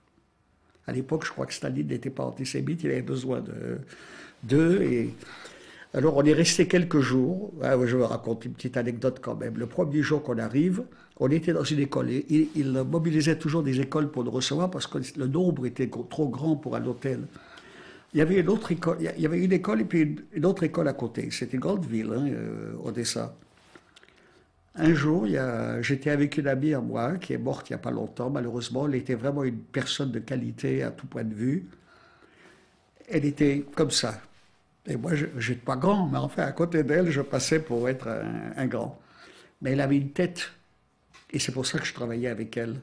Elle avait des idées. Après, elle est devenue mon assistante quand j'ai créé l'amicale des déportés juifs. Elle ne travaillait pas là. Elle était la deuxième personne. Elle parlait dans les meetings, etc. Il y a un jour, c'était une fête, je ne sais plus laquelle, il y a un jeune homme qui vient, un étudiant, il nous dit « Je parle un peu français, je voudrais vous inviter ». Il est tombé sur nous deux, à participer à la fête que nous organisons, parce que ça nous serait un grand honneur que des Français viennent nous voir. Pour eux, on n'était pas des Juifs, on était des Français. Alors on a accepté. Je crois que c'était une fête internationale, je ne me souviens plus laquelle. On est entré, ils nous ont accueillis avec un disque français sur les toits de Paris, etc., qui était un peu brouillé, mais c'était très sympathique. Puis ils ont fait un petit discours en polonais ou en russe, je ne sais plus en quelle langue, qu'ils ont traduit pour nous. On était les représentants des Français qui avaient souffert du nazisme et on nous a vraiment gâtés. Et puis quand on en a eu assez, on est parti. Ils étaient contents de nous voir. Ils ne demandaient pas trop de questions parce que le français du gars qui nous avait accueillis était pas mauvais, mais pas assez pour faire une conversation. Ils voulaient avoir l'honneur de recevoir deux Français à leur fête. Et puis, il y a eu l'histoire des bateaux. Bon, ça s'est bien passé. Le bateau est parti d'Odessa. On s'est arrêté en Grèce pour laisser sortir les Grecs, à qui je n'ai pas demandé leur nom et leur adresse. C'est bête. En Italie, et je pense que Primo Levi devait être parmi eux, et à Marseille. Et à Marseille, quand nous sommes descendus du bateau, je ne sais pas si je vous ai raconté déjà, parce que je raconte à tellement de monde. À Marseille, il y avait un tas de représentants de communautés juives qui étaient déjà organisés, qui étaient là, et nous proposaient de venir manger, dormir chez eux, ils nous donnaient des vêtements, etc. Beaucoup ont marché. Vraiment, il n'y en avait rien. Ils se voyaient déjà accueillis, ils ont accepté. Mais mon copain a dit, moi, je ne veux pas perdre mon temps, je connais Marseille, je connais tout. Viens, il y a la gare à côté, on va partir. On rentre à Paris. Je l'ai suivi parce que d'abord il était de bon conseil, et puis ensuite moi non plus, les petites réceptions, les gâteries, je préférais voir s'il y avait quelqu'un de vivant chez moi. Alors on arrive à la gare, il y a les prisonniers de guerre, ils nous disent allez, on vous fait de la place. Ils étaient vraiment très très chouettes avec nous. Et il y a une note télégramme gratuit. Alors tous les deux on a envoyé un télégramme et il m'a dit si je ne trouve personne, je pars en Israël. Et je lui ai dit, si je ne trouve pas ma mère, je pars avec toi. C'était un copain de Paris. Hein. On arrive à la gare de Lyon, le matin. Il y avait déjà une cinquantaine de Juifs qui nous attendaient avec des photos. Et moi, je n'avais pas le courage de regarder les photos pour leur dire, là où il y a des vieillards et des enfants, c'est pas la peine d'attendre. Comment pouvais-je leur enlever leur espérance, même si elle me paraissait malheureusement vide de tout espoir. Et tout d'un coup, mon copain, il me dit, écoute, il n'y a personne, je pars. Il a couru. 2 jours après, il m'a téléphoné, il m'a dit, il n'y a plus personne de ma famille, je pars dans quelques jours en Israël. Je l'ai vu encore parce que c'était un bon copain. Je l'ai retrouvé en Israël où il a eu une très bonne position. Il était un délégué international de la Histadrut, ça veut dire de l'organisation qui s'occupe des travailleurs. Il allait comme il parlait plusieurs langues, il l'utilisait beaucoup. Mais il travaillait en même temps pour lui. C'était pas son boulot, ça. Je l'ai vu plusieurs fois en Israël. Malheureusement, il a disparu. Son fils est venu me voir à Paris pour que je lui parle de son père. Donc, nous partons. Et gare de Lyon, ces pauvres gens, comment leur dire n'attendez pas? Il n'y a aucun espoir, parce que c'était les photos qu'on nous montrait, c'était des vieilles personnes, c'était des enfants qui dansaient avec des jouets, etc. Bon, il y avait peut-être un survivant, non, dans le lot, on ne peut pas savoir, mais comment leur enlever tout espoir et de quel droit? Et tout d'un coup, j'entends une voix qui me dit Henri, maman t'attend. Et je me tourne parce que j'avais envoyé un télégramme. C'est un de mes frères qui était là, celui qui restait avec ma mère. On est parti, on a pris le métro. C'est la première fois que je prenais le métro depuis longtemps. On est rentré à la maison et ma mère me dit à ce moment-là, bon, il n'y a pas eu de grande cérémonie. Hein. Mon frère n'était pas un homme à cérémonie. Et ma mère, elle dit, depuis 15 jours, je sais que tu es vivant parce que dans le journal Yiddish, on a parlé de toi. Il y avait un clip qui avait dit que un gars qui est rentré avant moi, qui a dit Bulavko est sur le chemin du retour. Il n'y a pas eu de fête, il n'y a pas eu de... Si, mes frères et sœurs sont venus me voir pour me parler, mais sans excès. Parce qu'eux, ils disent, de toute façon, il y a 15 jours, déjà, on savait que tu étais là. Donc, j'étais vivant avant d'être rentré là. Et ma mère n'était pas la femme à faire des grandes scènes. Mon lit était là, elle était là, et je pense que dans une large mesure, ça a été un coup de fouet pour moi. Retrouver ça. Qu'est-ce que j'aurais fait si j'étais seul? Je serais parti en Israël avec mon copain. Parce que j'aurais pas pu supporter Paris sans... C'est un de mes frères qui était là, celui qui restait avec ma mère. On est parti, on a pris le métro. C'est la première fois que je prenais le métro depuis longtemps. On est rentré à la maison et ma mère me dit à ce moment-là, bon, il n'y a pas eu de grande cérémonie. Hein. Mon frère n'était pas un homme à cérémonie. Et ma mère, elle dit, depuis 15 jours, je sais que tu es vivant parce que dans le journal Yiddish, on a parlé de toi. Il y avait un clip qui avait dit que un gars qui est rentré avant moi, qui a dit Bulavko est sur le chemin du retour. Il n'y a pas eu de fête, il n'y a pas eu de... Si, mes frères et sœurs sont venus me voir pour me parler, mais sans excès. Parce qu'eux, ils disent, de toute façon, il y a 15 jours, déjà, on savait que tu étais là. Donc, j'étais vivant avant d'être rentré là. Et ma mère n'était pas la femme à faire des grandes scènes. Mon lit était là, elle était là, et je pense que dans une large mesure, ça a été un coup de fouet pour moi. Retrouver ça. Qu'est-ce que j'aurais fait si j'étais seul? Je serais parti en Israël avec mon copain. Parce que j'aurais pas pu supporter Paris sans elle. Peut-être que les autres, ma famille m'aurait convaincu, mais je crois pas. J'étais trop attaché à elle. C'est pour ça que je suis pas marié d'ailleurs. Eh bien, elle a pris les choses d'une façon très très simple. Étant donné qu'elle savait déjà que j'étais en ville, elle n'avait plus besoin de jouer la grande scène.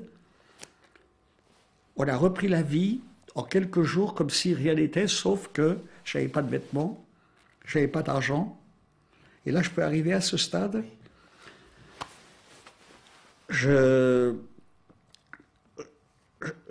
Quelqu'un me dit, parce que je ne savais pas où me rendre, je n'avais pas la rue Hamelot était peut-être active, mais il y avait plus, c'était plus les nôtres, ils s'occupaient d'enfants, je crois, pour les vacances. Ils avaient repris l'ancienne.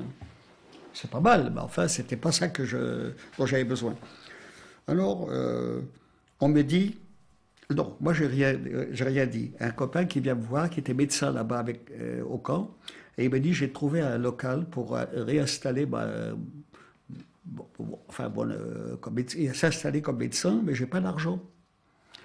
Et je ne savais pas quoi faire parce que il venait vers moi parce que là-bas aussi, ils venaient tous vers moi pour des choses en croyant que j'avais un pouvoir, je ne sais pas lequel. Quelqu'un me dit, va voir Kellman. Ça vous dit rien, mais c'est un homme qui aujourd'hui encore, c'est sa fille qui dirige une très grande pléiade de magasins. Il était à Nice où il a donné beaucoup pour sauver les Juifs, il a pris des risques. Mais il était le président de la communauté du temps des Italiens. J'ai été le voir. Il m'a reçu sur le boulevard, les grands boulevards. Il avait un bureau. Il était ensuite un des dirigeants du CRIF. Il a beaucoup aidé mon intervention au CRIF. Alors, il m'a dit, Monsieur Bulavko, je vous connais, qu'est-ce que vous voulez faire? J'ai dit, je vous présente mon ami docteur machin, j'ai oublié son nom. Il a déjà trouvé un local, mais il n'a pas d'argent pour installer son cabinet.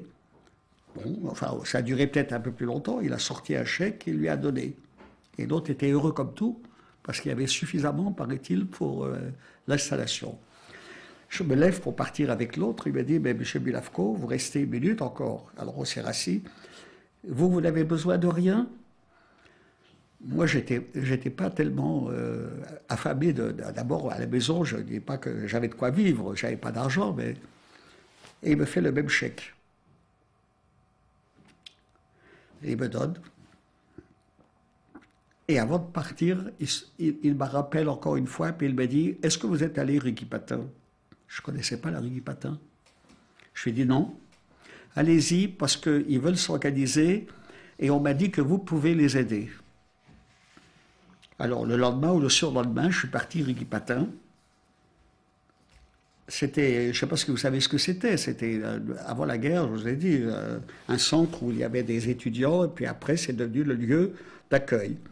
Et c'est là que j'ai rencontré le père du professeur Steg, qui était mon voisin de Caen. On était complices un peu, on a fait des choses ensemble. Il est devant la porte et puis il me dit, je vous ai raconté déjà? Non, dites-moi, Non. dites-moi tout ça. Et puis en plus, c'est un Comment? moment important dans votre vie et dans l'histoire C'était le choix. de l'accueil. C'était une décision qui a tout marqué ma vie après. Il est là, il dit, on veut que moi je devienne président, mais tu sais bien que je ne sais pas présider. Moi je lui disais vous, hein, parce qu'il était plus âgé que moi. Il était un ami de mon frère aîné, ils habitaient à la même rue. Donc on se connaissait un peu. Il me dit, moi je ne sais pas présider, c'est toi qui sais. Il m'avait vu à l'œuvre là-bas, en Pologne, etc.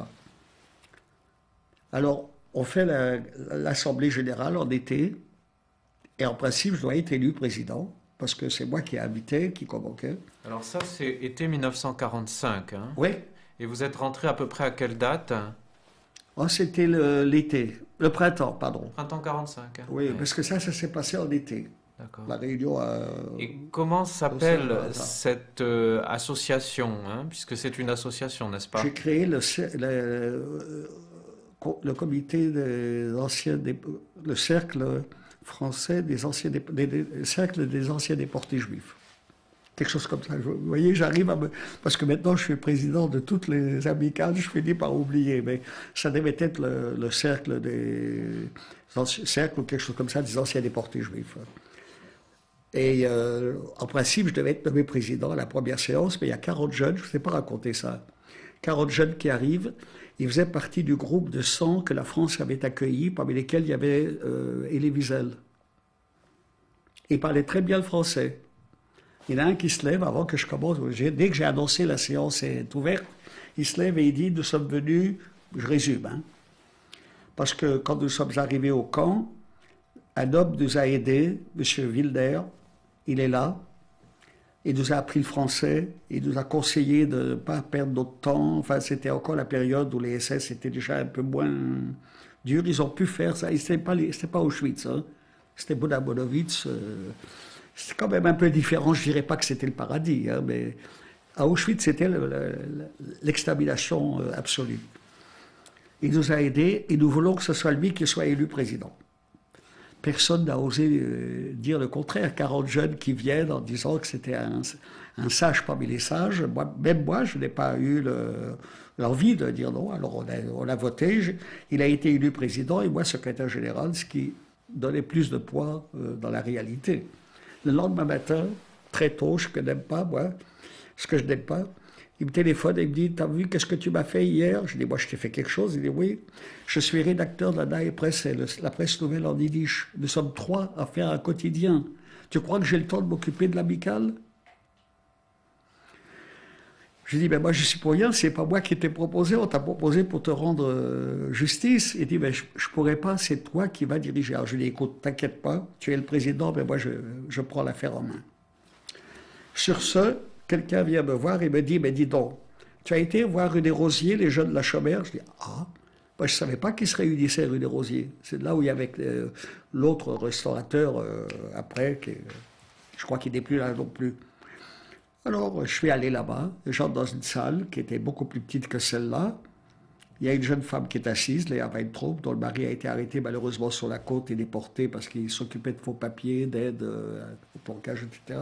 Elle est en Israël actuellement, mais elle est âgée, et c'est pas facile. Mais elle était très bien. Elle reste assise, et puis il y a derrière une vingtaine ou une trentaine de jeunes qui chantent en français. Alors, à un moment donné, avant de m'asseoir, je leur dis, vous chantez pas juste, hein. Qu'est-ce que t'en sais, toi? C'était moi qui avais fait la chanson, mais eux ne savaient pas. Alors, ça s'est arrêté là. Je n'ai pas voulu leur raconter des histoires. Puis c'était des jeunes. Alors je m'assois et je lui dis, mais qu'est-ce qui se passe? Il me dit, on t'attend depuis longtemps, parce qu'il savait aussi par le journal que j'étais sur le chemin du retour. Pourquoi? Parce qu'on nous a chargé de faire un journal, et nous on ne sait pas, il n'y a que toi. Le journal m'attendait sur les grands boulevards au-dessus, à gauche de l'Étoile. Il y avait un local magnifique. Paraf a été le directeur en titre, mais c'était moi le rédacteur en chef. Et j'ai vécu au moins une dizaine d'années là. Je me suis retrouvé journaliste professionnel dans un mensuel, ce qui est facile, parce que je ne suis pas obligé d'être là tout le temps. J'ai travaillé là, je gagnais ma vie convenablement, mais ce n'était pas au-delà. Comment s'appelait ce mensuel? Vous avez posé une bonne question parce qu'on me la demande 2-3 fois déjà. Ah. J'ai chez moi le titre. Quelque chose comme Vive Israël. Je ne sais pas Vive. Ben, un truc où il y avait Israël dedans. Parce qu'on aidait le combat Israël pour être reconnu par l'ONU, etc. Et c'était en langue française? En langue française, oui, oui. En yiddish, j'ai écrit dans les journaux yiddish. Oui, oui. Mais ça n'avait pas le même écho. C'était réservé, limité. Parce que ça, c'était lu par beaucoup de monde. Et j'avais une liberté de mouvement. Vous savez, quand on fait un mensuel où on a une bonne secrétaire et un directeur qui savait faire ses éditoriaux, ben il venait qu'une fois, hein, il faisait son éditorial et c'est tout. J'avais la possibilité d'aller m'occuper de l'amicale des déportés, j'avais la possibilité d'aller à la Chaumière, dont j'étais plus un enfant, mais j'étais déjà un parrain, disons. Et ça a été comme si la vie reprenait en effaçant une période. Bien que, 15 jours après mon retour, quelqu'un me dit « on t'attend à la télé ». C'était déjà la télé ou non? C'était la radio ou la télé? Je crois que c'était déjà la télé. Parce qu'il y avait peut-être les actualités filmées, les actualités cinématographiques filmées encore. Mais oui, mais il y avait quelque chose comme ça. Alors je suis arrivé 50. Là-bas. Ouais. Oh, c'était là, sur les quais, après le pavillon, je ne me souviens plus, mais c'était un emplacement un peu petit là, où ils se réunissaient. Alors je suis allé là-bas, on m'a maquillé un petit peu, puis on m'a mis dans la chambre. Il y avait à peu près une dizaine d'invités. C'était une émission qui devait durer 1 heure. Chacun, alors il y en a un qui chantait, un qui dansait, et puis tout d'un coup, l'organisateur s'approche de moi, il me dit « Bon, pourquoi vous êtes là, vous ?» Alors je lui dis « Je suis là parce qu'on m'a invité, j'ai sorti un livre sur Auschwitz et vous m'invitez. » « Ah, vous avez été à Auschwitz, c'est un juif. » C'était terrible, hein. Avant qu'il ait fini sa phrase, la lumière se penche vers nous parce que l'autre qui était là-bas sur la scène avait déjà terminé. Et lui, il est obligé de parler de moi. Il avait le bouquin.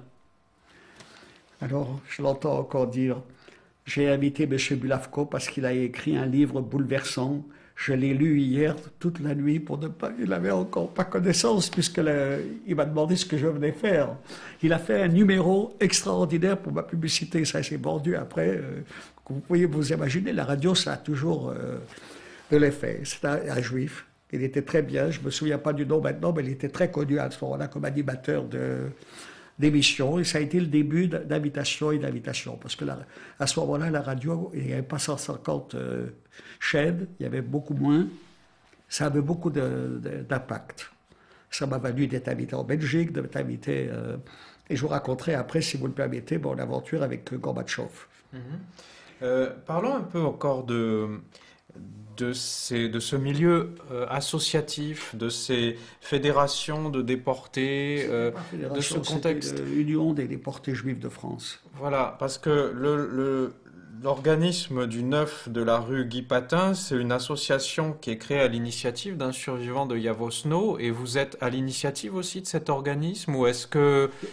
L'initiative de qui? Alors, l'organisme qui est au 9 de la rue Guy Patin, est-ce que vous participez à sa création, ou est-ce que... Non, je suis arrivé, il y avait déjà beaucoup de choses. Ça existait déjà. Il y avait une structure d'aide, on donnait des vêtements, on donnait à manger, il y avait une cantine, et il y avait une possibilité de dormir pour les étrangers qui passaient par Paris.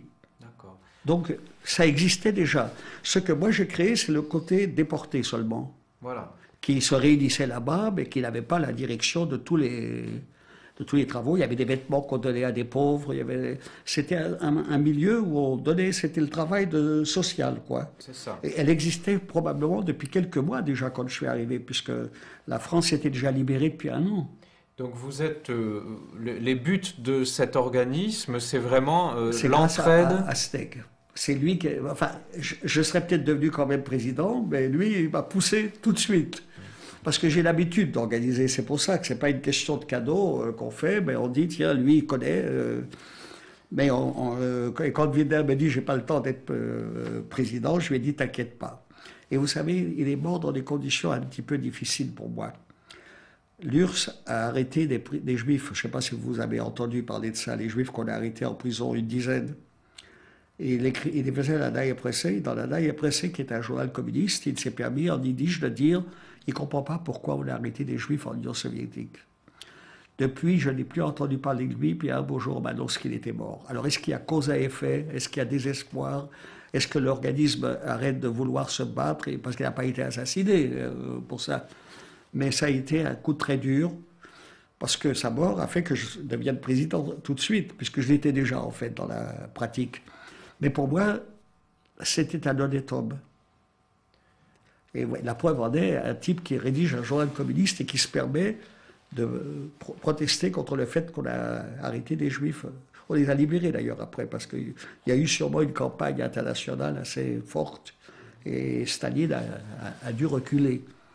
Mais c'était un moment très inquiétant, même pour les communistes. Comment il arrête des gens, soi-disant qu'ils étaient contre lui, c'était des savants, des professeurs, des médecins, etc. C'était des gens de qualité. Alors, je crois que j'ai répondu à cette question. Oui, on va changer de cassette. De problèmes de ce genre. Oui. Je voudrais qu'on évoque un peu... Vous arrivez à vous... Oui, très bien. Très bien. Je vais dans tellement de directions. C'est très bien. Non, je vois très bien la trame. C'est clair, on fait aussi ça pour un public averti, autant que pour un public non averti. Donc c'est très important de parler de tout. Oui, et mais vous me demandez beaucoup complet. Plus de choses que tous les autres. Hein. Ah. Mais ça ne me gêne pas. Moi je me demande comment vous pouvez intégrer tout ça. Non, je voulais justement, puisqu'on parle de choses assez précises, mais qui sont importantes pour l'histoire et dont on peut tirer beaucoup de choses. Moi, j'ai écrit 2 bouquins là-dessus. Non, on doit l'avoir Oui, long, mais c'est incontestable. Non, évoquer... Vous pouvez même vous reporter là-bas, certes, si vous avez des petites questions qui vous préoccupent. Faire des précisions. Non, au contexte associatif encore, puisqu'il y a une fédération nationale des déportés et internés politiques. La première a été créée par la rue Leroux, la fédération nationale, et nous avons adhéré. Moi, j'ai adhéré tout de suite. D'autres aussi, pas tous. Quelle était la différence? Vous avez adhéré à titre personnel en tant qu'individu, hein, c'est Comment? ça? Vous êtes devenu membre à titre individuel en tant que personne. Individuel, oui. mais très actif. Je travaillais dans le journal, j'allais à des réunions, faire des conférences, etc. Quelle était la différence? Je vais vous dire. Premièrement, ils avaient des non-juifs qui avaient été à Auschwitz. Ils les ont pris. Et nous, mes camarades, ils parlaient yiddish, je parle français. Qu'est-ce que vous vouliez qu'ils viennent faire là-bas? Ils n'auraient pas compris ce que les gens disent, et les gens n'auraient pas compris ce qu'ils disent. Alors ils ont dit, il faut créer une organisation autonome. Mais individuellement, beaucoup étaient membres de l'autre amicale aussi. Moi, j'y allais, je travaillais au journal, je faisais beaucoup... Et je profitais de leurs médecins, parce qu'il y avait un service médical très, très bien organisé. Maintenant, je crois que les non-juifs, ils étaient peu nombreux. Je crois qu'il en reste encore 2. Je crois qu'ils ne sont plus membres. Ils ne posent plus de problèmes. Mais eux, ils sont restés fidèles à leur statut, bien que la moitié de l'immeuble a été pris par la sécurité sociale. Ils ont beaucoup moins de place qu'avant parce qu'ils sont moins nombreux, il faut comprendre. Et bon, moi, je suis toujours considéré comme membre, mais je suis même membre du comité. Mais je ne peux pas tout faire. Hein. Vous savez, 5 organisations à gérer, plus les interviews.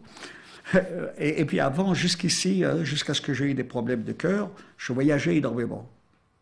Alors ça m'était difficile, mais je suis toujours membre. Alors on a créé ça et on parlait yiddish chez nous.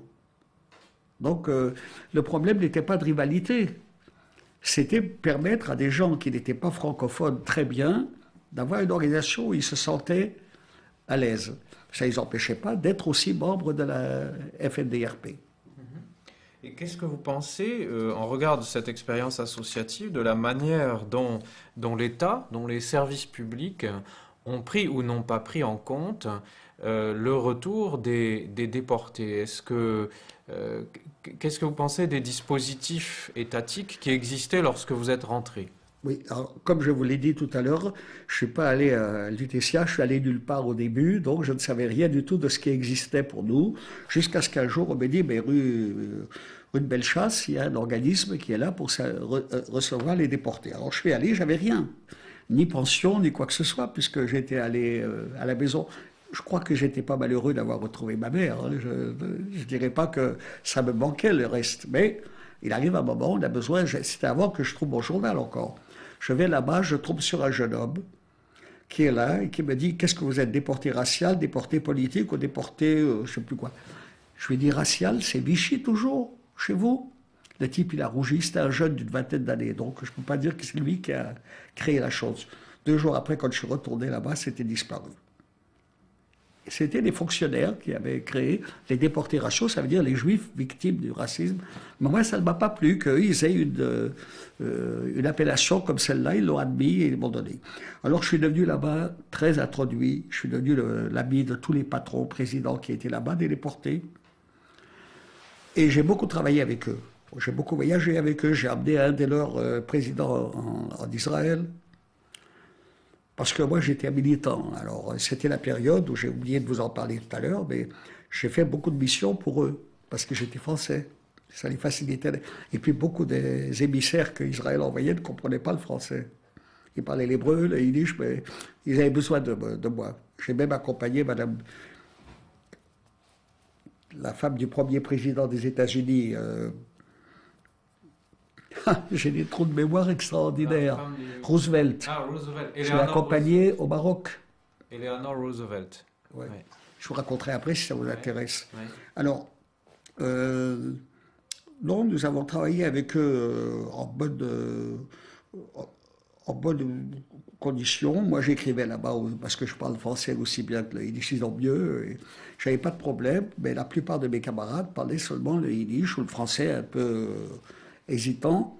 C'est pour ça qu'il y a eu 2. Sans ça, il n'y aurait pas eu de raison. Par contre, il y a des amicales qui sont créées par lieu de déportation, par lieu le camp où ils étaient.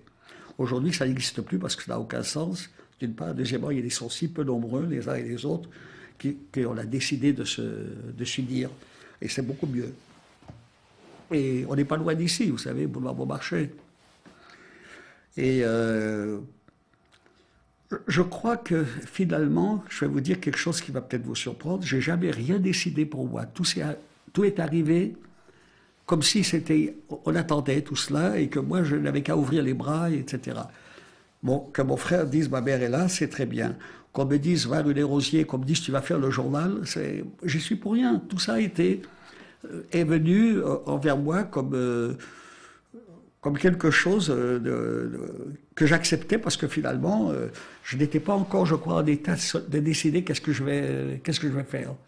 Et alors bon, je me suis mis en retard pour les pensions, alors je suis allé régler ça. Je crois que finalement, bon, il y a peut-être eu quelques privilèges, j'en sais rien, mais je crois que quelqu'un m'a dit récemment encore que j'avais la plus petite pension de France.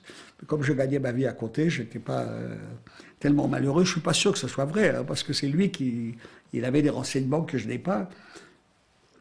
On a une pension et ça nous aide beaucoup, surtout pour les retraités. Parce qu'avant, on avait un salaire. Maintenant, on a le salaire de machin. Maintenant, je ne vois pas de mal à ça. C'est pas mal organisé. On est tous égaux. Mais moi, j'ai peut-être... j'étais inconscient parce que je ne savais pas la valeur de l'argent. Ça m'a jamais joué un rôle, non pas important dans la vie, parce que sans ça, on ne peut pas vivre.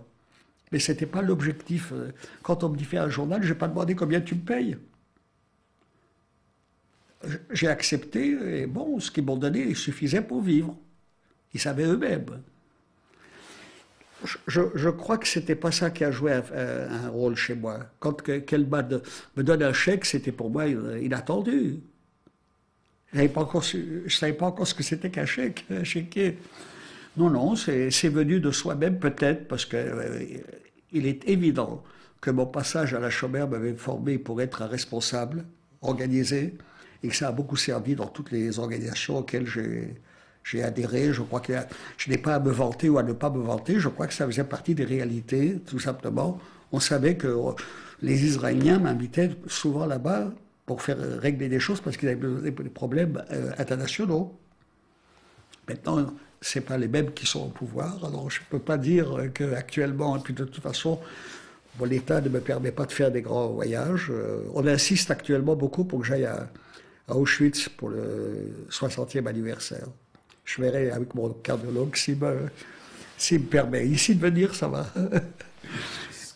Est-ce que vous l'avez fait? Alors, et à quel moment êtes-vous allé à Auschwitz, si vous l'avez fait?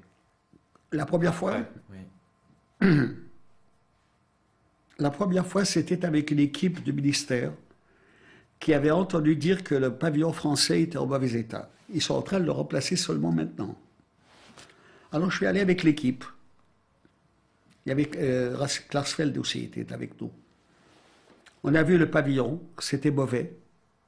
Je ne sais pas qui est-ce qu'il avait, c'était pas des artistes, c'était des bricoleurs qui ont fait ça. Bon, alors ils ont dit, mais on n'a pas d'argent pour le refaire. Alors on est resté là. Et il a fallu attendre maintenant le ministre actuel qui a décidé de... Justement, il va faire l'inauguration du nouveau pavillon avec M. Chirac, le jour anniversaire de la libération d'Auschwitz. Je ne sais pas si vous êtes au courant. Alors c'est là qu'on me demande d'aller, parce que d'abord je suis très lié je connais bien Chirac, je n'irai pas lié politiquement, mais c'est lui qui m'a donné ça. Alors si je lui écris, il me dira venez avec nous. Il faut que mon cardiologue me donne des conseils à cet égard, parce que je suis pas... Là j'ai l'air d'être très... Mais je sors beaucoup moins, quand même je me surveille un peu. Et puis à mon âge, vous savez, c'est quand même 85 ans, c'est pas donné à tout le monde, surtout quand on a passé par tout ce que j'ai vécu. Je ne comprends pas moi-même, je n'ai pas de réponse aux questions, comment tu as fait. Alors pour revenir à votre question qui était... laquelle déjà Comment s'effectue ce voyage à Auschwitz et comment vous percevez... Alors j'ai été la première fois donc d'une façon tout à fait formelle et pas intéressante parce qu'on a vu le camp, les installations, aujourd'hui elles sont meilleures. Et puis ce pavillon français qui était d'une bêtise, je ne sais pas qui l'a fait à toute vitesse pour faire plaisir ou je ne sais quoi. Alors, quelque temps après, il faut que je vous dise que j'habite de l'autre côté de la Seine, là, pas très loin, et qu'à 50 mètres de chez moi habitait, et habite toujours sa femme d'ailleurs, le président. Mitterrand. Mitterrand, oui. Il me voyait souvent parce qu'il il arrêtait la voiture au coin de la rue pour que le chauffeur aille garer la voiture et puis lui il rentrait à 20 mètres à pied. Alors, moi je mangeais souvent dans le restaurant chinois qui était là, alors on se parlait. Et un jour, il s'arrête juste au moment où j'allais entrer dans le restaurant chinois et puis il me dit, vous savez que vous m'accompagnez à Auschwitz?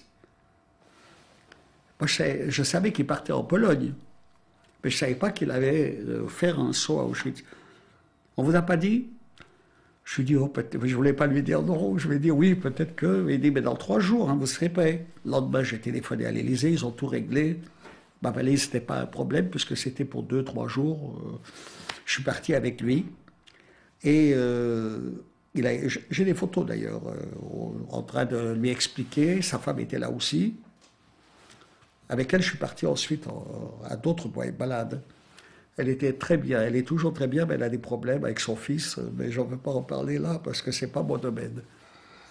Et quand on est bon, il m'a amené avec lui dans toutes les entreprises, dans toutes les réceptions qui étaient faites pour lui. J'étais son bras droit comme si j'avais je crois qu'il y avait des jaloux d'ailleurs dans le public. Il avait amené des hommes d'affaires, des gens qui pouvaient traiter, signer des accords, etc. Bon, il m'a pris par sympathie.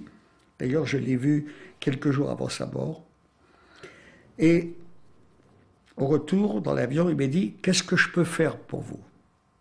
Je lui ai dit « Vous me prenez au dépourvu, je n'ai pas encore réfléchi. Vous savez que j'organise un certain nombre de manifestations, il faudrait peut-être voir qui que. » Il me dit « Réfléchissez. » J'arrive à Paris, sa femme me téléphone en disant qu'elle va dans le sud, vers la mer, et qu'elle veut que je vienne avec elle pour parler de la Shoah. Et elle parle d'autre chose. Alors je suis allé avec elle, elle est restée quelques jours à faire une tournée, parce qu'elle était aussi présidente d'une association dont je ne me rappelle pas le nom. Et moi, une fois avoir parlé d'Auschwitz, avec le maire, avec toutes les personnalités locales, j'ai dormi chez eux. Le lendemain matin, il y a un copain qui rentrait sur Paris, je l'invitais à venir, elle dit non, je fais encore la tournée. Alors moi je suis parti avec mon copain, jusqu'à l'aéroport. À l'aéroport, il y a 3 journalistes qui sont là, il faut appareil avec tout ce qu'il faut. Monsieur Bulavko, oui, on sait que vous êtes là, on veut vous demander qu'est-ce que vous pensez de la décision de Mitterrand. Je lui dis laquelle? Je ne savais rien, puisque j'étais resté 2 heures là. Il a décidé que la cérémonie du Veldiv ne sera plus une cérémonie privée, mais une cérémonie nationale. Qu'est-ce que vous voulez que je réponde? C'est certainement une très bonne chose, mais je vous demande de me permettre de rentrer à Paris pour connaître mieux le dossier. En tout cas, je ne peux pas ne pas concevoir qu'en effet, ça devient un phénomène beaucoup plus important que lorsque je l'organisais, moi. En fait, en moi-même, je me dis, dommage que je n'étais pas à Paris, peut-être que j'aurais pu le conseiller pour certaines choses, mais quand je suis arrivé au ministère, ils m'ont dit, de toute façon, il est prévu dans son accord que vous serez toujours orateur. Ça veut dire, comme c'était moi le créateur, ils ne me mettent pas à l'écart. Et en effet, chaque année, quand il y a une cérémonie, c'est moi qui... Je ne suis pas le organisateur, mais je prends la parole. Qu'est-ce que vous voulez que je dise? C'est quand même, sur le plan français, c'est quand même une réussite importante que le fait qu'une cérémonie qui était dédiée aux victimes du nazisme devienne une cérémonie officielle, nationale. Voilà. Alors... Mais... Quand vous aurez fini vos questions, je vous parlerai de Gorbatchev parce que c'était intéressant. Mais vous avez peut-être d'autres questions. Oui, au sujet des moments de votre vie où vous avez témoigné. Tout à l'heure, furtivement, vous m'avez dit, j'ai parlé pratiquement dès que j'étais arrivé. Quelles sont les étapes? Est-ce que vous avez parlé à votre mère, par exemple? Est-ce que vous... Pas tellement. Elle ne m'a pas interrogé tellement là-dessus. Mais il y a eu un incident. Une voisine, dont le fils était un ami d'école, sortait avec elle tout le temps. C'était 2 vieilles dames qui se voyaient. Et un jour, ma mère s'assoit devant la fenêtre et elle dit « Je ne bouge pas aujourd'hui ». Je dis « Pourquoi ?» Elle m'a dit que si toi tu es revenu, c'est parce que tu as tué les autres. Alors je lui ai dit « Écoute, comprends-la, son fils n'est pas revenu, elle a de l'amertume. » C'est pas moi, ça aurait été un autre, elle aurait dit la même chose. Elle dit pourquoi mon fils n'est pas revenu et lui il est revenu. Donc il a été. Je lui dis il faut pas lui en vouloir. Moi je voyais les choses beaucoup plus froidement qu'elle. Elle a refusé de lui parler. Heureusement pour nous et pour elle au pluriel, le mari était un peu religieux. Il a été engagé comme rabbin à New York. Ils sont partis parce que ma mère était très monté contre elle à cause de cette phrase que moi j'étais un capot et que j'ai... Mais je comprends, c'était un copain à moi, son fils. Il n'est pas revenu. Pourquoi je suis revenu moi? Il y a des gens qui ont du mal à accepter que la voisine, son fils, elle a retrouvé son fils, mais pas moi. Surtout qu'elle avait un seul fils, un seul enfant. J'ai eu des petits problèmes de réadaptation, mais je ne crois pas que ça a été, que ça poussait très loin. Est-ce que j'ai répondu à cette question? Oui, très bien. Quel type de problème de réadaptation? Comment les gens, lorsque vous êtes revenus, justement, par exemple, dans votre quartier, est-ce que les gens se sont intéressés à ce qui vous était arrivé, les amis, les proches, les gens qu'on croise dans l'escalier, etc.? Oui, dans la maison, bien sûr, c'était des gens qui m'ont parlé. Dans le quartier, pas tellement, parce que je vais vous dire, l'intérieur de l'île Saint-Louis, c'est comme je crois l'avoir dit tout à l'heure, réservé à des émigrants, alors que le contour était tous des ministres, etc. Ils n'étaient plus là, ils étaient déportés. La rue des Le-Pont, ils étaient déportés. Alors, qui est-ce qui pouvait... Alors, quels sont les maires qui auraient pu me parler? Je crois qu'elles n'étaient plus là. Très peu de gens sont venus me... Si, ils sont venus me demander par hasard, est-ce que tu as connu X, Y? Mais il n'y avait pas beaucoup de juifs à ce moment-là déjà. Avant la guerre, il y en avait, mais à ce moment-là, il n'y avait pas tellement. Je n'ai pas eu de grands problèmes, sauf avec cette mère, dont je comprends le comportement, même si je ne suis pas heureux de cela. Pourquoi son fils n'est pas revenu? Dans l'île, pratiquement, ce n'est pas là que j'ai eu les invitations à parler, etc. Non, il n'y avait plus beaucoup de juifs. Hein. C'est devenu très luxueux, très élégant, très cher. Par contre, je me suis fait un ami dans le professeur Jankélévitch.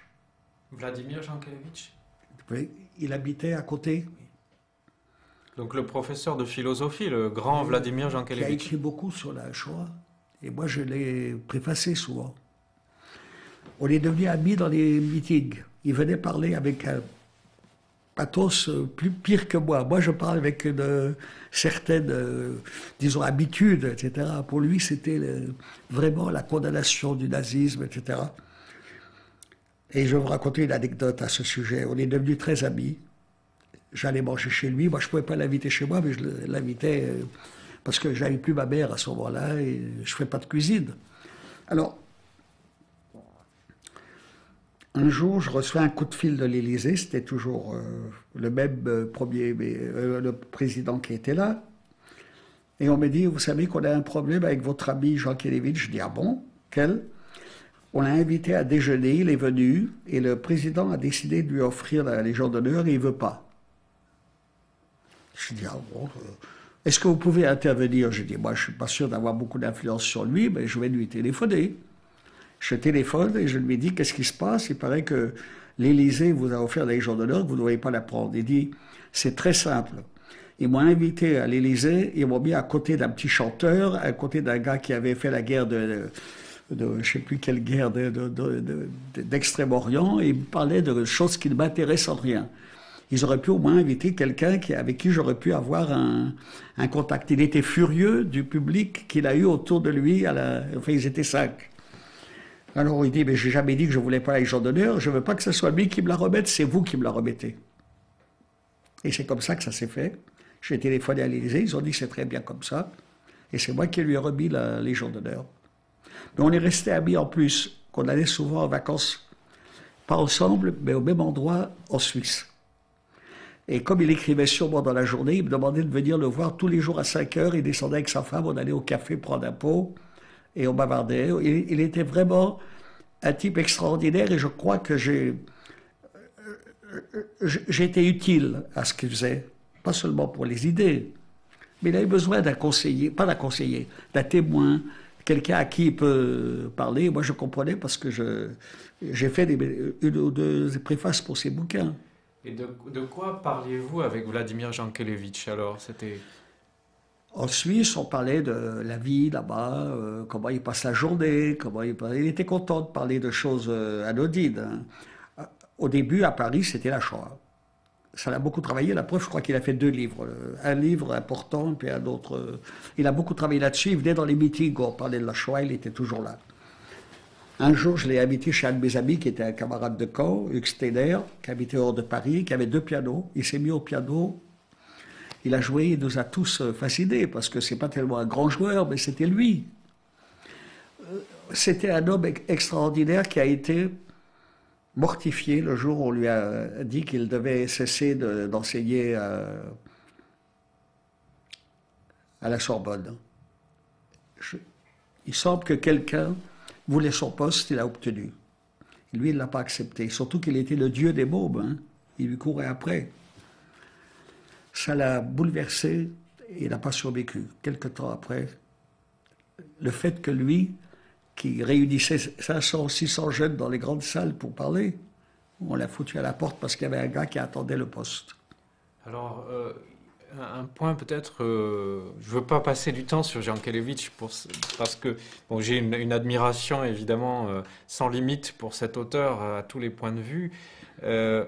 Jankélévitch a pris une décision dans sa vie. Celle de cesser de parler ou de lire la langue allemande. Alors vous-même, vous avez côtoyé cette langue. Comment analysez-vous cette décision? Est-ce que ça aurait pu vous arriver à vous si vous aviez parlé l'allemand? Oui, il a été très sévère. Il avait besoin de se défouler, de se venger, si je peux dire. Alors il a pris cette décision, mais on n'en a pas parlé beaucoup. Hein. Quand je venais, on parlait surtout telle manifestation, donc je l'invitais à prendre la parole, et lui-même, il était content que je vienne prendre un verre. Je mangeais chez eux souvent. Sa femme était d'une délicatesse extraordinaire. Quand j'arrivais, je lui disais, je ne vous ai pas prévenu, mais elle dit, c'est déjà, tout est là pour vous aussi. Elle était vraiment très bien. Et quand il est mort, vous savez qu'il est mort dans des conditions, il a perdu la mémoire. Un jour, je suis chez lui, et tout d'un coup, il prend des papiers, il s'habille, et sa femme lui dit, où est-ce que tu vas? Il dit, il y a une réunion de la résistance, il faut que j'y aille. Il était retourné 50 ans en arrière. Il avait des documents à leur montrer. Et après, 2 jours après ou 3 jours après, il a disparu. Je crois qu'il a vraiment été atteint au plus profond de lui-même par le fait qu'on l'a foutu à la porte de son poste, et qui pourtant le rendait le plus populaire peut-être des professeurs de la Sorbonne. Donc mais ça, je ne sais pas si vous devez l'utiliser parce que c'est plus intime. Hein, non, mais oui, enfin, cela dit, une figure comme celle de Jankélévitch, ça fait partie de l'histoire aussi. Non, oui. je voulais vous interroger en fait. Oui, vous pouvez simplement dire qu'il n'a pas supporté le fait qu'on lui ait retiré son poste. Oui. Qui était si populaire, lui qui était si populaire, qui avait tant de jeunes qui lui couraient après, tout d'un coup, il se voit coupé de tout cela, il n'a pas supporté. Alors, il y avait une cérémonie il n'y a pas longtemps à la Sorbonne. Oui. Sur le témoignage, revenons un petit moment sur ça. Vous parlez donc assez peu avec votre mère. À qui parlez-vous vraiment? Est-ce que c'est dans le milieu associatif où vous trouvez? Est-ce que c'est dans le militantisme que la parole circule sur ce qui vous est arrivé? J'ai parlé un peu à mes frères et sœurs, mais pas beaucoup. D'abord, on a eu une sœur déportée avec son mari et enfant, donc c'était pas moi le plus à plaindre, ils ne sont pas revenus. Donc il y avait un deuil. Par moi, ils pouvaient, disons, clarifier un peu ce qui s'est passé. Mais je n'allais pas passer mes journées, quand ils venaient chez moi, pour reparler encore. Tu sais, j'en ai bavé. Non, ce n'était pas mon tempérament, d'une part. Et deuxièmement, je crois que les 3 mois que j'ai passés en Pologne, un peu en Russie, mais pas tellement, m'ont permis de redevenir moi-même. Comme je vous dis, j'avais des cheveux, j'avais des vêtements corrects, même si on me les a changés à Marseille, pour des raisons d'hygiène. Et, pour Dieu, je pense que je suis revenu intact, ou redevenu intact. Et ce n'était pas dans mon entourage qu'on m'interrogeait le plus. Les organisations, les parents qui téléphonaient pour savoir si j'avais connu leur fils ou leur fille, vous savez, ça a duré un petit moment. Puis après, j'ai compris que je ne pouvais pas leur laisser des illusions. J'ai dit, je ne peux pas vous dire plus, je ne les ai pas connus. Je répondais, même quand c'était d'ailleurs vrai. Vous savez, à Auschwitz, en dehors de quelques amis qu'on a, on ne pouvait pas connaître tout le monde, et surtout qu'il y a eu je ne sais pas combien de Polonais, par millions peut-être. Et bon, ils ont commencé à s'inscrire dans des organisations comme femmes ou filles de déportés. Ils venaient dans nos réunions, donc c'était déjà un autre contact. C'était plus le contact de qu'est-ce que vous en pensez de vous n'avez pas vu mon mari, mon fils, etc. Ça a duré très peu de temps parce que je crois que j'avais trouvé la riposte en leur disant écoutez, on fait des réunions, venez là, peut-être que quelqu'un l'aura connu. Mais je crois qu'ils ont compris très vite que c'était pas la peine de poser des questions, puisqu'on leur dit que la plupart des gens qui arrivaient étaient gazés tout de suite, puisque c'était des gens ou âgés ou enfants ou incapables ou ayant des enfants. Et ceux-là, ils n'entraient pas dans le camp. Ils ont fini par le comprendre. Une question qui est liée à celle-ci. À partir de quand, vous avez mentionné un épisode où vous intervenez à la radio ou à la télévision, je ne sais plus. À partir de quand le témoignage audiovisuel, la parole vive va devenir vraiment une part importante de votre vie? À partir de quand on va venir vous chercher très régulièrement pour parler? Je pense que après cette émission dont je vous ai parlé, il y a eu beaucoup de suites. Et comme j'étais président d'une amicale, ça amenait qu'on s'adresse au président. Et puis moi, je suis bavard. Alors, les gens se sont rendus compte très rapidement. J'ai eu tout de suite ça. Je n'ai pas eu de difficulté pour me... Les jeunes m'ont invité dans une synagogue. Il n'y avait pas de salle pour parler. Quelques jours après, dans un journal, il y avait un petit compte-rendu qui n'était pas d'ailleurs très élogieux, que je n'ai pas aimé plutôt. Comment ils l'ont su? Non, j'étais déjà quelqu'un qu'on suivait très vite. Et est-ce qu'il y a, alors ça c'est une question peut-être un petit peu difficile, mais je ne sais pas, vous allez me dire, est-ce qu'il y a, malgré cette parole vive que vous avez diffusée, que vous avez prononcée régulièrement, est-ce qu'il y a eu, malgré tout cela, des choses que vous n'êtes pas parvenu à exprimer, que vous n'avez pas encore exprimées, est-ce qu'il y a encore de l'inavouable finalement dans tout ce qui vous est arrivé? Non, ce que je peux vous dire en tout cas, c'est que je n'ai pas insisté lourdement sur les mises à mort, sur les champs bagages. J'en ai parlé comme ici. Il y avait les champs bagages, mais je n'ai pas donné de détails. Je n'ai pas dit comment les gens se battaient entre eux pour essayer de sortir, de survivre. J'ai entendu ça d'autres, moi je ne l'ai pas vu. Ça devait être infernal à l'intérieur. Et alors, ça aurait servi à quoi que je le dise? D'abord, j'en étais pas le témoin. Et ensuite, c'était évident, vous mettez, je ne sais pas combien, de dizaines ou de centaines de gens, et puis vous lâchez des gaz, ils se battent entre eux, ils essayent de l'impossible. Non, je n'ai pas fait de gros arrêt là-dessus. Les gens me parlaient surtout que leur question était « Est-ce que tu as connu mon fils ?»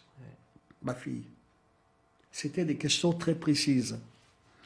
Or, là où j'étais, on était à peu près 200 Français, comme je vous ai dit, avec Steg, avec qui j'ai créé un comité d'entente français.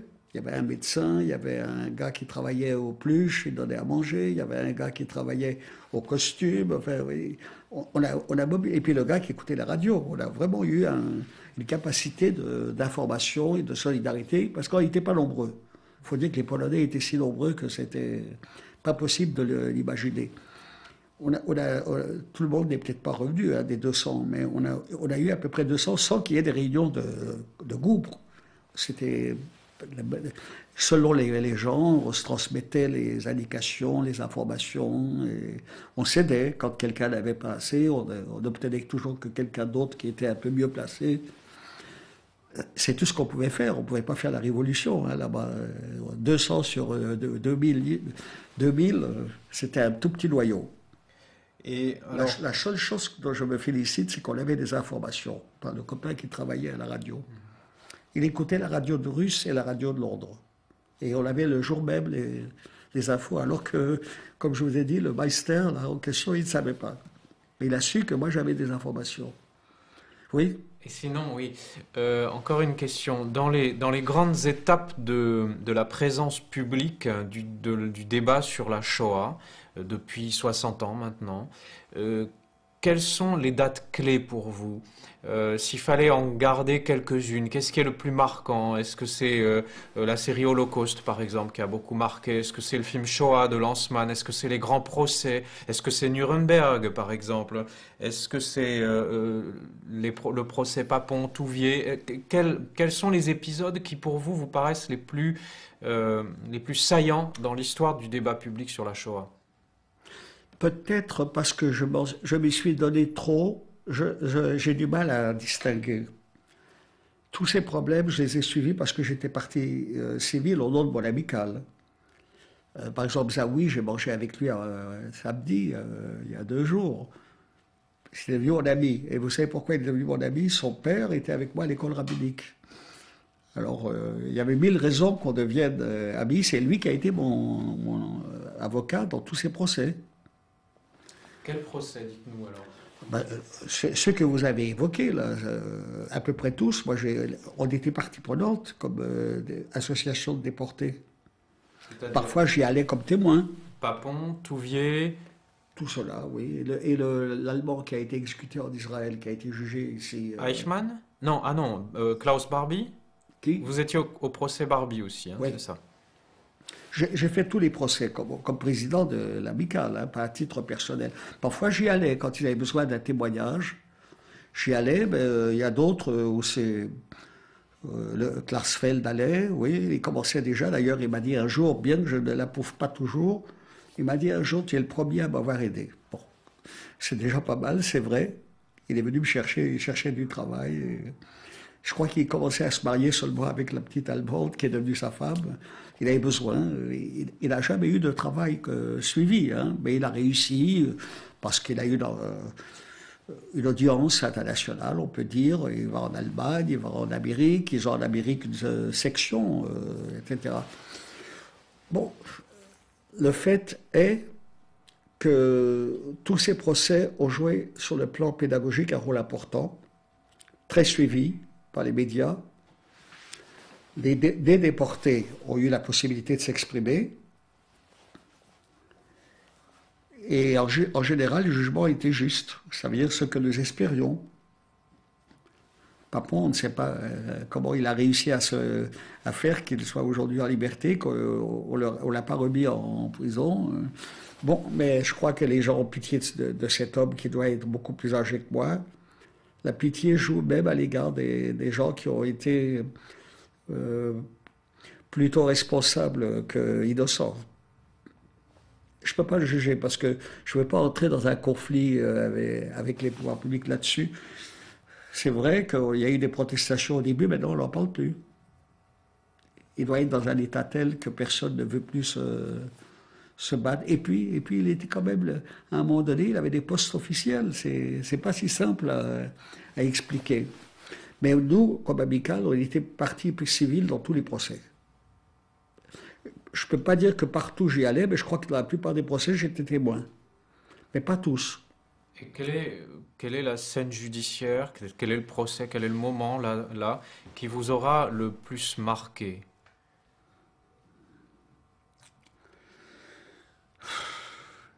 Bonne question. Moi, je crois que c'est le procès du nazi. Comment il s'appelait De Klaus Barbie? Comment? De Klaus Barbie? Oui, je crois qu'il était en France, hein? Oui, le procès de Klaus Barbie à Lyon. Je crois que c'est celui-là qui m'a le plus marqué. Parce qu'il était allemand. Les autres, qu'est-ce que vous voulez, c'était des collabos. J'ai parlé comme témoin, mais je ne les connaissais pas, moi. Alors un témoin, c'est quand même quelqu'un qui devrait être plus au courant. Et en général, on a eu des bonnes réussites. On n'a pas, sauf un cas. Non, la procédure a été plus ou moins correcte. Il y a des gens qui ont réussi à s'évader. Il y en a qui sont en Argentine, il y en a qui sont un peu partout dans le monde. On ne peut pas leur courir après. Hein. Les SS qui sont enfuis en Argentine, il y a eu beaucoup, hein, par l'Italie. Et puis maintenant, je crois que la preuve est que ce problème n'est plus au premier rang. 7 jeunes nazis ont été élus dans une élection en Allemagne il y a quelques semaines. Je ne sais pas si vous vous rappelez, c'était la presse. Bon, moi je suis en bon terme avec les Allemands, ils m'invitent beaucoup à leur réception et tout. Il faudrait que la prochaine fois je leur en parlerai, mais j'ai l'impression que ils sont prêts à discuter avec moi parce que ça leur fait probablement du bien de parler avec un déporté. Mais un jour, moi j'étais souvent en Allemagne faire des conférences et c'était des émissions en français. Un jour même, j'étais dans une salle et Simone Veil dans une autre. Et c'est une femme extraordinaire, hein. J'espère que vous la reverrez, parce que vous la verrez, parce qu'elle elle a des choses, elle sait les dire aussi. Eh bien, je suis allé 3 fois là-bas, invité. Et ça s'est arrêté là, parce que la 3e fois, bien que les gens m'accueillaient très bien, il y avait un jeune étudiant qui a essayé de me contrer en disant qu'il faut quand même comprendre que, etc. Je l'ai écouté. Moi, je ne suis pas le plus dur de tous. Je ne demande pas qu'on coupe la tête à tout le monde, mais pardonner à quelqu'un, je ne le sens pas. Il y avait une dame devant moi, je crois que c'était une professeure d'histoire ou je ne sais quoi, qui m'a soutenu. L'organisatrice était une amie à moi. Et après ça, j'ai plus été invité. Un jour, je reçois un coup de fil d'un Allemand que j'avais rencontré dans une de ces réunions. J'ai été le jour où ils ont commémoré la nuit de cristal. Enfin, il m'a invité pour beaucoup de choses. Je crois que j'ai été plus que 3 fois. Et un jour, je reçois ce coup de fil. Nous venons d'arrêter un SS qui visiblement était dans le même camp que vous. Et on voudrait que vous veniez témoigner. Bon, moi je ne connaissais pas le nom des SS, donc ce n'est pas le nom qui m'intéressait. J'aurais peut-être pu le reconnaître physiquement. Alors je lui ai dit, à une condition, et je savais ce que je disais. Quelques jours auparavant, je m'excuse de revenir en arrière, il y a un jeune homme, un de mes copains, me téléphone et dit, je te passe ma mère, elle a quelque chose à te dire. Et sa mère me dit, je viens d'être invité en Allemagne pour un procès, et le juge qui m'a interrogé, c'est avant le procès, il me dit, comment avez-vous fait pour sortir du ghetto de Varsovie, vous et votre mari? Elle dit, très simple, on a payé le gardien à l'entrée du camp. Mais c'est illégal ce que vous avez fait. Alors elle dit, je suis parti parce que j'ai compris qu'il n'y avait aucun espoir avec un juge comme ça. Elle n'aurait pas dû sortir du camp en payant, se laisser tuer et exterminer. Alors, moi j'ai eu presque la même histoire. On me téléphone en me disant, on a trouvé un SS qui était dans ton camp, dans votre camp, est-ce que vous voulez venir témoigner? Alors comme j'avais entendu l'autre histoire, j'ai dit, à condition qu'on ne lui permette pas de m'injurier. Moi, je croyais qu'il allait dire, mais bien entendu, pas du tout. Il dit, ah bon, vous pouvez vous envoyer quelqu'un d'autre? Alors j'ai compris que l'Allemagne que je connaissais du début, où il y avait quand même un certain remords, ou une apparence de remords en tout cas, pas parmi les gens que je connaissais, mais c'était plus la même. J'ai rencontré le président allemand à Paris, je lui ai parlé, il m'a dit, vous verrez notre ambassadeur, vous verrez avec lui. Il avait l'air impressionné de ce que je lui ai dit, mais je n'ai pas eu de suite. Par contre, je suis invité cette semaine qui vient par l'ambassadeur de Pologne. Je comprends qu'il veut parler avec nous, on va être à 3. Il veut parler avec nous de la cérémonie qui se prépare parce que le problème, la visite de Chirac leur pose des problèmes de sécurité. Il voudrait qu'il n'y ait pas de déportés. Et Simone Veil insiste pour que je vienne, parce qu'elle voudrait que je prenne la parole. C'est pas du tout parce que je suis un bon orateur, mais je connais mieux les problèmes que certains qui sont des très bons militants. Mais je ne sais pas si mon cardiologue dira oui ou non, parce qu'il faudrait que je prenne l'avion aller-retour. Mais elle insiste beaucoup, parce qu'elle voudrait qu'il y ait au moins un déporté qui parle. Elle parlera peut-être aussi, hein, elle est amie de Chirac. Alors on en est là. On en est là à savoir que d'un côté, on se félicite que le président de la République y aille, de l'autre côté, pour des raisons de sécurité, ça va limiter la grande cérémonie. On reviendra la veille ou le lendemain. Mais ça ne sera plus Bon, ce sont des avatars de la vie politique et on peut le comprendre. C'est pas du tout... les Polonais, ils ont peur d'un incident, d'un attentat. Ils ne peuvent jamais savoir. Et alors, oui, on va changer la cassette. Peut-être justement, puisque vous parlez d'Israël, le rôle de la création d'Israël dans votre vie... Est-ce que vous pouvez m'en dire un mot? Est-ce que vous pouvez me dire un mot Absolument. des liens de l'amicale avec l'État hébreu, par exemple? C'était deux choses différentes, mais le journal dont je vous parle était un journal pro-sioniste. Israël est dans le titre, je crois. Vous voyez, j'ai des trous parfois, je m'excuse. Et la maison où j'avais mon bureau, c'était le lieu où les délégués israéliens se retrouvaient. Parce qu'il y avait déjà des délégués qui faisaient la propagande pour que la France vote pour la création de l'État, etc. Alors je les voyais. Je ne parle pas très bien l'hébreu, mais il y avait des gens qui parlaient yiddish, d'autres parlaient français, un peu l'hébreu. On arrivait à s'entendre et ils m'ont demandé des services. À plusieurs reprises, ils m'ont envoyé en Allemagne et en Belgique pour amener des groupes clandestins en France. Et la technique était très simple. On partait de nuit, le soldat qui était devant avait l'uniforme anglais, parce qu'ils étaient là-bas. Il y avait une vingtaine de gens étalés par terre avec des enfants, et moi j'étais derrière pour répondre aux policiers.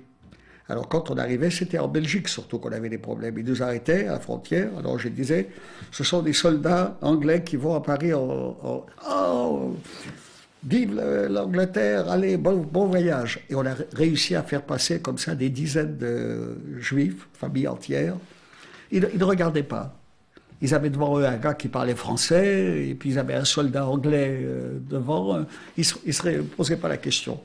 Donc, j'ai commencé à faire ça. Par exemple, l'Exodus, c'était comme ça qu'on l'a organisé avec un tas de gens qui sont venus d'Allemagne comme émigrants. J'y étais sur place là-bas.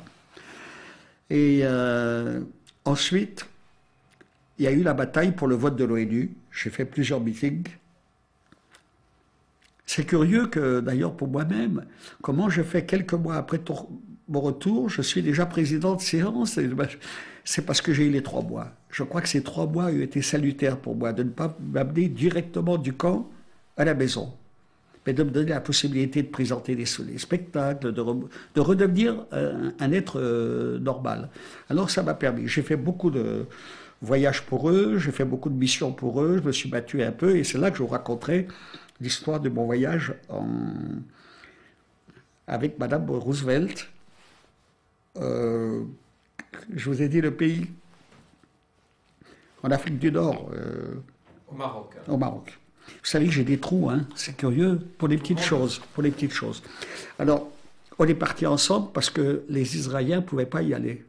Alors, ils m'ont demandé à moi de l'accompagner pour la conseiller, le conseiller, et en même temps faire un rapport de ce qu'elle a obtenu, parce qu'elle est allée un peu en fonction de ce que souhaitaient les Israéliens. Eleanor Roosevelt, Ouais. au Maroc. Au Maroc. Alors on est resté 3 jours là-bas. Elle a eu des accueils de la communauté juive, comme vous pouvez imaginer. Les femmes étaient jamais aussi belles et habillées que ce jour-là. Mais quand j'ai voulu parler avec les autres, un copain est venu me voir en disant « Ne t'inquiète pas, tu ne pourras pas draguer ici ». Elles s'habillent comme ça, mais elles sont très prudes, etc. Bon, j'étais pas là-bas pour ça. Hein. Seulement quand j'ai vu une jolie femme, on vient toujours... mais je ne devais pas quitter Madame Roosevelt. Alors je suis resté avec elle, on était reçus comme des princes, et le 3e jour, elle me dit, maintenant j'ai rendez-vous avec le roi, vous venez aussi. Je lui dis, chez lui, non, vous venez avec moi, mais vous ne pourrez pas monter le voir. Alors on est partis ensemble avec le chauffeur, arrivé là-bas, elle me dit, il y a un jardin ici, attendez-moi. Il y avait une autre dame qui avait son mari, qui est entré aussi, qui est venue avec moi, que je connaissais, on est resté 1 heure à bavarder entre nous, dans le jardin, c'était juste en face le palais. Puis au bout d'1 heure, elle sort, elle rentre dans la voiture, je rentre avec elle, on revient à l'hôtel. Et il y avait beaucoup de monde encore qui voulait parler avec elle, je ne pouvais pas lui poser de questions. Dans l'avion du retour, on est rentrés ensemble. Je lui ai dit, bon, maintenant qu'on est entre nous, dites-moi de quoi vous avez parlé avec le roi et comment ça s'est passé. Alors elle parlait français, hein. Alors elle me dit, oh, c'est très simple. J'ai dit au roi, sire, si vous voulez être bien avec les Américains, soyez gentil avec les Juifs. Et c'est tout ce qu'elle m'a dit. Et bien, je crois que c'était un résumé parfait de leur conversation d'1 heure. Elle était formidable, elle avait le sens de l'humour. Elle m'a épaté. C'est la première fois que je la voyais, je n'ai jamais revue après. Hein. Et je crois que ça a été utile, cette démarche qu'elle a faite, parce que c'était une Américaine, ce n'était pas un Juif ou un Israélien qui parlait. De toute façon, Dans ce pays, on n'a jamais eu de grands problèmes. Même maintenant, il y a le conseiller du roi est un juif. Enfin, je ne donnerai pas son nom parce que c'est un ami à moi, mais il était à Paris. Il a une grande influence sur lui. Et ça, c'est avant la création d'Israël, donc. Ah, ça, c'était ou avant ou au moment où. C'était dans cette période-là. Oui, quand est-ce qu'il était au pouvoir, Roosevelt? C'était tout de suite avant le vote de l'ONU, je crois. Oui, clairement. Bon, ils m'ont envoyé parce qu'il fallait que ce soit un Français. De toute façon, un Israélien aurait pu faire des gaffes en essayant de lui dire, faut dire ça ou ça. Moi, je savais qu'il fallait quand même être un petit peu plus subtil et sinon, elle était sympa comme tout. alors lorsqu'existe l'État d'Israël, Oui. lorsqu'il est créé, comment envisagez-vous votre vie? Qu'est-ce que ça change? Est-ce que vous vous posez des questions? Vous avez mentionné à un moment où vous avez choisi en rentrant de rester auprès de votre mère, notamment. Mais est-ce qu'à d'autres époques de votre vie, vous réfléchissez à la question de monter, d'aller en Israël? Je vais vous dire quelque chose qui va vous surprendre. Nous avions, peut-être avons-nous toujours, de la famille en Israël. Alors un jour que toutes les familles étaient mariées, y compris mon frère qui m'attendait, enfin, elle me dit, on est entre nous deux. Elle était beaucoup plus subtile que je craignais. Moi, je croyais que c'était une vieille dame, pas du tout. Elle avait un sens de l'humour, un sens de la réalité. On avait reçu une de ses cousines, plutôt d'Israël, qui allait en Afrique du Sud. Elle est passée par chez nous. Elle connaissait mon frère aîné. Elle dit, nous avons de la famille en Israël. Et ici, je m'ennuie. Et toi, tu pourrais faire la même chose là-bas. Tu peux, des articles, tu peux faire aussi là-bas. Si on partait, elle s'ennuyait, je pense, à Paris. Tout le monde était marié, il venait la voir une fois par semaine. Et puis moi, je travaillais, même si j'étais là tous les jours. Elle ne me demandait qu'une chose, qu'à 7 heures du matin, quand elle se réveillait, je sois dans le lit. Sans ça, elle ne s'occupait plus de moi. Elle voulait partir. Alors j'ai dit, pourquoi pas, après tout. Mes copains ont fait leur alia, pourquoi je ne ferais pas aussi? Je suis allé en Israël, j'ai vu le responsable des kibbutzim, je lui ai raconté ça, il me dit, très bonne idée. Tu vas venir, tu vas aller faire des cours de diplomatie et dans un an, on t'envoie dans différents pays d'Europe ou d'Afrique où nous avons des possibilités. Je lui ai dit, eh non, écoute une minute, je viens avec ma mère, je ne veux pas l'abandonner ici toute seule et moi partir à travers le monde. C'est pas pour ça que je vais faire mon alia. Alors il me regarde avec un sourire et il dit, si je comprends bien, mon projet ne te convient pas et tu veux rentrer à Paris. Oui, eh bien je préfère aussi. Je lui dis pourquoi? Parce que si toi tu viens à Paris, je dois envoyer un chaliach, un délégué avec sa femme, 2 enfants, ça me reviendra trop cher. Moi je coûtais rien.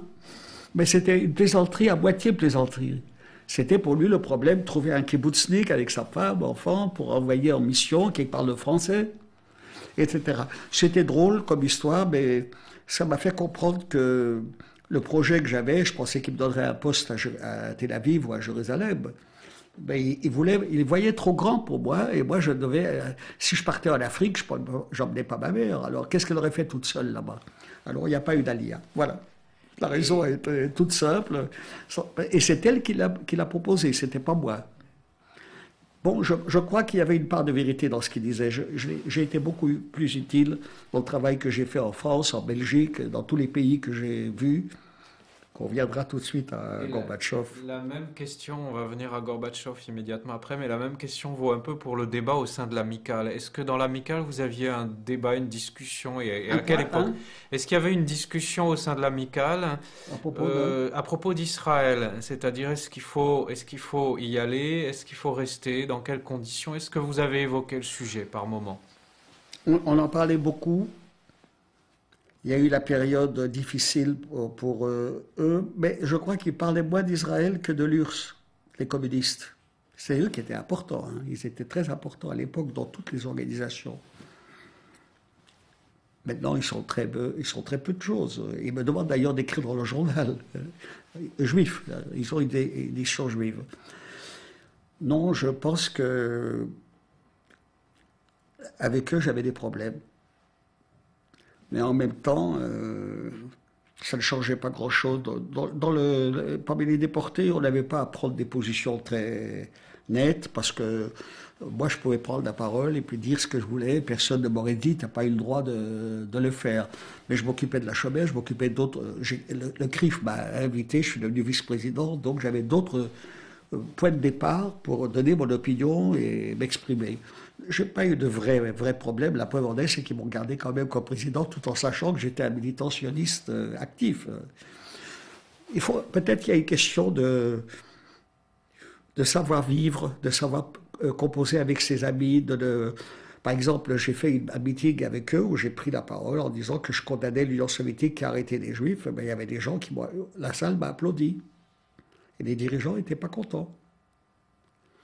Non, moi je disais ce que j'avais à dire. S'ils m'invitent, c'est parce qu'ils voulaient mon nom. Ils veulent mon nom, il faut qu'ils écoutent aussi ce que j'ai à dire. Maintenant, ils sont très peu. La preuve en est, c'est qu'ils ont un journal mensuel et ils me demandent de temps en temps d'écrire un article parce que peut-être que mon nom leur est utile, mais moi ça ne me gêne pas. Parce qu'ils n'ont plus d'influence. Ils ont malheureusement, je dirais presque, parce qu'être remplacé par la droite, ça ne m'abuse pas non plus.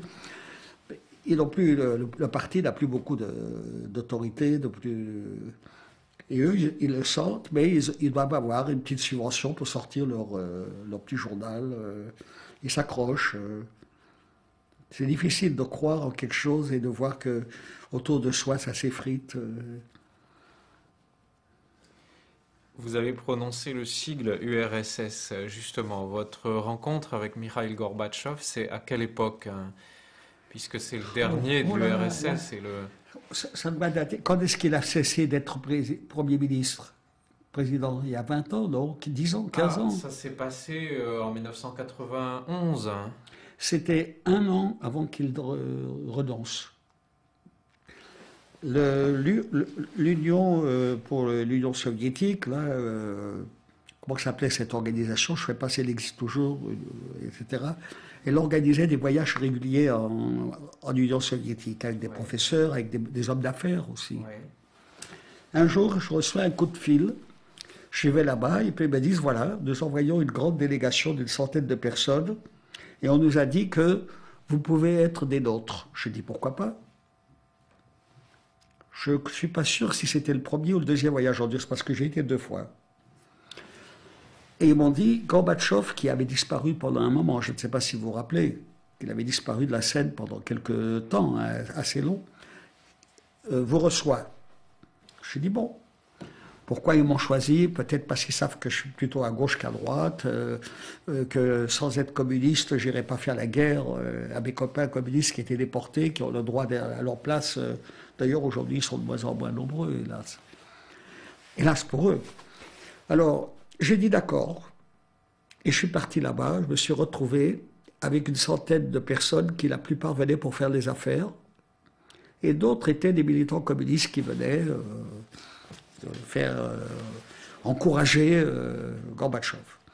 On était plus d'une centaine assis dans la salle, il est arrivé, il avait disparu pendant longtemps, je ne sais pas si vous vous rappelez, pendant longtemps, on n'avait pas entendu parler de lui. Il avait bonne mine physiquement, mais on sentait dans le regard qu'il y avait un homme qui avait des soucis. 3 personnes d'entre nous, bien entendu, des gens importants, des gens représentatifs de différentes associations, sont désignés pour prendre la parole. Il n'y avait aucune raison qu'on me la donne. Moi, je suis là à titre de déporté, mais les autres, il y avait des gens de très grande qualité. Les 3 parlent, et lui, il écoute, pas de traduction, hein, il y avait traduction simultanée, et il dit, et les autres n'ont rien à dire. Une jeune femme qui était assise à côté de moi se lève et elle commence à parler de l'enseignement du russe en France. Ça n'avait pas du tout l'air de l'intéresser parce que qu'est-ce qu'il peut faire, lui? Il est très content qu'elle dise, nous enseignons le... Mais elle était naïve. Quelle importance ça avait dans une rencontre de cette qualité? Bon, heureusement qu'elle a compris qu'elle ne devait pas être longue, elle s'assoit. Et lui, il dit, et les autres n'ont rien à dire, encore une fois, et le micro est à côté de moi. Qu'est-ce qu'on fait quand on a un micro? On le prend, je me lève, et je dis, je voudrais parler, moi aussi. Tout le monde me regarde, les uns avec inquiétude, les autres sympathie. Et j'ai commencé difficilement, mais je me suis rattrapé. Monsieur le Président, il n'y a pas longtemps, vous avez rompu les relations diplomatiques avec Israël. Je crois que c'est une erreur. Pas une erreur seulement pour vous, c'est une erreur pour le plan politique international parce qu'il était important que vous soyez présent dans un pays qui a des problèmes et où vous pouvez jouer, vous pouvez avoir une certaine influence. Le visage se ferme. Je lui demande de renouer avec, je lui ai demandé très nettement de renouer avec Israël. Qu'est-ce que c'est qu'il doit se dire en lui-même, qu'est-ce qu'il veut celui-là? Et moi, je n'ai pas insisté là-dessus. Mais j'ai reçu une réponse. Le lendemain matin, dans ma chambre, il y avait un petit papier, pas tout de suite. Parce que je demandais qu'il renoue les relations. Mais je n'avais pas l'intention de parler que de ça. J'avais l'intention de remercier pour le sauvetage d'Auschwitz. C'est eux qui ont libéré Auschwitz.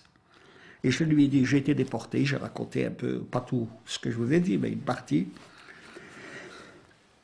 Et c'est grâce à vous, c'est vrai, que quand je me suis évadé, c'est les Russes qui m'ont pris en charge. C'est grâce à vous que je suis en vie, grâce aux Russes. Et je veux profiter, je parlais un quart d'heure à peu près, hein, et je veux profiter de cette occasion pour vous remercier. La salle se lève et me fait une ovation. D'abord parce que j'ai parlé d'Auschwitz. Deuxièmement parce que j'ai remercié l'Union soviétique de cet acte. Ils ont oublié la première partie. Et il m'a remercié d'une façon remarquable. Je ne veux pas vous en dire plus parce que je ne me souviens pas de mon discours, je ne l'ai pas noté. J'ai beaucoup regretté quand il a quitté le pouvoir parce que j'avais des bons contacts avec lui. Il est venu quelques semaines après à Paris, il m'a fait téléphoner que j'aille avec lui déposer des trucs aux soldats inconnus.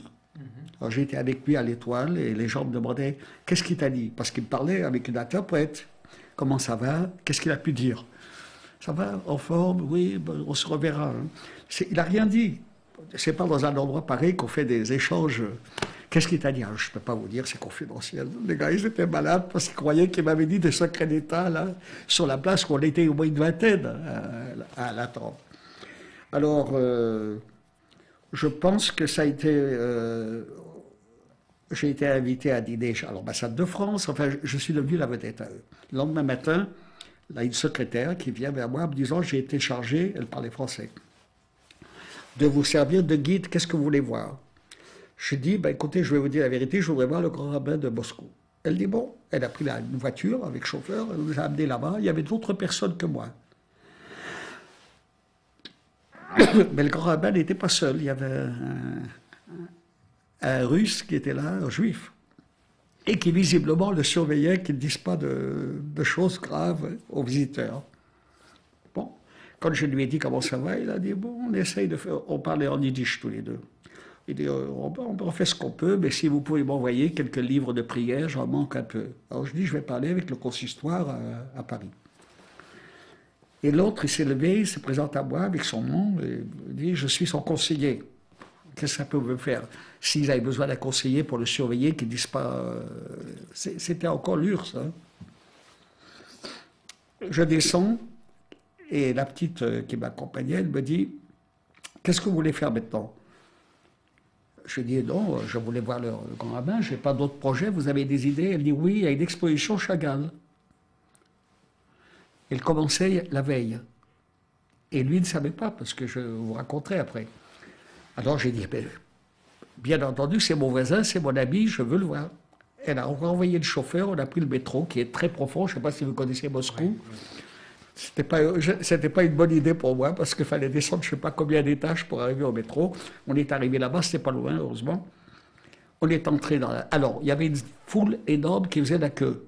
Parce que, pauvres ou riches, les Russes sont très amateurs d'art. Elle s'est présentée, c'est un Français, tout ça, on m'a laissé tout de suite passer.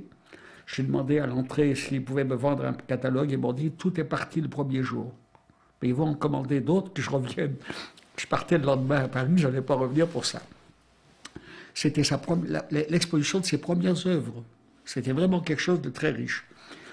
À Paris, j'attendais l'occasion de le voir parce qu'on prenait les cafés ensemble le matin, mais il n'était pas toujours... et parfois, il voyageait aussi. Je ne l'ai pas vu 2-3 jours, et un jour, je suis assis avec un copain à une terrasse de café, et il se promène. Parce qu'il aimait bien sortir un peu de chez lui, quoi. Ce qu'il n'aimait pas, quand il était seul, c'est que les gens l'embêtent. Il passe, bonjour, comment allez-vous? Alors je lui dis, mais mettez-vous là, prenez un verre, mais je vais vous déranger. Vous savez, il était comme ça, hein, c'était pas du cinéma. Je ne veux pas vous déranger. Je lui dis, asseyez-vous, j'ai quelque chose d'important à vous dire. Je voulais d'ailleurs vous téléphoner, mais j'attendais 2, 3 jours l'occasion. Il s'assoit et je lui raconte l'histoire de son exposition. Quoi? Ils ont exposé mes œuvres, mais c'était caché jusque-là, interdit, etc. Je lui dis, écoutez, je les ai vues. Il ne savait pas s'il devait être heureux, s'il devait danser. Il était vraiment ébahi. 2 jours après, il me téléphone et il m'a dit, je suis invité à Moscou. Ils ont fini par comprendre qu'on ne pouvait pas faire cette exposition si on n'invite pas l'auteur. Alors il est parti là-bas. Au retour, je l'ai encore vu. Il m'a dit, l'exposition vient à Paris. Elle est venue et c'est Chirac qui l'a inaugurée comme maire de Paris. Je dis, moi je suis pour rien. Hein. C'était juste un événement que j'ai... Un téléphone. C'est juste un événement que j'ai vécu, mais à mon avis, c'était intéressant. Bon, ça, c'est le côté anecdotique. Je crois que ma conversation avec Gorbatchev avait eu un certain effet, puisqu'ils ont renoué avec Israël. Quant à Auschwitz, je ne lui ai rien demandé, je l'ai remercié simplement en disant que c'est grâce à vous que je suis en vie, et c'est vrai. C'est quand le grec m'a dit les Russes sont là que j'ai senti que toute crainte était superflue, que je pouvais enfin être moi-même, sortir, etc. Et puis ils ont été chouettes avec moi. Je n'ai jamais eu de problème avec eux, même pas avec celui qui cherchait des SS pour les descendre, parce qu'il a commencé à parler yiddish avec moi, il a compris que j'étais pas... Ils arrêtaient n'importe qui dans la cour, quoi, dans le jardin. Voilà, je crois que c'était un grand moment pour moi, et politiquement aussi, quand il est venu à Paris et qu'il m'a amené à l'Étoile pour rallumer la flamme. Je crois qu'il y a eu beaucoup de monde qui me regardait de travers en disant pourquoi lui il est invité. Eux ils étaient là aussi, mais pas comme invités, ils étaient là organisés, envoyés par leurs organisations, je ne sais quoi.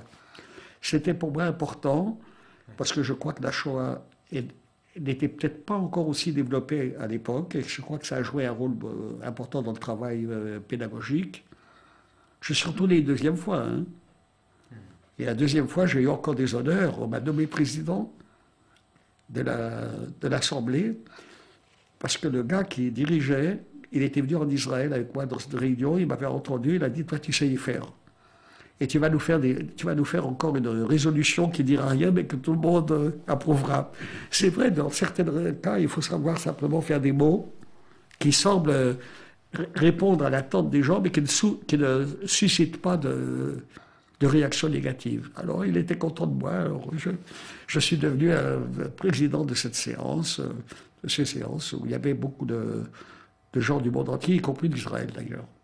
Alors, vous savez que ça fait presque 4 heures, plus de 4 heures, même je ne sais plus, j'en ai la tête qui tourne, que nous parlons. J'ai envie de vous poser une dernière question. Est-ce qu'il y a quelque chose que vous n'avez pas dit et que vous souhaiteriez exprimer maintenant? C'est le moment de le faire. Est-ce qu'il y a quelque chose que vous voudriez ajouter, que vous n'ayez pas dite, une chose que vous n'ayez pas dite et que vous souhaiteriez exprimer maintenant par rapport à tout ce que nous avions évoqué aujourd'hui? Vous me mettez un peu dans l'embarras parce que je parle tellement que je crois avoir tout dit, même au-delà. Voilà. Non, je crois que nous vivons une période assez exceptionnelle parce que le 60e anniversaire, 50e ou 60e anniversaire de la libération d'Auschwitz suscite un intérêt international. Que Chirac choisit d'y aller, c'est aussi important parce que ça prouve que le président de la République, il y aura peut-être sûrement des personnalités d'autres pays qui vont venir. Comment fait-on pour préserver une mémoire alors que la plupart de ceux qui l'ont vécu ne sont plus là? On est encore un petit noyau, c'est pas nous seuls, c'est pas Clark seul non plus. Hein. Il y a quelque chose, pourquoi on nous invite dans des écoles, pourquoi on est tout le temps sollicité? Il y a quelque chose qui crée une espèce de volonté de comprendre ce qui n'arrivera jamais parce qu'on ne peut pas comprendre, mais de savoir peut-être quelque chose qui échappe à la compréhension des gens. Comment a-t-on pu créer une structure destinée à brûler tout un peuple? Parce que c'est ça l'objectif. Je crois que ça, les gens ne le comprennent pas, ne le digèrent pas, ne l'acceptent pas.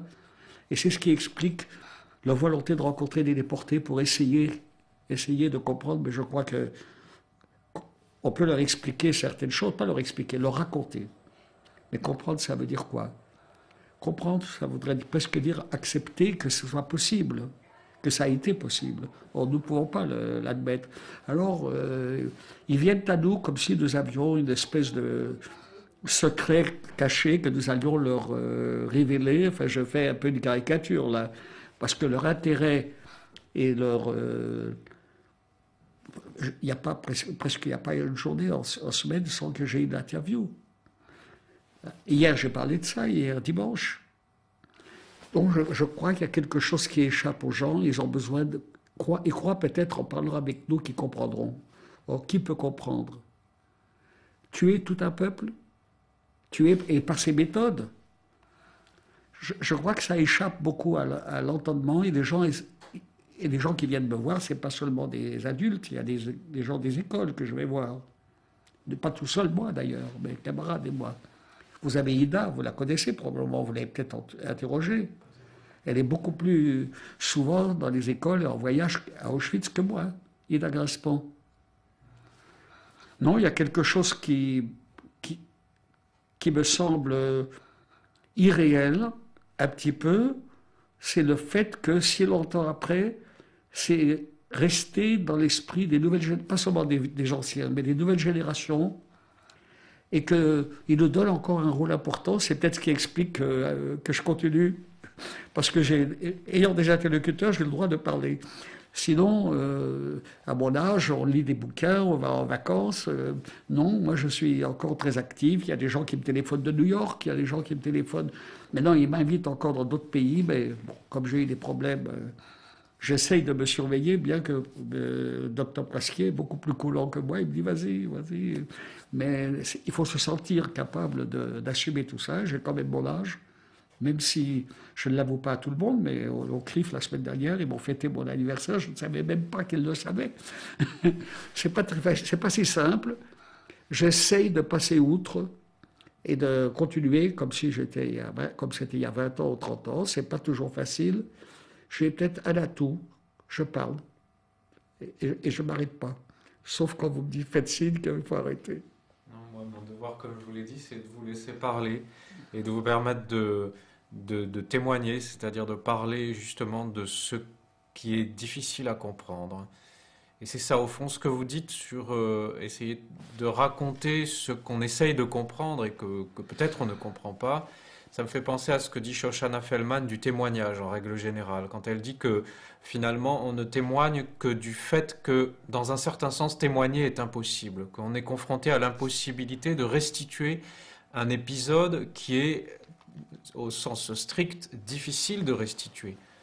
Je vais vous dire pourquoi c'est un problème, ce que vous avez soulevé, parce que comprendre, c'est presque commencer à admettre. C'est pour ça qu'ils peuvent nous écouter, ils peuvent être bouleversés, nous poser des questions très difficiles pour eux. Pour nous, c'est moins parce qu'on a déjà des réponses, depuis le temps que nous sommes confrontés à ces problèmes. Je crois que ce qui fait aujourd'hui cette volonté d'essayer de savoir, sinon comprendre, c'est ça la difficulté. Personne n'arrive à comprendre comment on a pu vouloir brûler un peuple, assassiner un peuple. Même si on n'est pas prosémite ou antisémite, c'est quelque chose qui échappe. Et les jeunes générations, ils ont un concours, vous savez, chaque année. Et ils participent. Je crois que si nous vivons encore 50 ans, mais ce qui n'est pas le cas pour aucun d'entre nous, je suppose, bien que je leur souhaite qu'on trouve des moyens de prolonger, il y aura encore des jeunes qui nous poseront des questions. Mais nous sommes les derniers Mohicans, hein, nous sommes les derniers de génération. C'est pour ça qu'on s'est unis, parce qu'on est très peu nombreux. Bon, il y a les fils et filles qui viennent avec nous, pas ceux de Klarsfeld, des fils de déportés qui viennent chez nous. Ils n'ont aucun pouvoir. Quand Klarsfeld fait une cérémonie, c'est lui ou sa femme. Eux, ils n'ont rien à dire. Ils ont été des enfants à ce moment-là. Alors, est-ce que dans 20 ans, je ne sais plus, moi, je ne peux pas donner de date pour que mes amis, je ne parle pas de moi, je parle que mes amis disparaissent. Moi, je leur souhaite de continuer. Je souhaite qu'on trouve parmi les enfants des gens qui se libèrent dans leur travail, parce qu'ils ont aussi des problèmes et travaillent encore, eux. pour essayer de nous aider à transformer notre cercle plus large et qu'ils sachent eux aussi répondre aux questions. Parce que les enfants déportés, ils viennent avec des questions, ils ne viennent pas avec des réponses. Mais bon, on vit en tenant compte des réalités. Je ne fais de promesses à personne, je ne dirai jamais aux gens dans une école à bientôt chez vous. Je continue tant que je peux à faire mon boulot. Je lis beaucoup personnellement. Je sors un peu moins au cinéma parce que ça me fatigue. Vous savez, avec l'âge, on n'a plus envie de certaines choses. Je vais moins au théâtre aussi, mais quand il y a un spectacle qui m'intéresse, on m'invite, je peux y aller.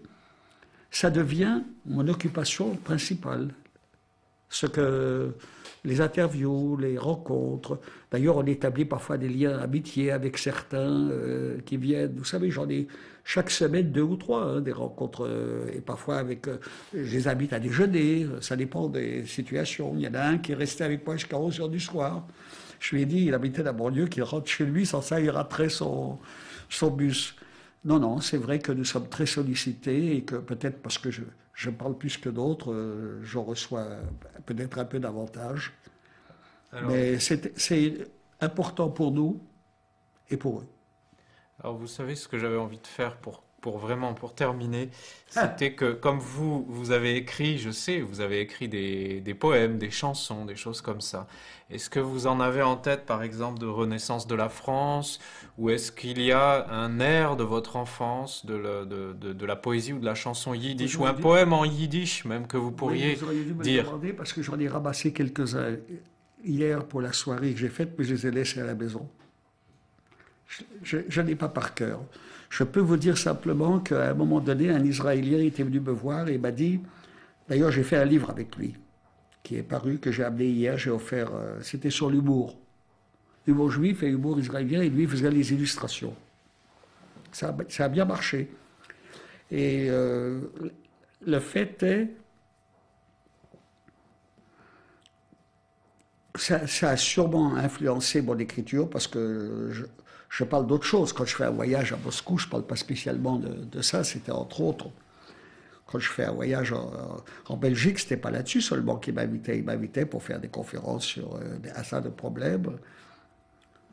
Mais finalement, c'est sûrement ça qui a pris la plus grande place dans mon travail, dans mes réflexions, dans mes écrits. Bien que j'ai écrit des bouquins différents, j'ai écrit 1 ou 2 livres sur le conflit israélo-palestinien. J'ai oublié de vous l'amener. Vous voyez, j'en ai un l'éditeur m'a confié un certain nombre parce qu'il lui restait une trentaine d'exemplaires. Il a dit, je vous les donne. Il n'avait pas envie de toute façon, la situation a tellement évolué que le bouquin a toujours son utilité pour le passé, mais pas pour le présent.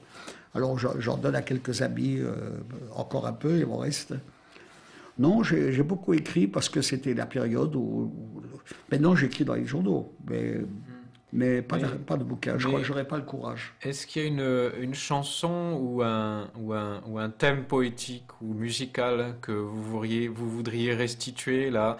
Ça peut être de votre enfance aussi, puisque des poèmes en yiddish. Vous savez, bon, l'extermination a été aussi un des tombeaux d'une certaine culture vivante du yiddish. J'en connais des chansons yiddish. Il y en a une qui dit Oi vei subir, un so beide por joer. C'est une chanson d'amour. Il y a une chanson grecque que je chantais avec mes camarades grecs quand nous allions au travail. Je l'ai chantée une fois dans une réunion où il y avait des Grecs qui étaient là. Ils étaient étonnés de m'entendre chanter en Grèce. Otam tapai kiram maxta bazari eta kopula eta kopula tiri bibi otam tapai café prohi. Moi, j'avais aucune idée de ce que ça voulait dire, mais à force de l'entendre chanter en marchant, j'ai fini par l'apprendre. Et il y avait un monsieur qui était assis à côté de moi dans cette salle il y a quelques mois, et il m'a dit c'est une chanson d'enfant. Je lui ai dit oui, je m'en suis douté. Mais pour eux, c'était leur hymne qui rappelait leur enfance. Et quand ils allaient au boulot, c'était pas toujours simple, ils se mettaient à chanter ça. Alors j'ai appris avec eux. J'ai appris des chansons. Par exemple, il y a quelques jours. Juste un mot. Ça, c'était dans le camp, la chanson en grec? Non, c'est une chanson d'enfance chez eux. Mais vous l'avez apprise avec eux? Oui, je l'ai appris au camp. Il chantait ça en marchant avec nous au travail. Et un jour, il y a quelques semaines, j'ai fait un débat avec une délégation d'Autriche qui est venue étudier le 4e arrondissement. C'est mon arrondissement, en fait. Ils parlaient en allemand, bien sûr, les jeunes. Il y avait un professeur qui a fait une petite conférence sur l'archéologie du quartier, comment il a évolué. C'est vrai que vous ne savez peut-être pas que le long du quai, là où il y a maintenant une installation pour des étudiants, il n'y avait que des vieilles baraques qui abritaient des réfugiés juifs. Après, ils ont été envoyés dans l'île, dans le bâtiment. Alors, moi, j'ai chanté, et ça les a beaucoup impressionnés. Une chanson que j'ai apprise avec mes camarades allemands, quand ils ont monté des spectacles. Je ne vous ai pas dit que... non. Si vous m'avez dit pour les spectacles à Katowice, c'est ça? Non, non, non, à Paris. À Paris. Quand j'étais fonctionnaire au comité qui aidait les départs, il y avait beaucoup d'Autrichiens qui sont devenus, pour beaucoup, je crois que je vous l'avais dit, étaient devenus des grands Manitou à Hollywood. Alors, ils se levaient après chaque séance et ils chantaient une chanson qui m'est restée. Wieder, wieder, du allein, du wirst die Stadt meine Träume sein. Ce qui veut dire, viens, viens, toi seul, tu restes la ville de mes rêves. Il y avait une petite suite là. Mais quand j'ai chanté ça, j'ai vu qu'ils étaient émus, les jeunes qui étaient là. Ils ne savaient pas qu'il y avait quelqu'un à Paris qui connaissait au moins une petite chansonnette autrichienne. Non, j'aime chanter. Hein. J'aime chanter, j'ai fait beaucoup de chansons avec des musiciens. Moi, je ne fais pas la musique, je fais seulement les paroles. Mais j'ai arrêté parce que les musiciens aussi, ils ne sont pas tous en état de faire... Et je ne vais pas chercher de nouveaux collaborateurs parce que ce n'est pas mon domaine, finalement. Mais j'ai donné récemment à l'Amicale certains poèmes que j'avais faits parce qu'ils vont être utilisés pour le 60e anniversaire. Ils sont en yiddish ou en français? En français. En français. En yiddish, je n'écrivais que dans les journaux qui me demandaient d'écrire en yiddish. D'accord. Ma langue est quand même... Bon, le yiddish, c'était la langue familiale. Et le français, ma langue de toujours, puisque j'avais 6 ans quand j'ai commencé à l'étudier. Donc, je ne parlais pas en lituanien, je ne connais rien.